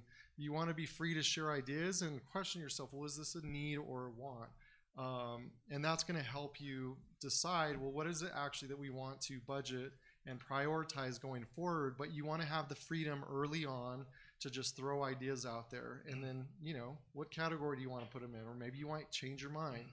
So that would be like other stuff that are like fixed costs, insurance, pension, liabilities, all this other stuff that are fixed costs. Sure. Now, I'm not going to attack any of those things, but again, part of the exercise when assessing needs and wants is your willingness to say, be the devil's advocate. Do I actually need insurance? Do I need it to survive? Like I do water and air?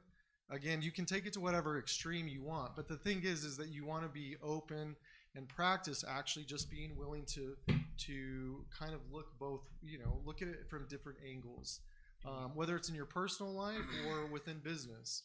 Because a lot of times what can happen is you get fixed on something as a need and maybe it's a want. And that can impede your creative process to really throw ideas out and work together to decide what it is that you want your priorities. What I'm going to invite you all to do is I'm going to actually have each one of you choose a partner next to you. And I want you to share 5 needs and 5 wants, just quickly, 60 seconds. It doesn't matter. Have fun with it. See, I want a vacation to Antarctica. That's one of my wants. Is it a need? School district or personal? Just personal. Have fun with this one. I want to go to Antarctica. It's one of my top 10s. What I need is I need to work out. Home, food, water, shelter. Yes, I could do that. I also want to go to Patagonia. I have lots of wants to travel. I don't know if it's a need though. What would you say some of your needs are that you need? Yeah, transportation. You need to have transportation. Shelter, food. Why do you need that to survive? Mass loads. You need it to thrive. So could it be considered a want? What else do we need? Okay, got you. Yeah. Communication devices. Do I need a brand new iPhone 16 or could I just use my landline? Yeah. Look at that argument. No. Yeah. See, look at that argument right there. See, right? What is it? Yeah, for me, I have to have the answer. Do you really have to have it? Yeah. Come on. Have to. It's a must. Couldn't you just live off landline like we used to many years ago?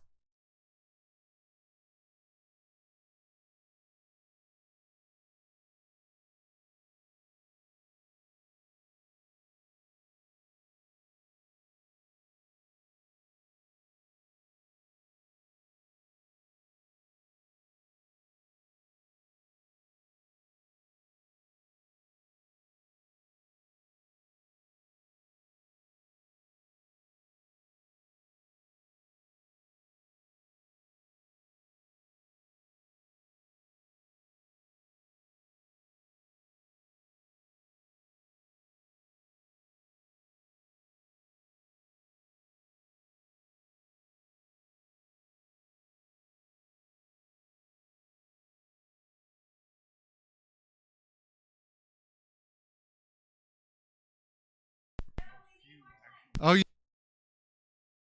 gonna give you 15 more seconds. Wrap it up. Um,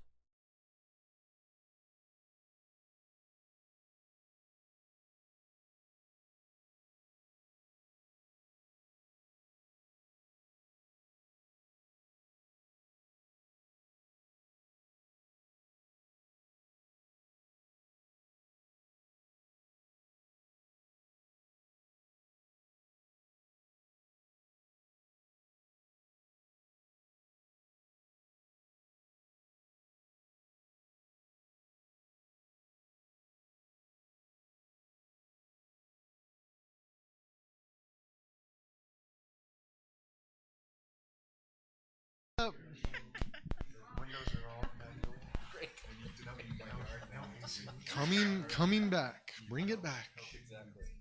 Bring it back. All right, bring us back to the center there, Mr. Sakenya. Okay, so Mine is. I want to hear what you discovered in that exercise. Who wants to share first? Right here. Yes, go ahead, Mr. Montoya. We're talking about the cell phones. Cell phones. What do you want or need? Well, it's transformed into a need. It's transformed into a need. Do you need it to survive? Well, not to survive, but to communicate, especially in our jobs and in our roles, we have to. But you don't need it to survive. So would you? Yeah. Let me finish that. Okay. Okay. In order to communicate, it's just like with anybody sitting here. You have another job. People reach out, communicate to you, and it's like I said, it's either you don't, or you could just put this down and work off the landline. Yeah. See, or do we really need the whole entirety of a computer in your hand, or can you just use your laptop? These are all very good questions to be thinking about.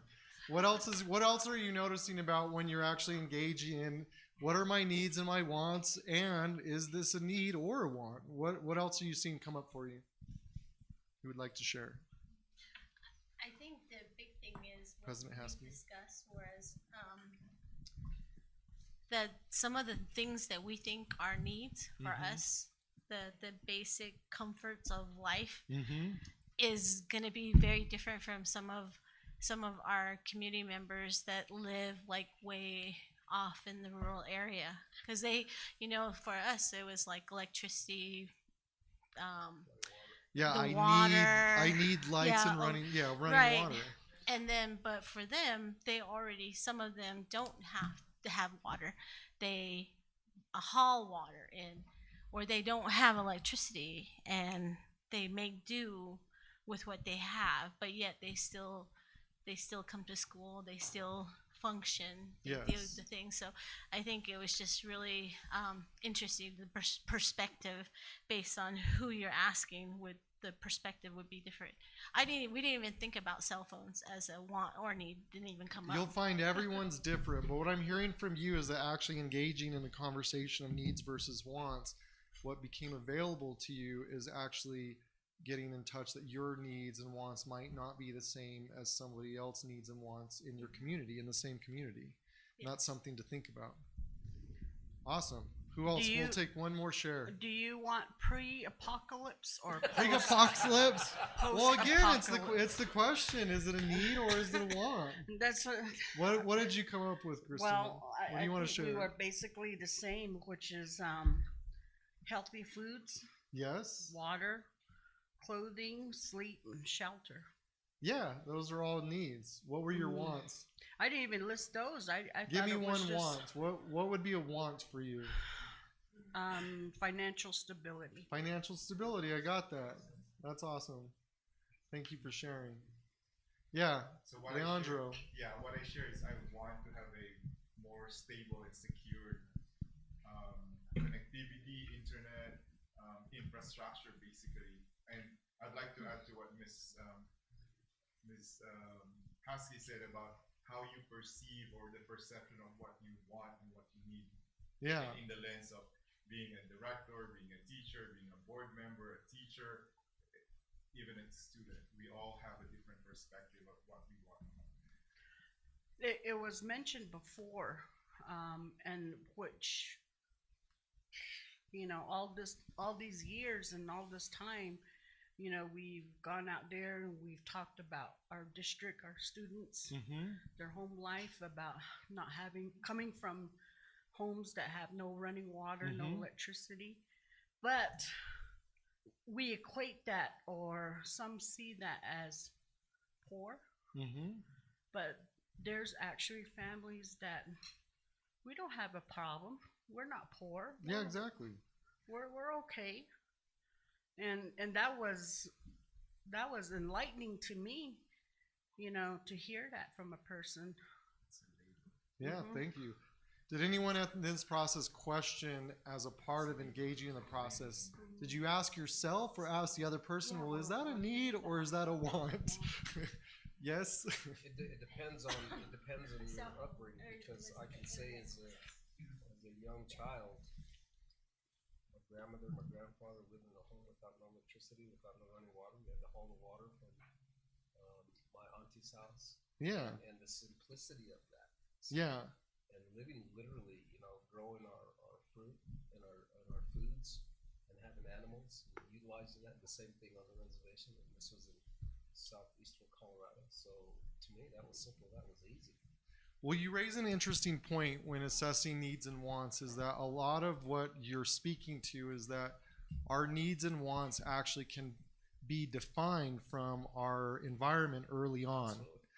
And when you're engaging in for the school district on behalf of others, sometimes, like you started to point out, what you think is a need and want might not be the need and want of someone else. Now, no one's right or wrong. I'm not trying to say one's right or the other. I don't deal in that business. I don't deal in the world of morality. But what I would say is that what I hope I'm leaving you with is that by being willing to engage in the conversation with yourself and with others, you actually might come up with some better results as a part of that, being open to that process. Yes, Mr. Montoya. Not only that, but not just acknowledging and understanding not just the perceptions of those things, but willing to make those hard decisions and trade-offs. Yes. Because that's really what it's going to come down to for the five of us sitting here, making those determinations on what we're going to do. I've said this before time and time again. You can make something a little better by making something a little worse, or you can make something a lot better by making something else a lot worse. Sure. It's about trade-offs. And we are the ones with the information that we're given by the people in front of us and the communities is to get to that point where we're making those trade-offs that are the best benefit to the students and their outcomes. Absolutely. And I mean, one of the last, before I leave you with what else, we're going to do a quick exercise. We're going to do a lightning round, okay, for the board members. I'm going to put up needs and wants on a white piece of paper. You're not committed to anything, okay? We just wanted to get everyone warmed up, practicing, and we're going to now engage in, just quickly, 5 minutes tops. And you could make it up. You could say, you know, you could be as crazy as you want just about just the board, just for the fun of it. But again, practicing in that conversation of looking, what are our needs and what are our wants? And where would that fit with us? So Peter was supposed to help me, but he's not here. Just 2 pieces of paper, needs and wants. It's a lightning round, and we're going to do, like, it doesn't even have to be 5 minutes. And we'll just go around. There's no right or wrong answer, and you're not committed to any of this. It really is just to kind of start a brainstorming session and get some practice in for what we just tried out here. Do we need a financial director? Hey, that could. Gosh, you know, Hey, was you like, can say, is that a need or want? It's definitely a need. I mean, So it's a need. I think you're writing them. Maybe. If you don't mind writing. You're the assigned scribe. Okay, President Haskey, you get to go first, Madam President. We're gonna go need on the left, and we'll do want on the right. No, we're doing the school district as the board. Need okay, and need want. a finance director. Need a finance director, okay. I was willing to go either way on that one. Again, you guys get to decide what that is, right? So, and again, we can look and say, well, after we get a couple on, then you can engage in the conversation. Well, is that? Do we want to put that on the other side? But for right now, let's just get some out. Secretary. Go ahead. Yeah, utilities, Utilities is a need. which covers electricity, water, gas, sewer. You don't have, we don't have, yeah, you don't have to justify, just, there's no right answer. Mr. Montoya. Transportation. Transportation, is that a need or a want? Need. It's a need. Although I will say though, considering that our ridership is down, and parents have determined that they want to take their students to school in very, very high numbers. Okay, well then we can maybe come back to it. Again, now this starts the conversation. Is it actually a need? But it starts to raise other questions and start a conversation. Ms. Aspis, need or want? You can choose. We need a want. What do you want for the district? And it could be like flying unicorns on the football field. What do you want? It doesn't have to be, it can be anything. I think it fits both areas. Okay, let's see. What do you want? Which is buildings, good sound buildings. Buildings. Okay. School buildings. We can put it on both sides. I'm gonna let you put that on both sides, and we can look at that. Back to you. Have you seen our district? I've gone to a couple of the buildings. Yes, I'm getting around. Remember, I'm on day 25. We're gonna textbooks. Oh, he cut line. President Haskell, you're up next. We need some wants on there. What do you want? What do you see as a want? I goes on want both. a whole staff development preschool before school. Having a huge staff retreat type of thing. Staff retreat for for the pre-K staff. Yeah, no, before the school starts. Oh, before school starts, you want like a big a party or kind of like that, but just to start off training the training to involve like a motivational speaker and you want to get ready, get motivated, morning meeting. So okay, I don't know what you would call that. You're talking a back to school event. Well, don't use like a back to school event that's for central for all staff members, everybody. You can think of the name and then we'll get it on there. But I don't know what back to school event, and that's either or. Secretary, so what do you want on there? What is your want? I want jumbotrons at each of our high school gyms. Jumbotrons for each gym. See, now we are talking here. Now we're letting the creative juices flow. Mr. Montoya, do you have want or need? The needs are easy. Come on, give us cell phones in the classroom. No cell phones or cell phones in the classroom. Wants. Wants? People wants cell phones in the So are you saying people? I'm asking you, what do you want? Me? Yeah, for the school districts. What else? It could be jumbotrons in the classroom. Well, how you do that is and the gym. You display. How you justify that is we're putting our information about the district in all these games. Yeah, there you go. Sports. What kind of sports? We already have sports. Any What do you sports. want? No, you got to be specific. What do you want? What kind of sport? You want? I'm throwing it out as a question as a devil advocate. Do we even need them? No. See, now you're breaking it. You just got to start listing. What are your needs and wants? What do you want? The high state of the art. Yes, Miss Aspis. We need a good fried bread concession area. Good. There we go. Now we're talking. We can always go back. Okay, so But a good fried bread concession let me stand. finish my thought. Yes. So we do need sport participation in all. So schools.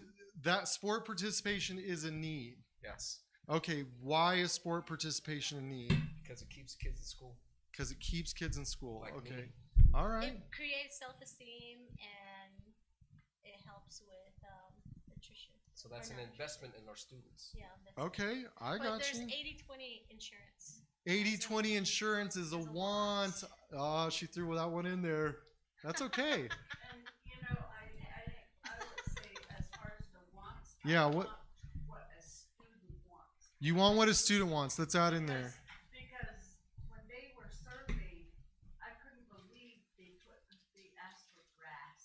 For grass. So is like, does anyone want to throw grass up there? Is that a need or a want? Yeah. Well, do you want to get it on there? Which category do you want to put it in? Do you want grass on a need or want? You want a need. Okay. Yeah, grass Where? everywhere around the building. The Joni Elementary School doesn't have any grass. Xeriscape. Yeah, so like, Oh, yeah, Masjid doesn't have grass. Yeah, Newcomb doesn't have Newcomb grass. doesn't either. Newcomb doesn't have grass either. So, Because that adds to more cost. So wants to no, I more. mean, yeah, you. We'll do two more. Who wants to go? Could be a need or want. Doesn't matter. Lightning fast internet service. Lightning fast internet service. Is that a need or a want? It's a need. We're agreeing that's a need. Okay. I would want an upgraded, technical center. Upgraded technical centers. That's something you want. That's a want. Construction welding, CTE. upgraded center. Okay. Yes. Ronnie, make sure to get that. That's our last one. Yeah. In Shiprock, not on the outskirts. Okay, now Rodney, I'm gonna use you as the volunteer now, like I asked you earlier. Okay, so I need you to come out in the middle and be my participant. He wants Yeah, he kind of did. I don't get happy joke. Okay. So, unlike my dad, he likes to use, he likes to tell stories. He's visual. So he helps people fit. So, can you stand here in the middle of it? The dad is a good storyteller. Okay, so you're a pretty strong guy, right? Okay. You have good balance? Sometimes. Okay, sometimes. So, yeah, just get your hands out, relax. All right. So, do you feel balanced right now? No. You don't. Why don't you feel balanced? Are you standing? I'm in the middle of a room. Okay. So, okay. Now, sit on the room. He hasn't had a drink yet. So Remember, you're on let's just camera. say right now you're balanced. You're on two feet. Okay, right. All right. So let's say that strength that's keeping you balanced right now. Okay, that is like your balanced budget. Okay, everything's kind of in sync and working together. All right. So now stay right there. Okay. I want you to put your hands out. Okay. Okay. Now I'm gonna add something to the agenda here. Okay. So put your arms out here. All right, put your palms up. All right, you still feel? Okay, I'm gonna put those in your hand. Okay. How does that? We're just gonna say that's additional income. How's that feel? It feels a little off. It feels a little off. Okay. We're gonna put some more income. Do you feel a little? Do you feel the balance starting to shift a little bit? Okay. You feeling in your arms maybe a little weight? How about that much weight in my back pocket? Okay, but you're monitoring it, right? Okay, now I want you to throw those in there. Put your hand up on them. Okay, now we introduced a little bigger, a little more income, right? All right, now we're gonna introduce a big old project on this. I need you to hold this chair, right there. Okay, how's that feel? Does it feel like you feel like you can still keep it under control? You feel okay? Now I want you to stand on one foot. How do you feel? Now I feel like how you feel. Okay. All right. So here's what I'm going to associate this with. The foot coming up, that's your grants. They're not always secure. Okay, you're not always going to get them. Fluctuate from year to year. They change. They can impact a lot of things. Yes.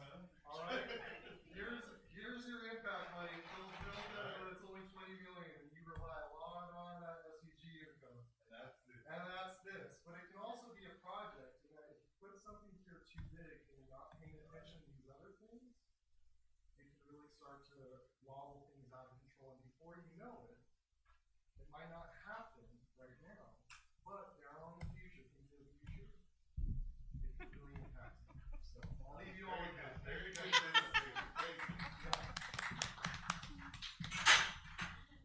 That was funny.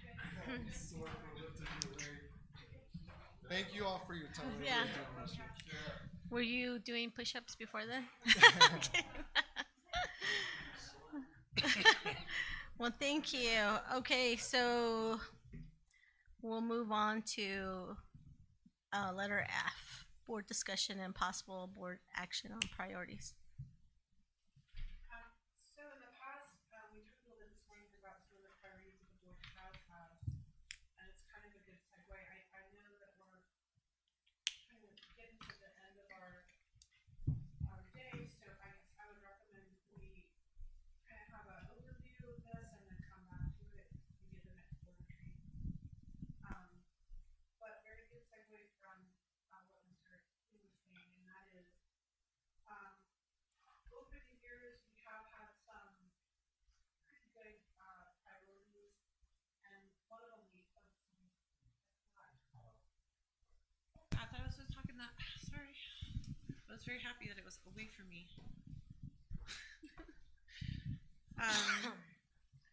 And so, going back to Impact Aid and SEG, unfortunately, all of our funds, for the most part, are dependent on our student count. So as our student count goes down, obviously all of our funds go down, but we have a disproportionate, thank you for the balancing act, because we have a disproportionate kind of equation there, in that we still have all of the same facility and all of the same maintenance that we had when we had lots of students. And so as our student count goes down, if we're not handling over here that resulting change in our facility needs or our maintenance needs, then we do become really Well, that's what I wanted to ask, Satania. Yeah, Satania. With that SEG. You're not on. With that SEG. You're on. There you go, right there. With the SEG, they use 3 factors, and I think we're impacted in all 3 areas. And as Chappelle has said, with our student count, that's directly related. The other factor they're using is teacher. So we have low student count, so there goes our teachers too. And then the third one is the area, and we have no taxes, and then we lost our big industry, which was San Juan Generating, and about to lose another one. And so I feel like the old SEG would have provided more funding than when they made changes to the announce of the new formula. And so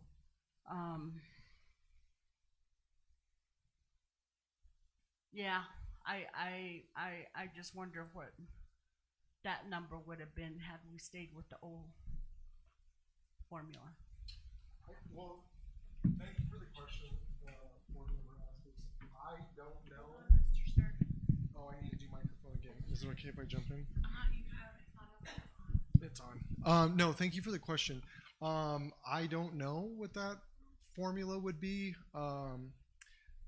For me personally, and the way I like to run things, and maybe you kind of saw a little bit of how I kind of look at stuff, is kind of what I shared earlier in my presentation, which is I personally try not to dwell on that thing that I can't control. What I can control is really doing a deep dive in how are things working right now for the district, how many students are in each school, what are the operating costs of that school, how much are the salaries, are we operating over 100% or under 100%, and do we know that we're going to have all these funds in the future? And there's a lot of factors that could impact that. So for me, I can't answer that question, but what I would say is I would be happy to help you look at how we can move forward with what we can anticipate for the future.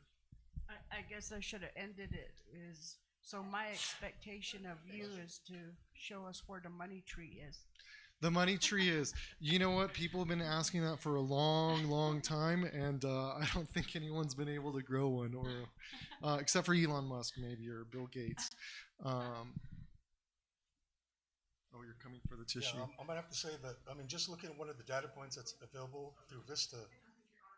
Yeah, all right, so looking at the data that we have from Vista, under the current funding, one of the things that's looked at under the current SEG is what's called the Training Experience Index.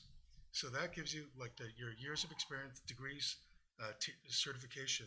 So when I look at the data that we have on, at least on the website, it shows like a large portion of our district are teachers that are not as experienced. They're inexperienced, or I mean, just compared to the state. So in that respect, it would appear that our multiplier would be is a lot lower under the current funding mechanism. Well, the bills that are, I think, which one just passed today? 277 just passed. I haven't had a chance, and we've been monitoring those bills. And I was just at the New Mexico ASBO conference this weekend and had some feedback on how they thought who would benefit from that. And from our understanding is that we would actually benefit from those laws more than others, but again, by how much? And thinking the bigger picture, which we will begin to tell you very soon, at least what we're dealing with as we see it on our end, whether that's going to make up for any differences in terms of what goals you want to set for the district. So again, I think that's why it's crucial for us to understand what you want for the district, so that we can start to look at how can we make that work, and then deal with, you know, if we only have $1 and we are being asked for $1.05, what do we need to give and take to, again, decide what are our needs, what are our wants, and what do we want to prioritize for the year and maybe push out the following year, but to engage in those conversations. Are we offline? Okay. Okay. Yeah. Can I share my screen again really quick? It says searching. Searching. Yeah. I'm gonna briefly show you. Are we offline? No. Oh.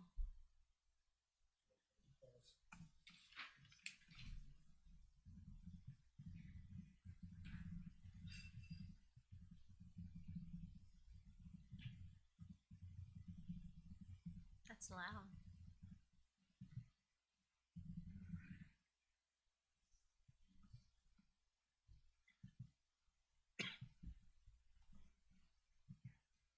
It's not letting me. Oh, there it Okay, goes. okay, no signal. Demo.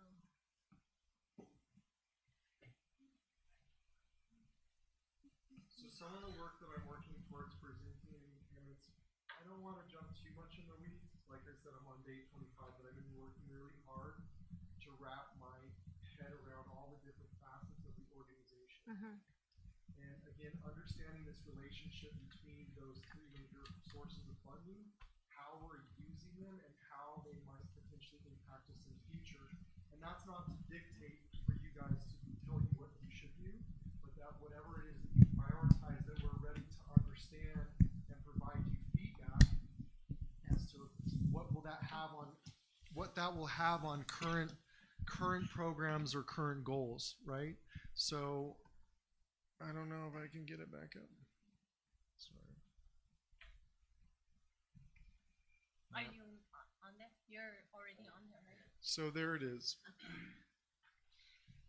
So one of the things that we've been trying to do is, and I don't know if other finance directors have done this in the past, sometimes when you look at the organization at a really high level, because there's so many accounting codes, you know, and there's so much going on in a school district, that sometimes you can kind of get lost in the smaller details that make the most difference when making decisions in the organization.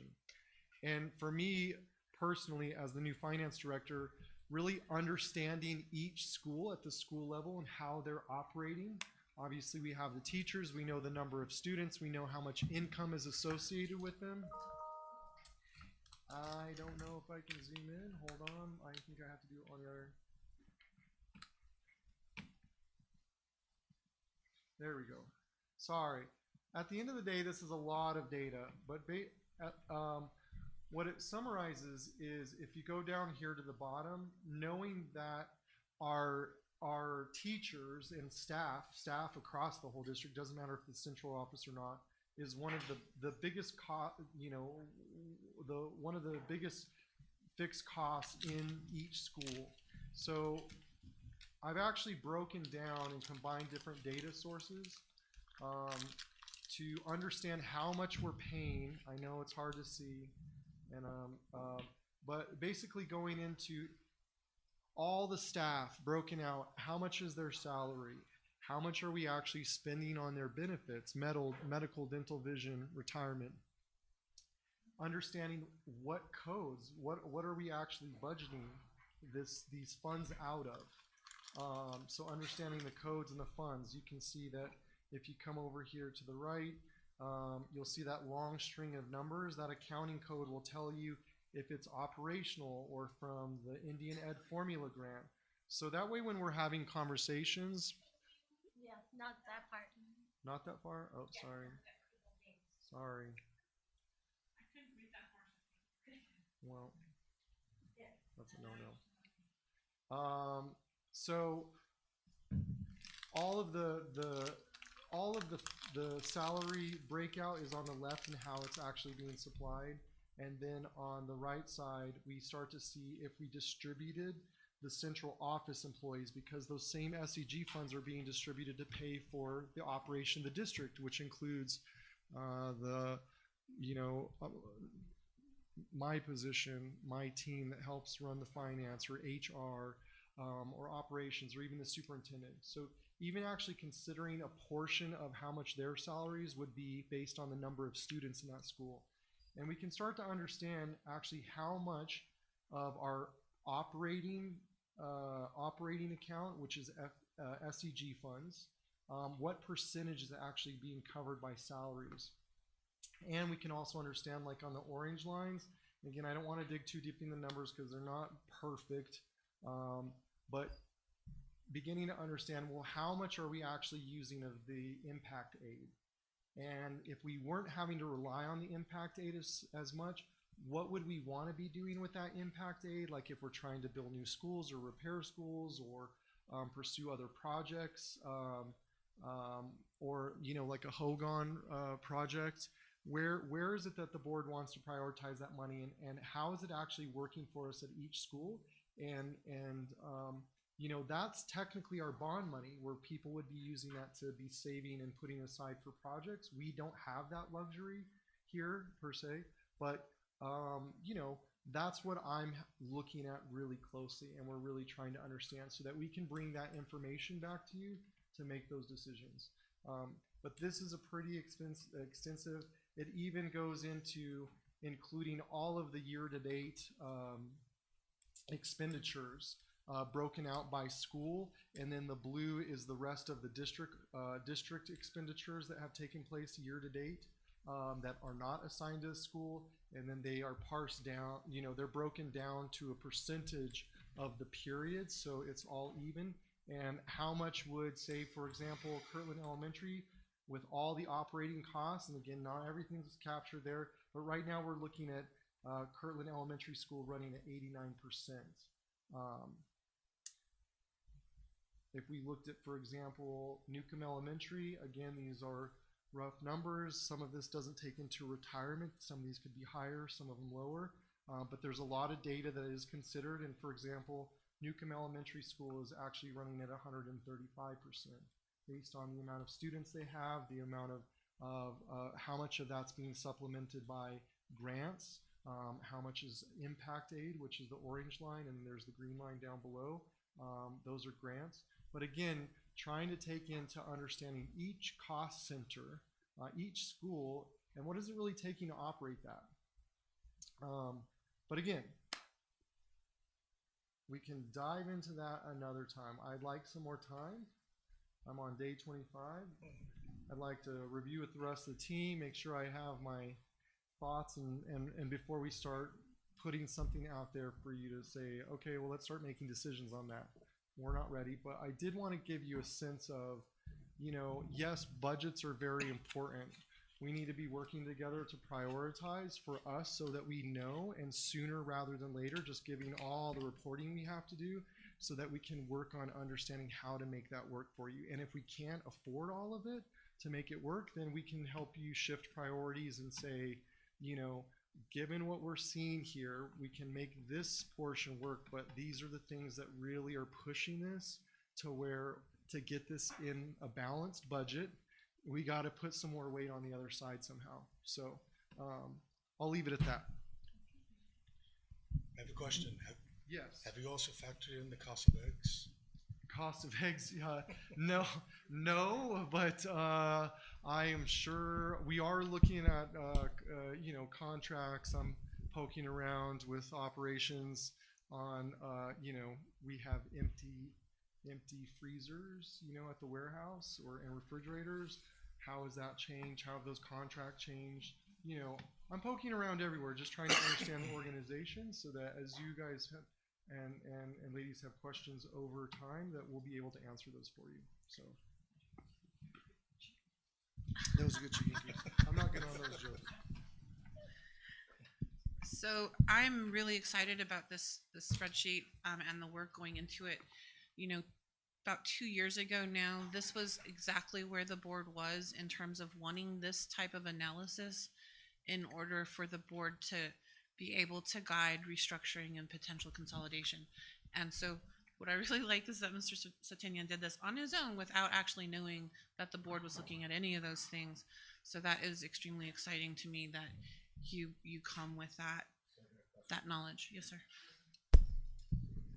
So looking at the big picture, do you, Mr. Satania, when you look at this in the total dollar amount, and the number that you threw out there was at 80 million, right? In grants, yeah.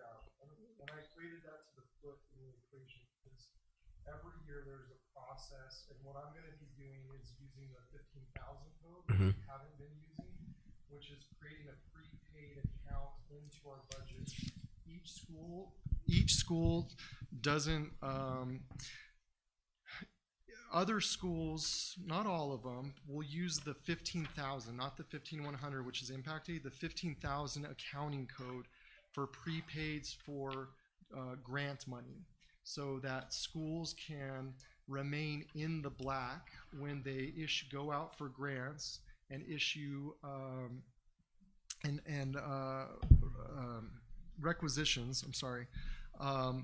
And that way we can better actually plan for how we're applying for grants and accounting for them throughout the year. But again, I haven't heard.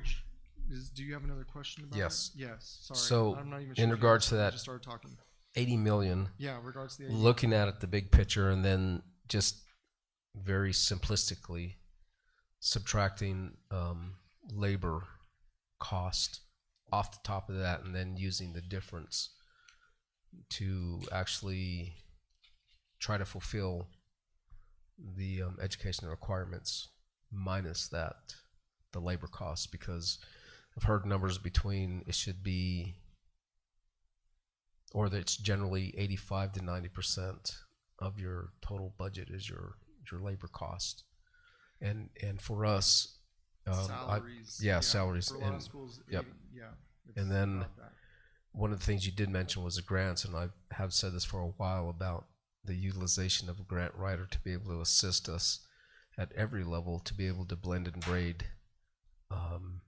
that funding specifically for the schools, and providing additional resources to those schools through those sources.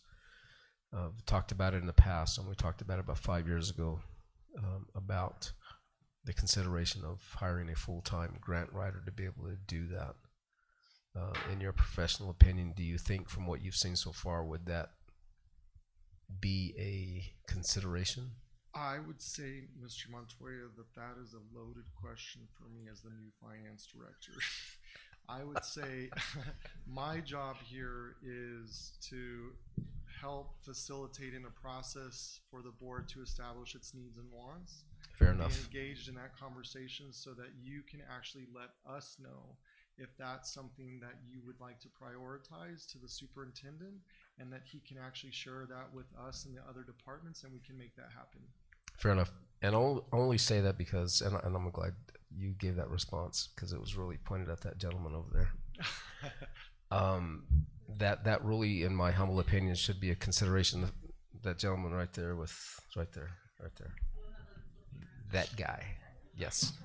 About that consideration, and because again, all that does, if you have somebody that's highly effective and really good at it, to just again help to supplement the education of our students. Well, I can personally speak about my department and Dom Atsedy, who we're really trying to make at the superintendent's, instruction, and what he shared with me, and I see it very similar, is that the finance department is a service organization, and really that it's not like our little silos, but that we play an integral part in working with all the financial secretaries throughout the district, making sure that they feel like they can come to us and ask questions, that they feel supported, that they are getting the phone picked up, so that we can keep those transactions and getting the students what they need in a sufficient time, and the transportation working, and all of that. Now, Dom plays a really important role in that, and he's very educated on the grants, and what we're encouraging as a part of this kind of service-oriented mindset is, tracking those, and as you can tell, I like spreadsheets, but, tracking those and sharing that information with the programs and having meetings so that we know exactly what those boundaries are for the grants, with the resources that we have, and making sure that we're communicating that to the principals and to the financial secretaries, so we're not getting rejected, and we're lowering that that rejection rate on RFRs. And yeah, so I think that there's other ways to improve the process. I'm not saying that whether I agree or disagree about that, but we are actually working towards that. Okay, thank you.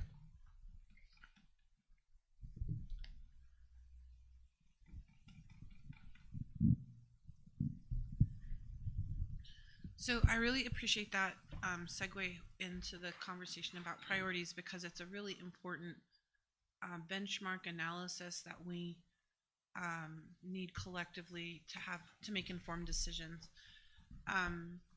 When it comes to board priorities, and I think the bulk of this conversation should probably be shifted to the next board retreat, where you guys can kind of marinate on the information from today, and we can kind of circle back.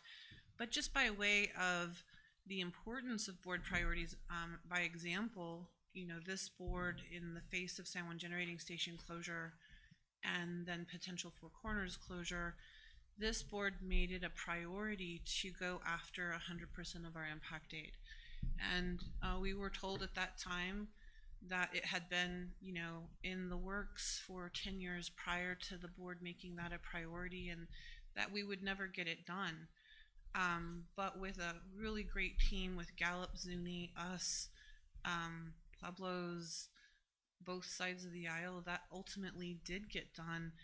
And so I just wanted to kind of use that as an example of when our leadership does create priorities, it enables us to then organize resources around accomplishing that goal, and then it has really great outcomes. So I just wanted to kind of dovetail into that, because your work on the financial and the cost analysis is really critical.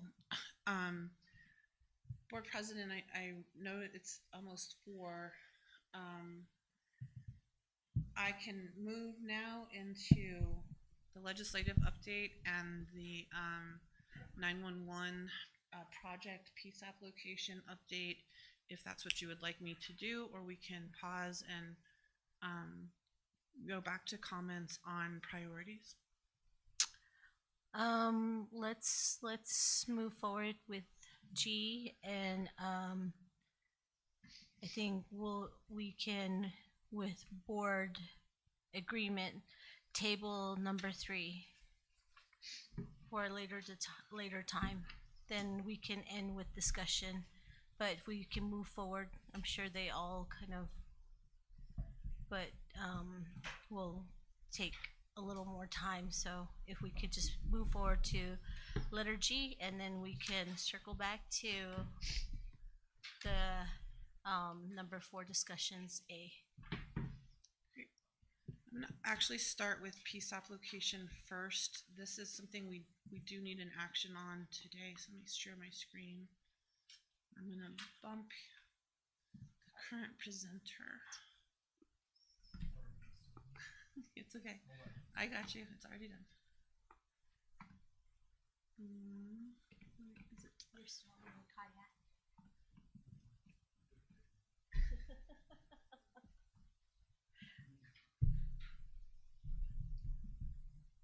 Okay.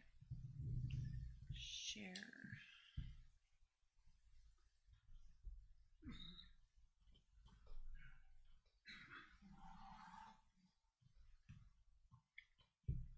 So let me orient you guys. This is Shiprock High School. The football field obviously is Shiprock Stadium. The orange box is located in the unpaved portion, the gravel portion of our parking lot out there. This was the original thought about where the 911 dispatch center could go temporarily, and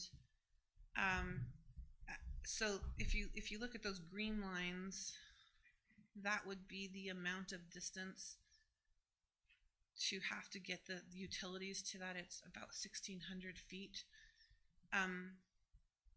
And through the course of kind of coming up with a property description, Mr. Armenta and I were looking at this, and we realized that this particular parcel in purple, which is between the swimming pool and the road, would actually be more efficient for us as a school district, because it would mean that we wouldn't be congesting this parking lot area with the dispatch center, and we could actually just locate it in this area, because nothing's actually being used and nothing's planned for being used in that area. The other gold boxes were just a mapping tool to see if the requirements from a square footage standpoint would be okay, would meet the needs of the 911 dispatch center. And then the other yellow is potential parking. And so this has been shared with the 911 team. They are okay with us having it located here, and actually now they would prefer it that way because there's cost savings on utilities. And then from our internal standpoint, it means that we don't have congestion in that parking lot, but it also means we don't have a ton of in and out traffic potentially going into the heart of campus to that dispatch center. And so what I just wanted to do was an update, is bring that in front of the board. It is noticed as discussion and potential action to get approval from the board to have the PSAP or 911 dispatch center be located where the purple is instead of way back here. And then that way we can finalize the lease and get it moving through the Navajo Nation 164B process.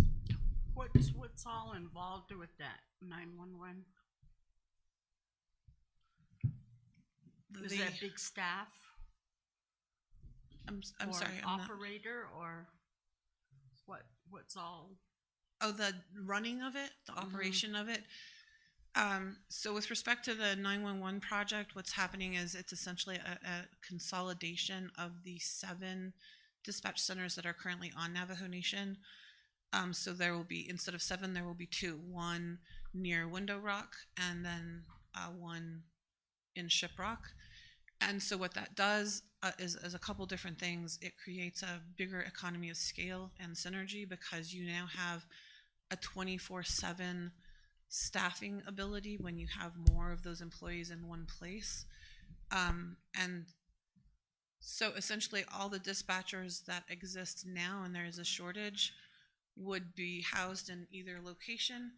The awesome benefit is that this project also enhances their training, and it would mean that with the next gen and the GPS addressing, that the response time is, extremely quicker. So it's a great benefit overall. I can go into the project nuts and bolts if you want me to, but I would recommend we put that on the next agenda. So, because it's not currently on the agenda to describe all of that, but I'm happy to give an overview. And just real quick, the other entities agreeable to this as well? Yes, actually they prefer it Okay. because of the utility cost. So if you look at it, they'd have to bring in overhead lines, right? NTUA would have to put those in for 1,600 feet. And when you're looking at sewer, water, gas, electricity for 1,600 feet, you're looking at a couple $100,000 in cost savings.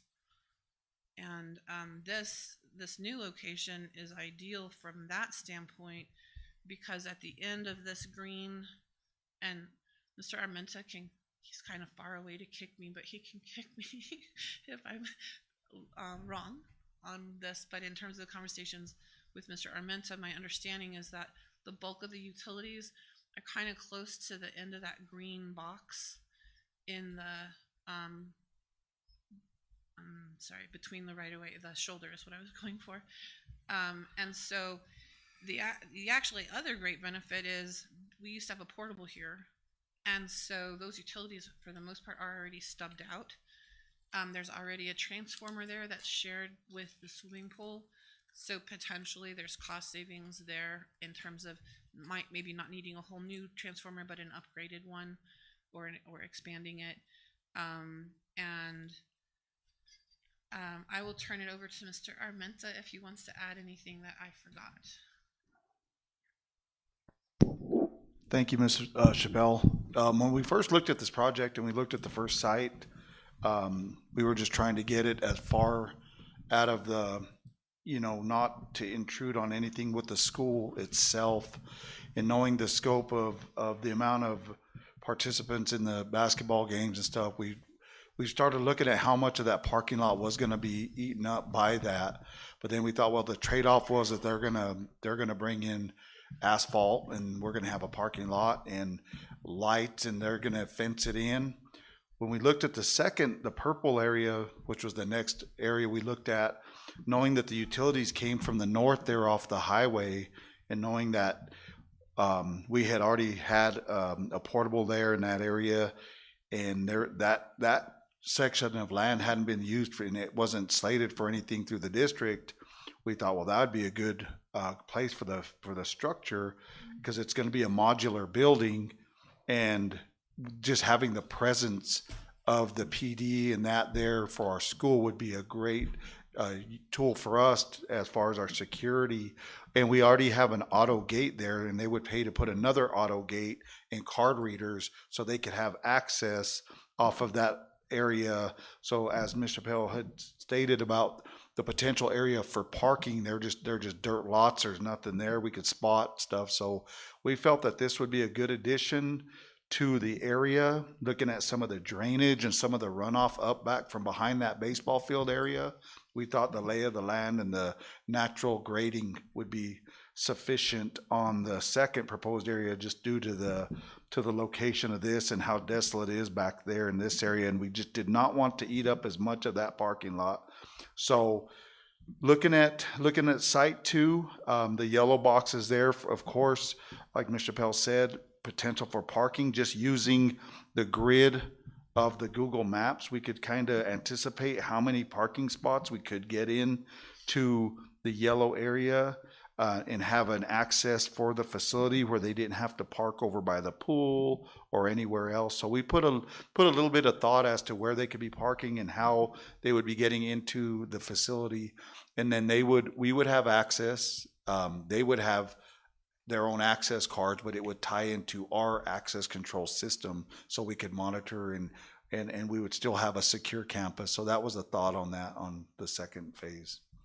Thank you. Any questions or Yes. comments? Go ahead. So,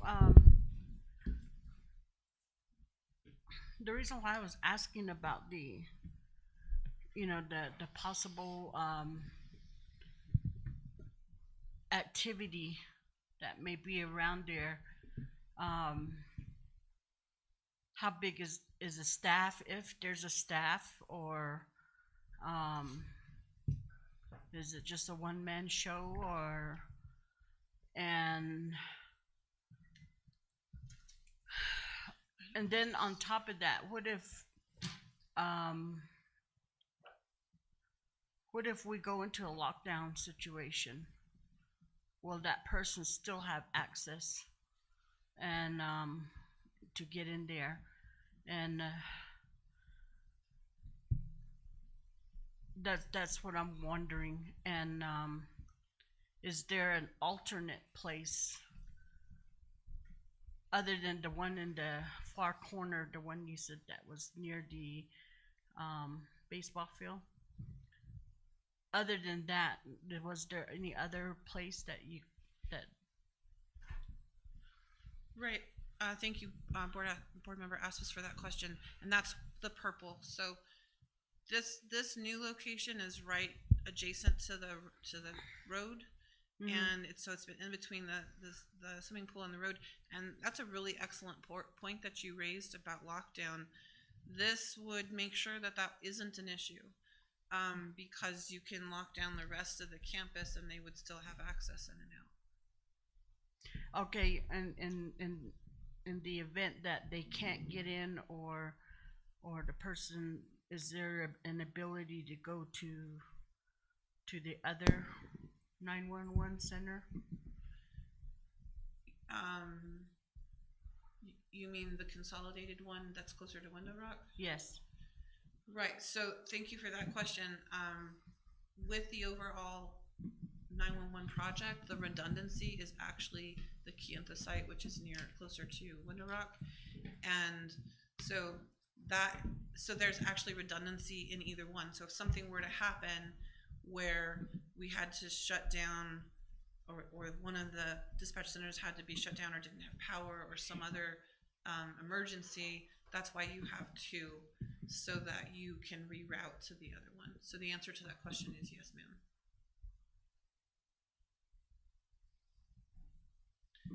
In addition to that, the chapter of Shiprock is working on getting the last couple $1 million it needs for the first responder complex. And so ultimately, potentially next 5-10 year time frame, this function would move over there, and then we may get a really nice modular out of the situation for our use. Be about 10,000 square feet. With the utilities ran as well, everything would stay. Yes. For either of you, is the purple a parking lot? Right now it's Dirt. Just dirt. I'm saying that. Oh, okay. So the orange would be where we put the modular. I was just wondering if that was the building. Are you guys gonna meet the setback? It was more. Sorry, I should be on the microphone saying this. That was just more for a visual standpoint of sizing. Would 10,000 square foot modular fit in here?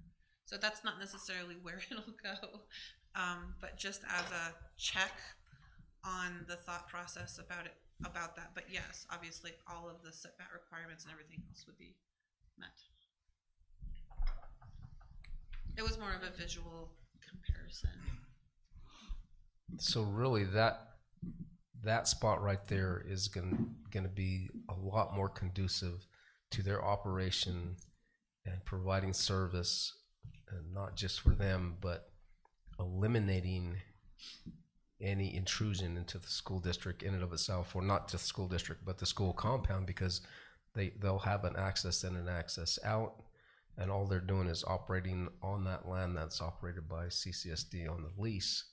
So therefore the benefit, not only that, but in my opinion, when we just passed a resolution about slowing down traffic in that area, and you have people that park there with police vehicles, and people start seeing that once it goes up, which will cause a natural reaction for people to slow down because they know there's police in and out of there.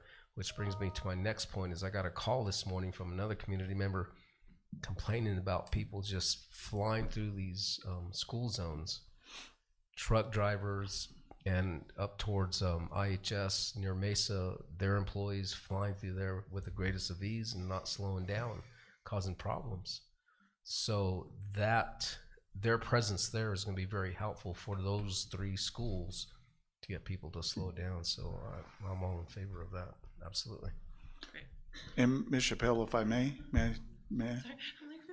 I know, I was looking around like, I heard somebody talking. And to the point of that area, the purple area could be parking lot. It could be, but they would bring in their own team of engineers, and they would work in conjunction with us as to what's going to happen on that portion of land, as to what they need to do. Even utilizing some of the utilities that we have there, either upgrading that or adding on to it. It would all be done in conjunction with the school district.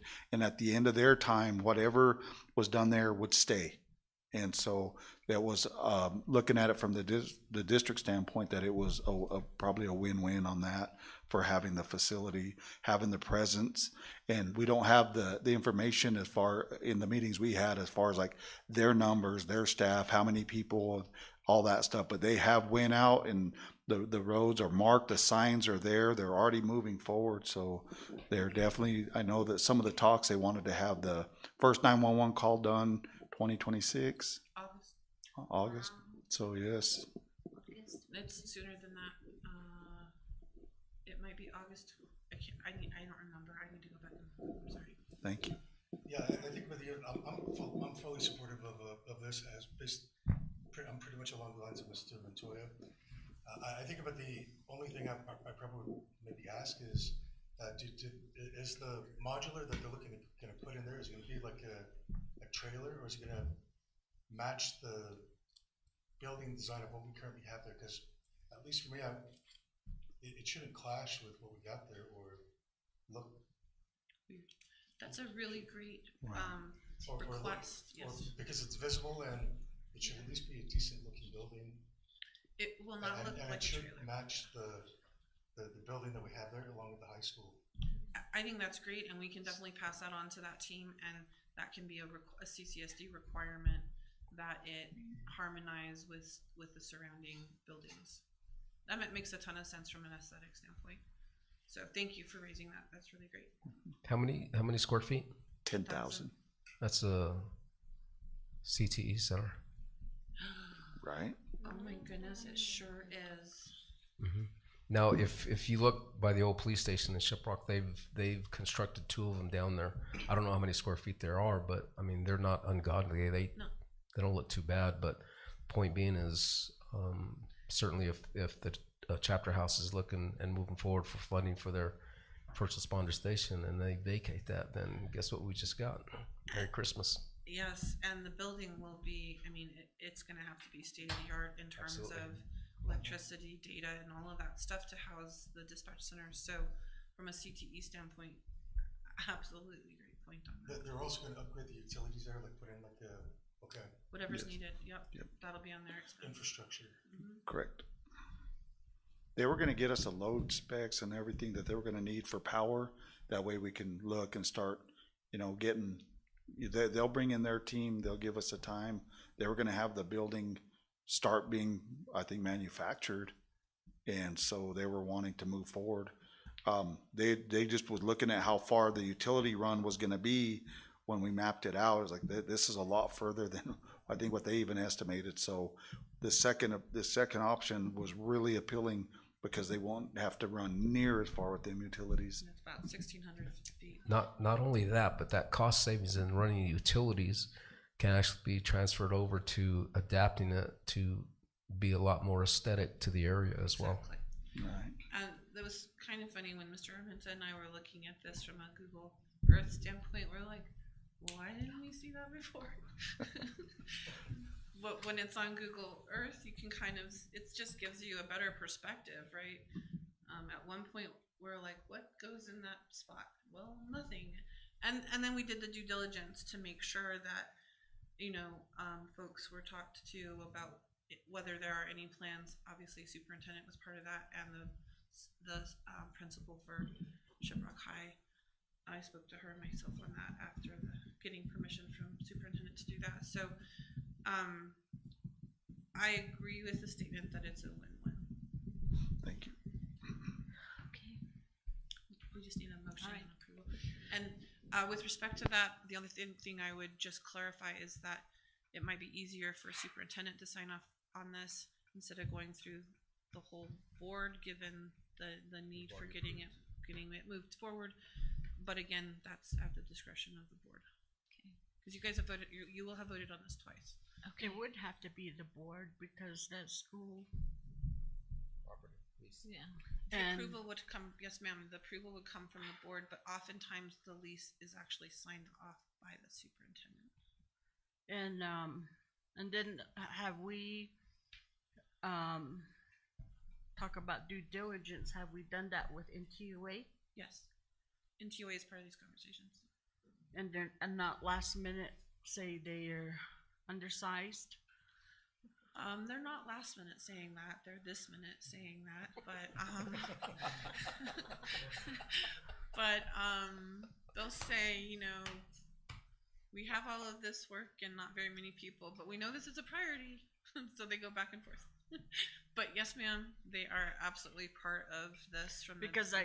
I think it's a known or maybe something unsaid, but I think, projects like that, say the new school building down in Newcomb, and then now this one, you know, they tried to, I don't know what the proper word, off the project of, you know, instead of coming out of their pockets, you know, to get that equipment. And that's a really great point, again, board member asked this, because if you look at what could go wrong from an NTUA perspective with the first option and running those lines 1,600 feet and all the time it's going to take for them to engineer those lines and do right away, I was just honestly nervous about that potential for mishap. But what I really am encouraged about on the purple site is all of those utilities are already stubbed out, and so it'll be it takes away from the work NTUA would have to do, if that makes sense. It's within the existing right of way. Yes, exactly. And it's not really just for CCSD, it's for the whole community. Exactly. So that might make a difference because NTUA, I'm sure at times needs 911 services. And I will say that the person that is assigned to us on the NTUA has been extremely helpful. So I appreciate her on this project. So board decision I guess after this is to vote on that. Are you all okay with voting for? Motion to this? approve. Okay, motion. When the time comes at the end, we can do Yeah. that. Okay, all right. Do you wanna? The only other thing I was going to talk about real quick, high level, is some of the legislative updates. With respect to 277, which is the potential help for us on a tax standpoint, that did pass House Ed today. Mr. Thompson stood up in support, as we asked him to do. The board's work on the resolution for Senate Bill 93 actually was extremely timely and helpful. So quick update, Senate Bill 93 is the one dealing with out of school time funding for out of school time programs. In the bill, it had a budget of 20 million. And just another factoid, 2 years ago, we had close to 2 million allocated to us for out of school time projects. This past year, we had $500,000, so a 75% reduction. And with respect to this whole set of issues, there are some complexities. But going back to the update from the legislature, House appropriations only put $7 million in their version of House Bill 2 for this. So there's going to have to be a fight between Senate Finance and House Appropriations on getting that amount up. And this is what I wanted to say about the board's leadership with respect to the resolution you passed at our last meeting. The reason it's so important is because we were able to take that resolution to legislators on both the House side, because it'll have to go back to concurrence, on the Senate side, saying this is really important to us and here are the reasons why, and having that document that you all had approved just a few weeks ago was extremely helpful in doing that. The other issue I want to highlight for the board did you about add the increase? Yeah, the increase is in there, yes ma'am, to 30 million. The other complexity about Senate Bill 93 that has just recently come to surface is that the bill splits the fund. 50% of it goes to public schools and 50% of it goes to community-based entities that do after-school programs. We don't have those in our district. And so that really would be a disservice to us. And so because of that resolution and our focus on this bill, we are working to get that amended so that for districts that don't have that, we would have the option of those funds coming fully to our district. That helps districts like, populated areas that have those programs, Santa Fe, APS, any of those municipalities, Farmington, yeah. So, really exciting about that and our ability to quickly pivot. And then, given kind of where we are in the timing of this, what I can do a more extended at our next meeting, which makes more sense anyway because it'll be closer to the end of session and I'll be able to give a better update also. Oh, I should probably talk about the Indian Trust Fund. Sorry. The reason I forgot to mention it is because at the legislature currently there is crickets on the topic. And there were several iterations of that were going to be introduced. However, the governor had her own version of that, which was 50 million. Sorry, it's getting toward the end of the day and those numbers got all mushy in my head. So her original proposal was 50 million for the Educational Trust Fund, recurring only for 3 years, so 50 million each year. The House side has cut that down to 30 million in their proposal, and so again, it'll have to be a fight on the Senate side to get that increased. My concern is that if the House already put in 30 million and it's a governor's priority, that maybe there's concurrence from the governor to reduce that, and so that is a concern. That one, I think, given that what I'm seeing also is that the legislators who were going to push those bills are no longer pushing them, and I think it's because the fourth floor, meaning the governor's office, has said she's not going to sign them. That's my speculation. Who was the one pushing the bills? So there were going to be 3 versions of bills, my understanding. One version, so no, 2 versions of bills and then the governor, so a total of 3 if you look at her plan, which is not a bill, it's just her budget request. The first one would have been Senator Pinto, and then the second would have been Linton again. Who? Representative Lente. Were the two. Regis is not in there? Regis is in there still, yeah. But interestingly, Regis has backed away from this hugely. And that's the other reason I feel like that the path has been cleared for the governor's version. Were you supporting that, Was I supporting what? that bill? The governor's package or The trust? the concept? The district has been supporting that in previous years, and yes, the team is carrying on what the district had asked us to do in previous years. But me personally, I do support the concept personally. On the Indian trust that you're talking about, where Navajo students would come up with at least $10 per head? That's the one you're talking about? No, the methodology has been changed significantly. The first iteration of that bill about 3 years ago was not an acceptable version because it did not from a proportionality standpoint, it did not serve our students well. The next iteration of that focused on proportionality, and so from that perspective, yes, the funds need to go to students first. So what does it look like now? What in dollars, what does it look like for our Navajo students compared to Pueblo? That's a tough question to answer because there's this murkiness because it's not a bill, it's in the governor's budget. And so unfortunately, when it's part of the budget instead of a bill, it's gray.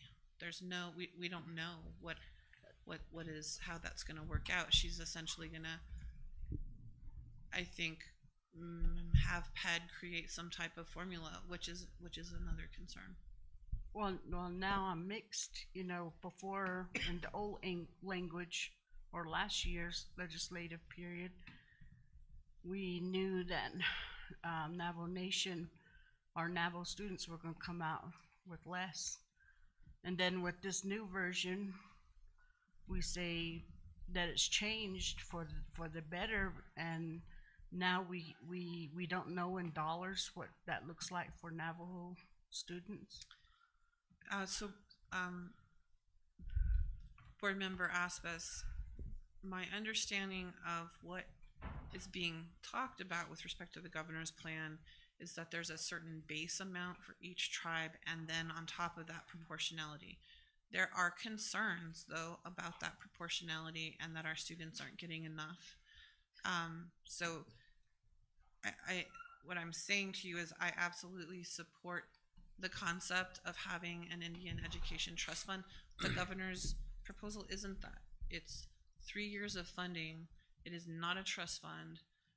So from the standpoint of if you're asking about the support of the concept, the best concept would be absolutely a well-funded trust fund that puts proportionality first and then comes up with some type of base amount for smaller tribes. I think we should have stuck with no. And then also the other bills that were that I'm kind of questioning is HB 282.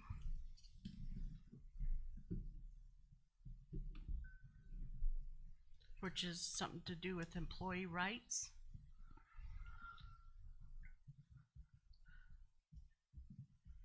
On teaching the students.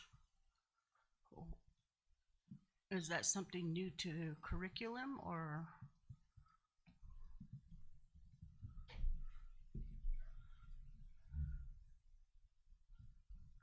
Pull it up so I can be on the same page.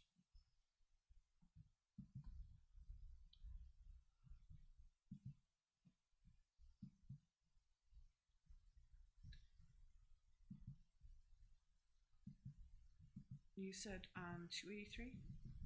282.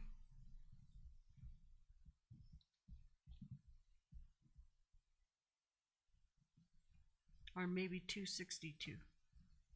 So 282 is titled Teach Employee Rights in High School.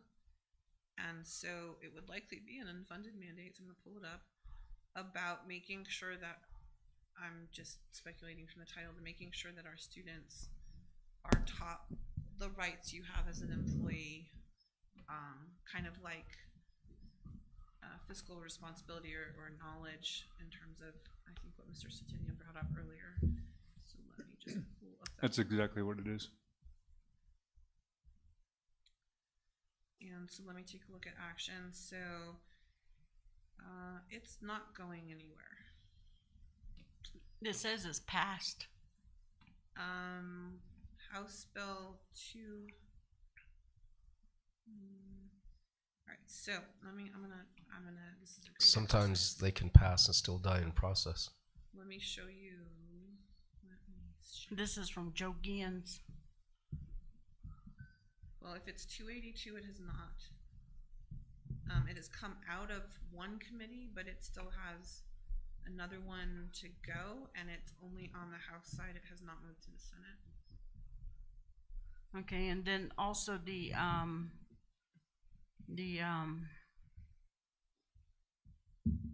student behavior, 262 Okay. or 260. So let me just kind of show you what I meant here. So as you see in the action text, it was sent to House Labor first, and then to House Education. That's what that means with those acronyms. And then if you look down here, legislative day 6, calendar day, Valentine's Day, it was reported out of House Labor with a due pass. So then it goes to House Ed to get it on its docket and have the conversation. So it has not passed out of House Ed, it has not gone to the House floor, and it has not gone to the Senate side yet. And so what I meant by not much is happening with it is that's a pretty slow start for a bill to get through. We still have a month left, so it has. How many more days? I hear we're a halfway point, but. Yeah, we're at about halfway point. 30? 30. Probably. The session ends on March 22nd. 5-ish, yeah. 22 days. And so what about that anti-distraction with the cell phones? Did that pass both? Okay, let me get to that. So,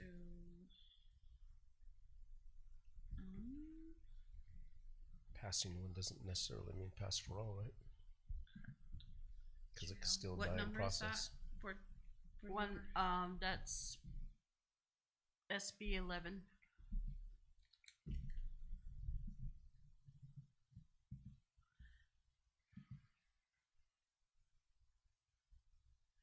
So anti-distraction policy in schools. Superintendent, you want to talk about this one a little bit from a substance standpoint, and then I'll go to where it is. Yeah, I mean, they're just seeking to ban cell phone use in schools. I don't know exactly how it would look, but it's obviously state level versus local board authority. I think that folks on this board probably are a little conflicted as to, personally, I wouldn't mind that much of it pass. I see way too much cell phone use that's not productive in our schools. But we can also deal with that at the local level. So this one is actually moving. It was sent to Senate Ed and Senate Finance. It has passed out of Senate Ed with a due pass, excuse me, and is moving next to Senate Finance. And just kind of rule of thumb, if a bill only has 2 committee assignments, that's good because it actually has a possibility of getting through those committees and onto the floor and then to the next house. But anytime you see a bill have 3 or 4 or 5 committee assignments, that's a nod that the bill's not in favor with leadership, because you kind of bog it down. Running it through the ringer. So it's death by committee? Yes. Yeah, it dies in process. So what about the HB 32? the electric.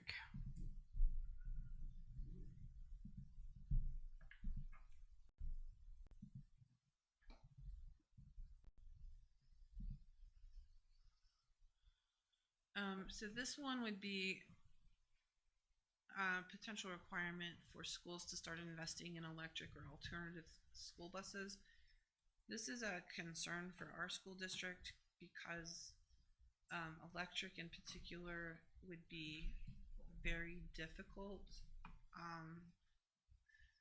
to keep the charge for the uses we have in remote areas. When you have difficult terrain like mud, snow, washboards, long distance, that really eats up that battery's capacity. And so I think this one for us is very difficult. There's also no charging station. Correct. It had 2 referrals. Let's see here. So it went to. All it says is it creates the option for a school district to have. It's not mandatory. And it's unfunded, right? Unfunded. They might put some in House Bill 2 for transportation, but they do support that. The question is how much of it is funded and how much is left to the district. But it got 2 referrals to House Transportation and House Education, and it's out of both of those committees, so it's waiting on the House floor. So I was just going off Joe Guillen's list and which ones had passed.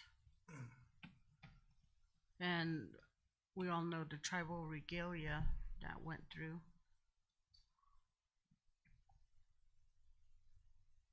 But I think the last 2, the anti-distraction,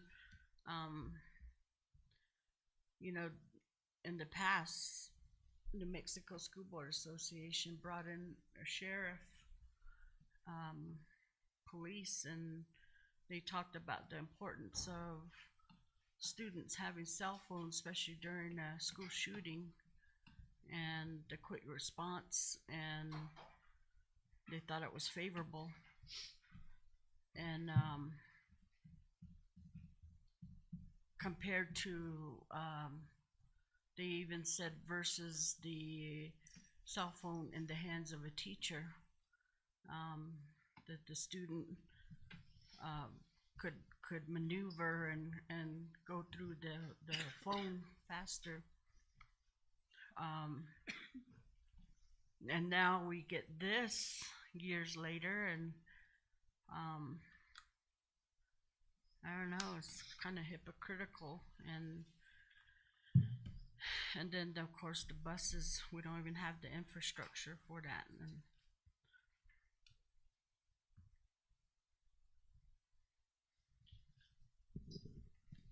And just to circle back, with respect to Senate Bill 93 and the changes being made to the SEG formula, we are working closely with Gallup and including Zuni in our conversations about those issues. So making sure to keep our regional focus going and that teamwork.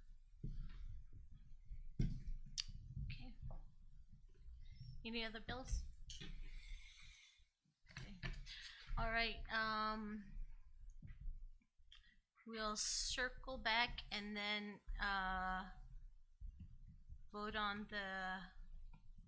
the one item, and then we need a date for the next, the second part of the retreat. I think if it's going to be something continuous that we want to get done by the end of the school year, we're going to have to look at March or April for the next retreat to be able to meet that goal. Madam Secretary, Yes. so are we going to table item 3? Yes, we're gonna table item 3, Thank you. sorry. In Or just do lieu- no action taking. Are we gonna Either do or. no action? That's I mean, fine too.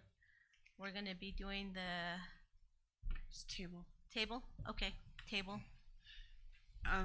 In terms of talking about end of March or April, I think I would recommend a board retreat mid-April, because then there's a sufficient time for veto or answer from the governor on signing of bills. So we would have a good opportunity to have that conversation about the end of session and the outcome. So, mid-March, or mid-April, we have April 12th, well, that's Saturday. Does everybody prefer a Friday or Saturday? Do you have any, Friday or Saturday?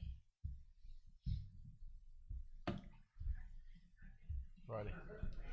Friday, okay, Friday. All right, so the Fridays in here are Friday, the April 11th, and Friday, April 18th. And then we have Friday, the 25th.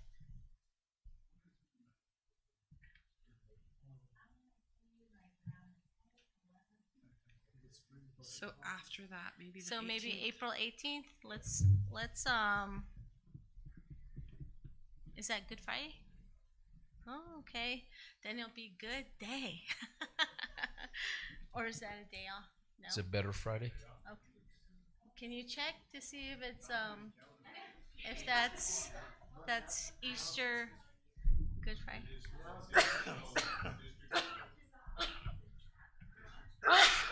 Bless you. Do you need tissue? Matt, do you need Okay, this? so the 11th or 25th? Probably talking about 25th, okay. Let's agree on, okay, does everybody agree with April 5th, 25th? Okay. So we will have our, the next board retreat for April 25th.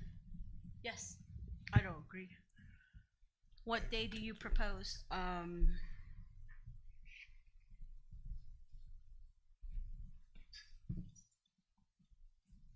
It would have to be the next week. Then we are in May. May 2nd. We're pushing too late. It's too late. May Yep. 2nd. You're really I pushing. can't do May 2nd.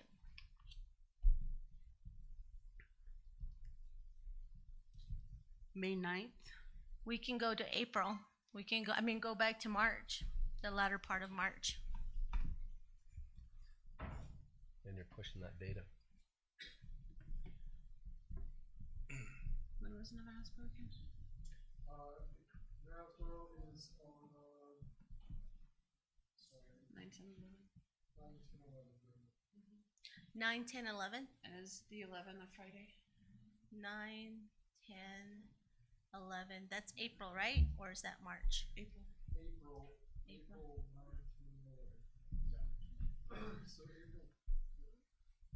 So the week of the 18th, well, Friday the 18th, is there another day that would be good during that week? 19th? 17th. 17th, It's Thursday. Thursday. When's our board meeting? That would be the 15th, right? The 17th and April 17th. I could do 17th. 17th? 17th. Yeah, Okay. pick a date. Yep. Okay. 17th. 17th.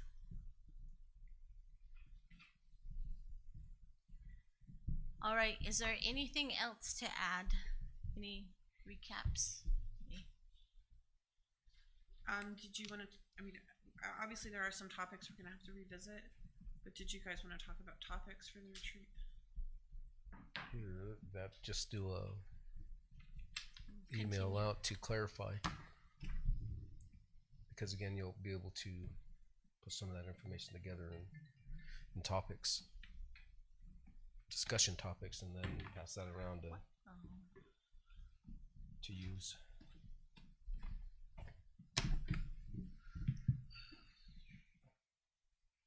I think, are you asking for topics for that day?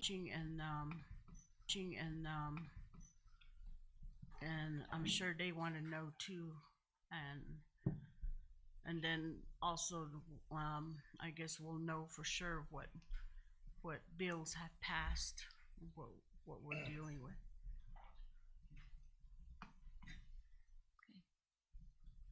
And then continuation in regarding to the movement forward to on the strategic plan and to get that done. All right, I think that's really it. If there's not anything else, please email superintendent. And I'd like to make a motion to accept the change in location of the 911 center. okay, do I second? Have I'll a second? second. Vote, Board Member Montoya, Yes. Board Secretary So, Yes. Board Member Aspis, Yes. and I vote yes. All right, and then do I have a motion to adjourn? Motion. Second. Okay, Board Member Montoya, Yes. Secretary So, Yes. Board Member Aspis, Yes. and I vote yes. So we are adjourned at 4:38. Appreciate it.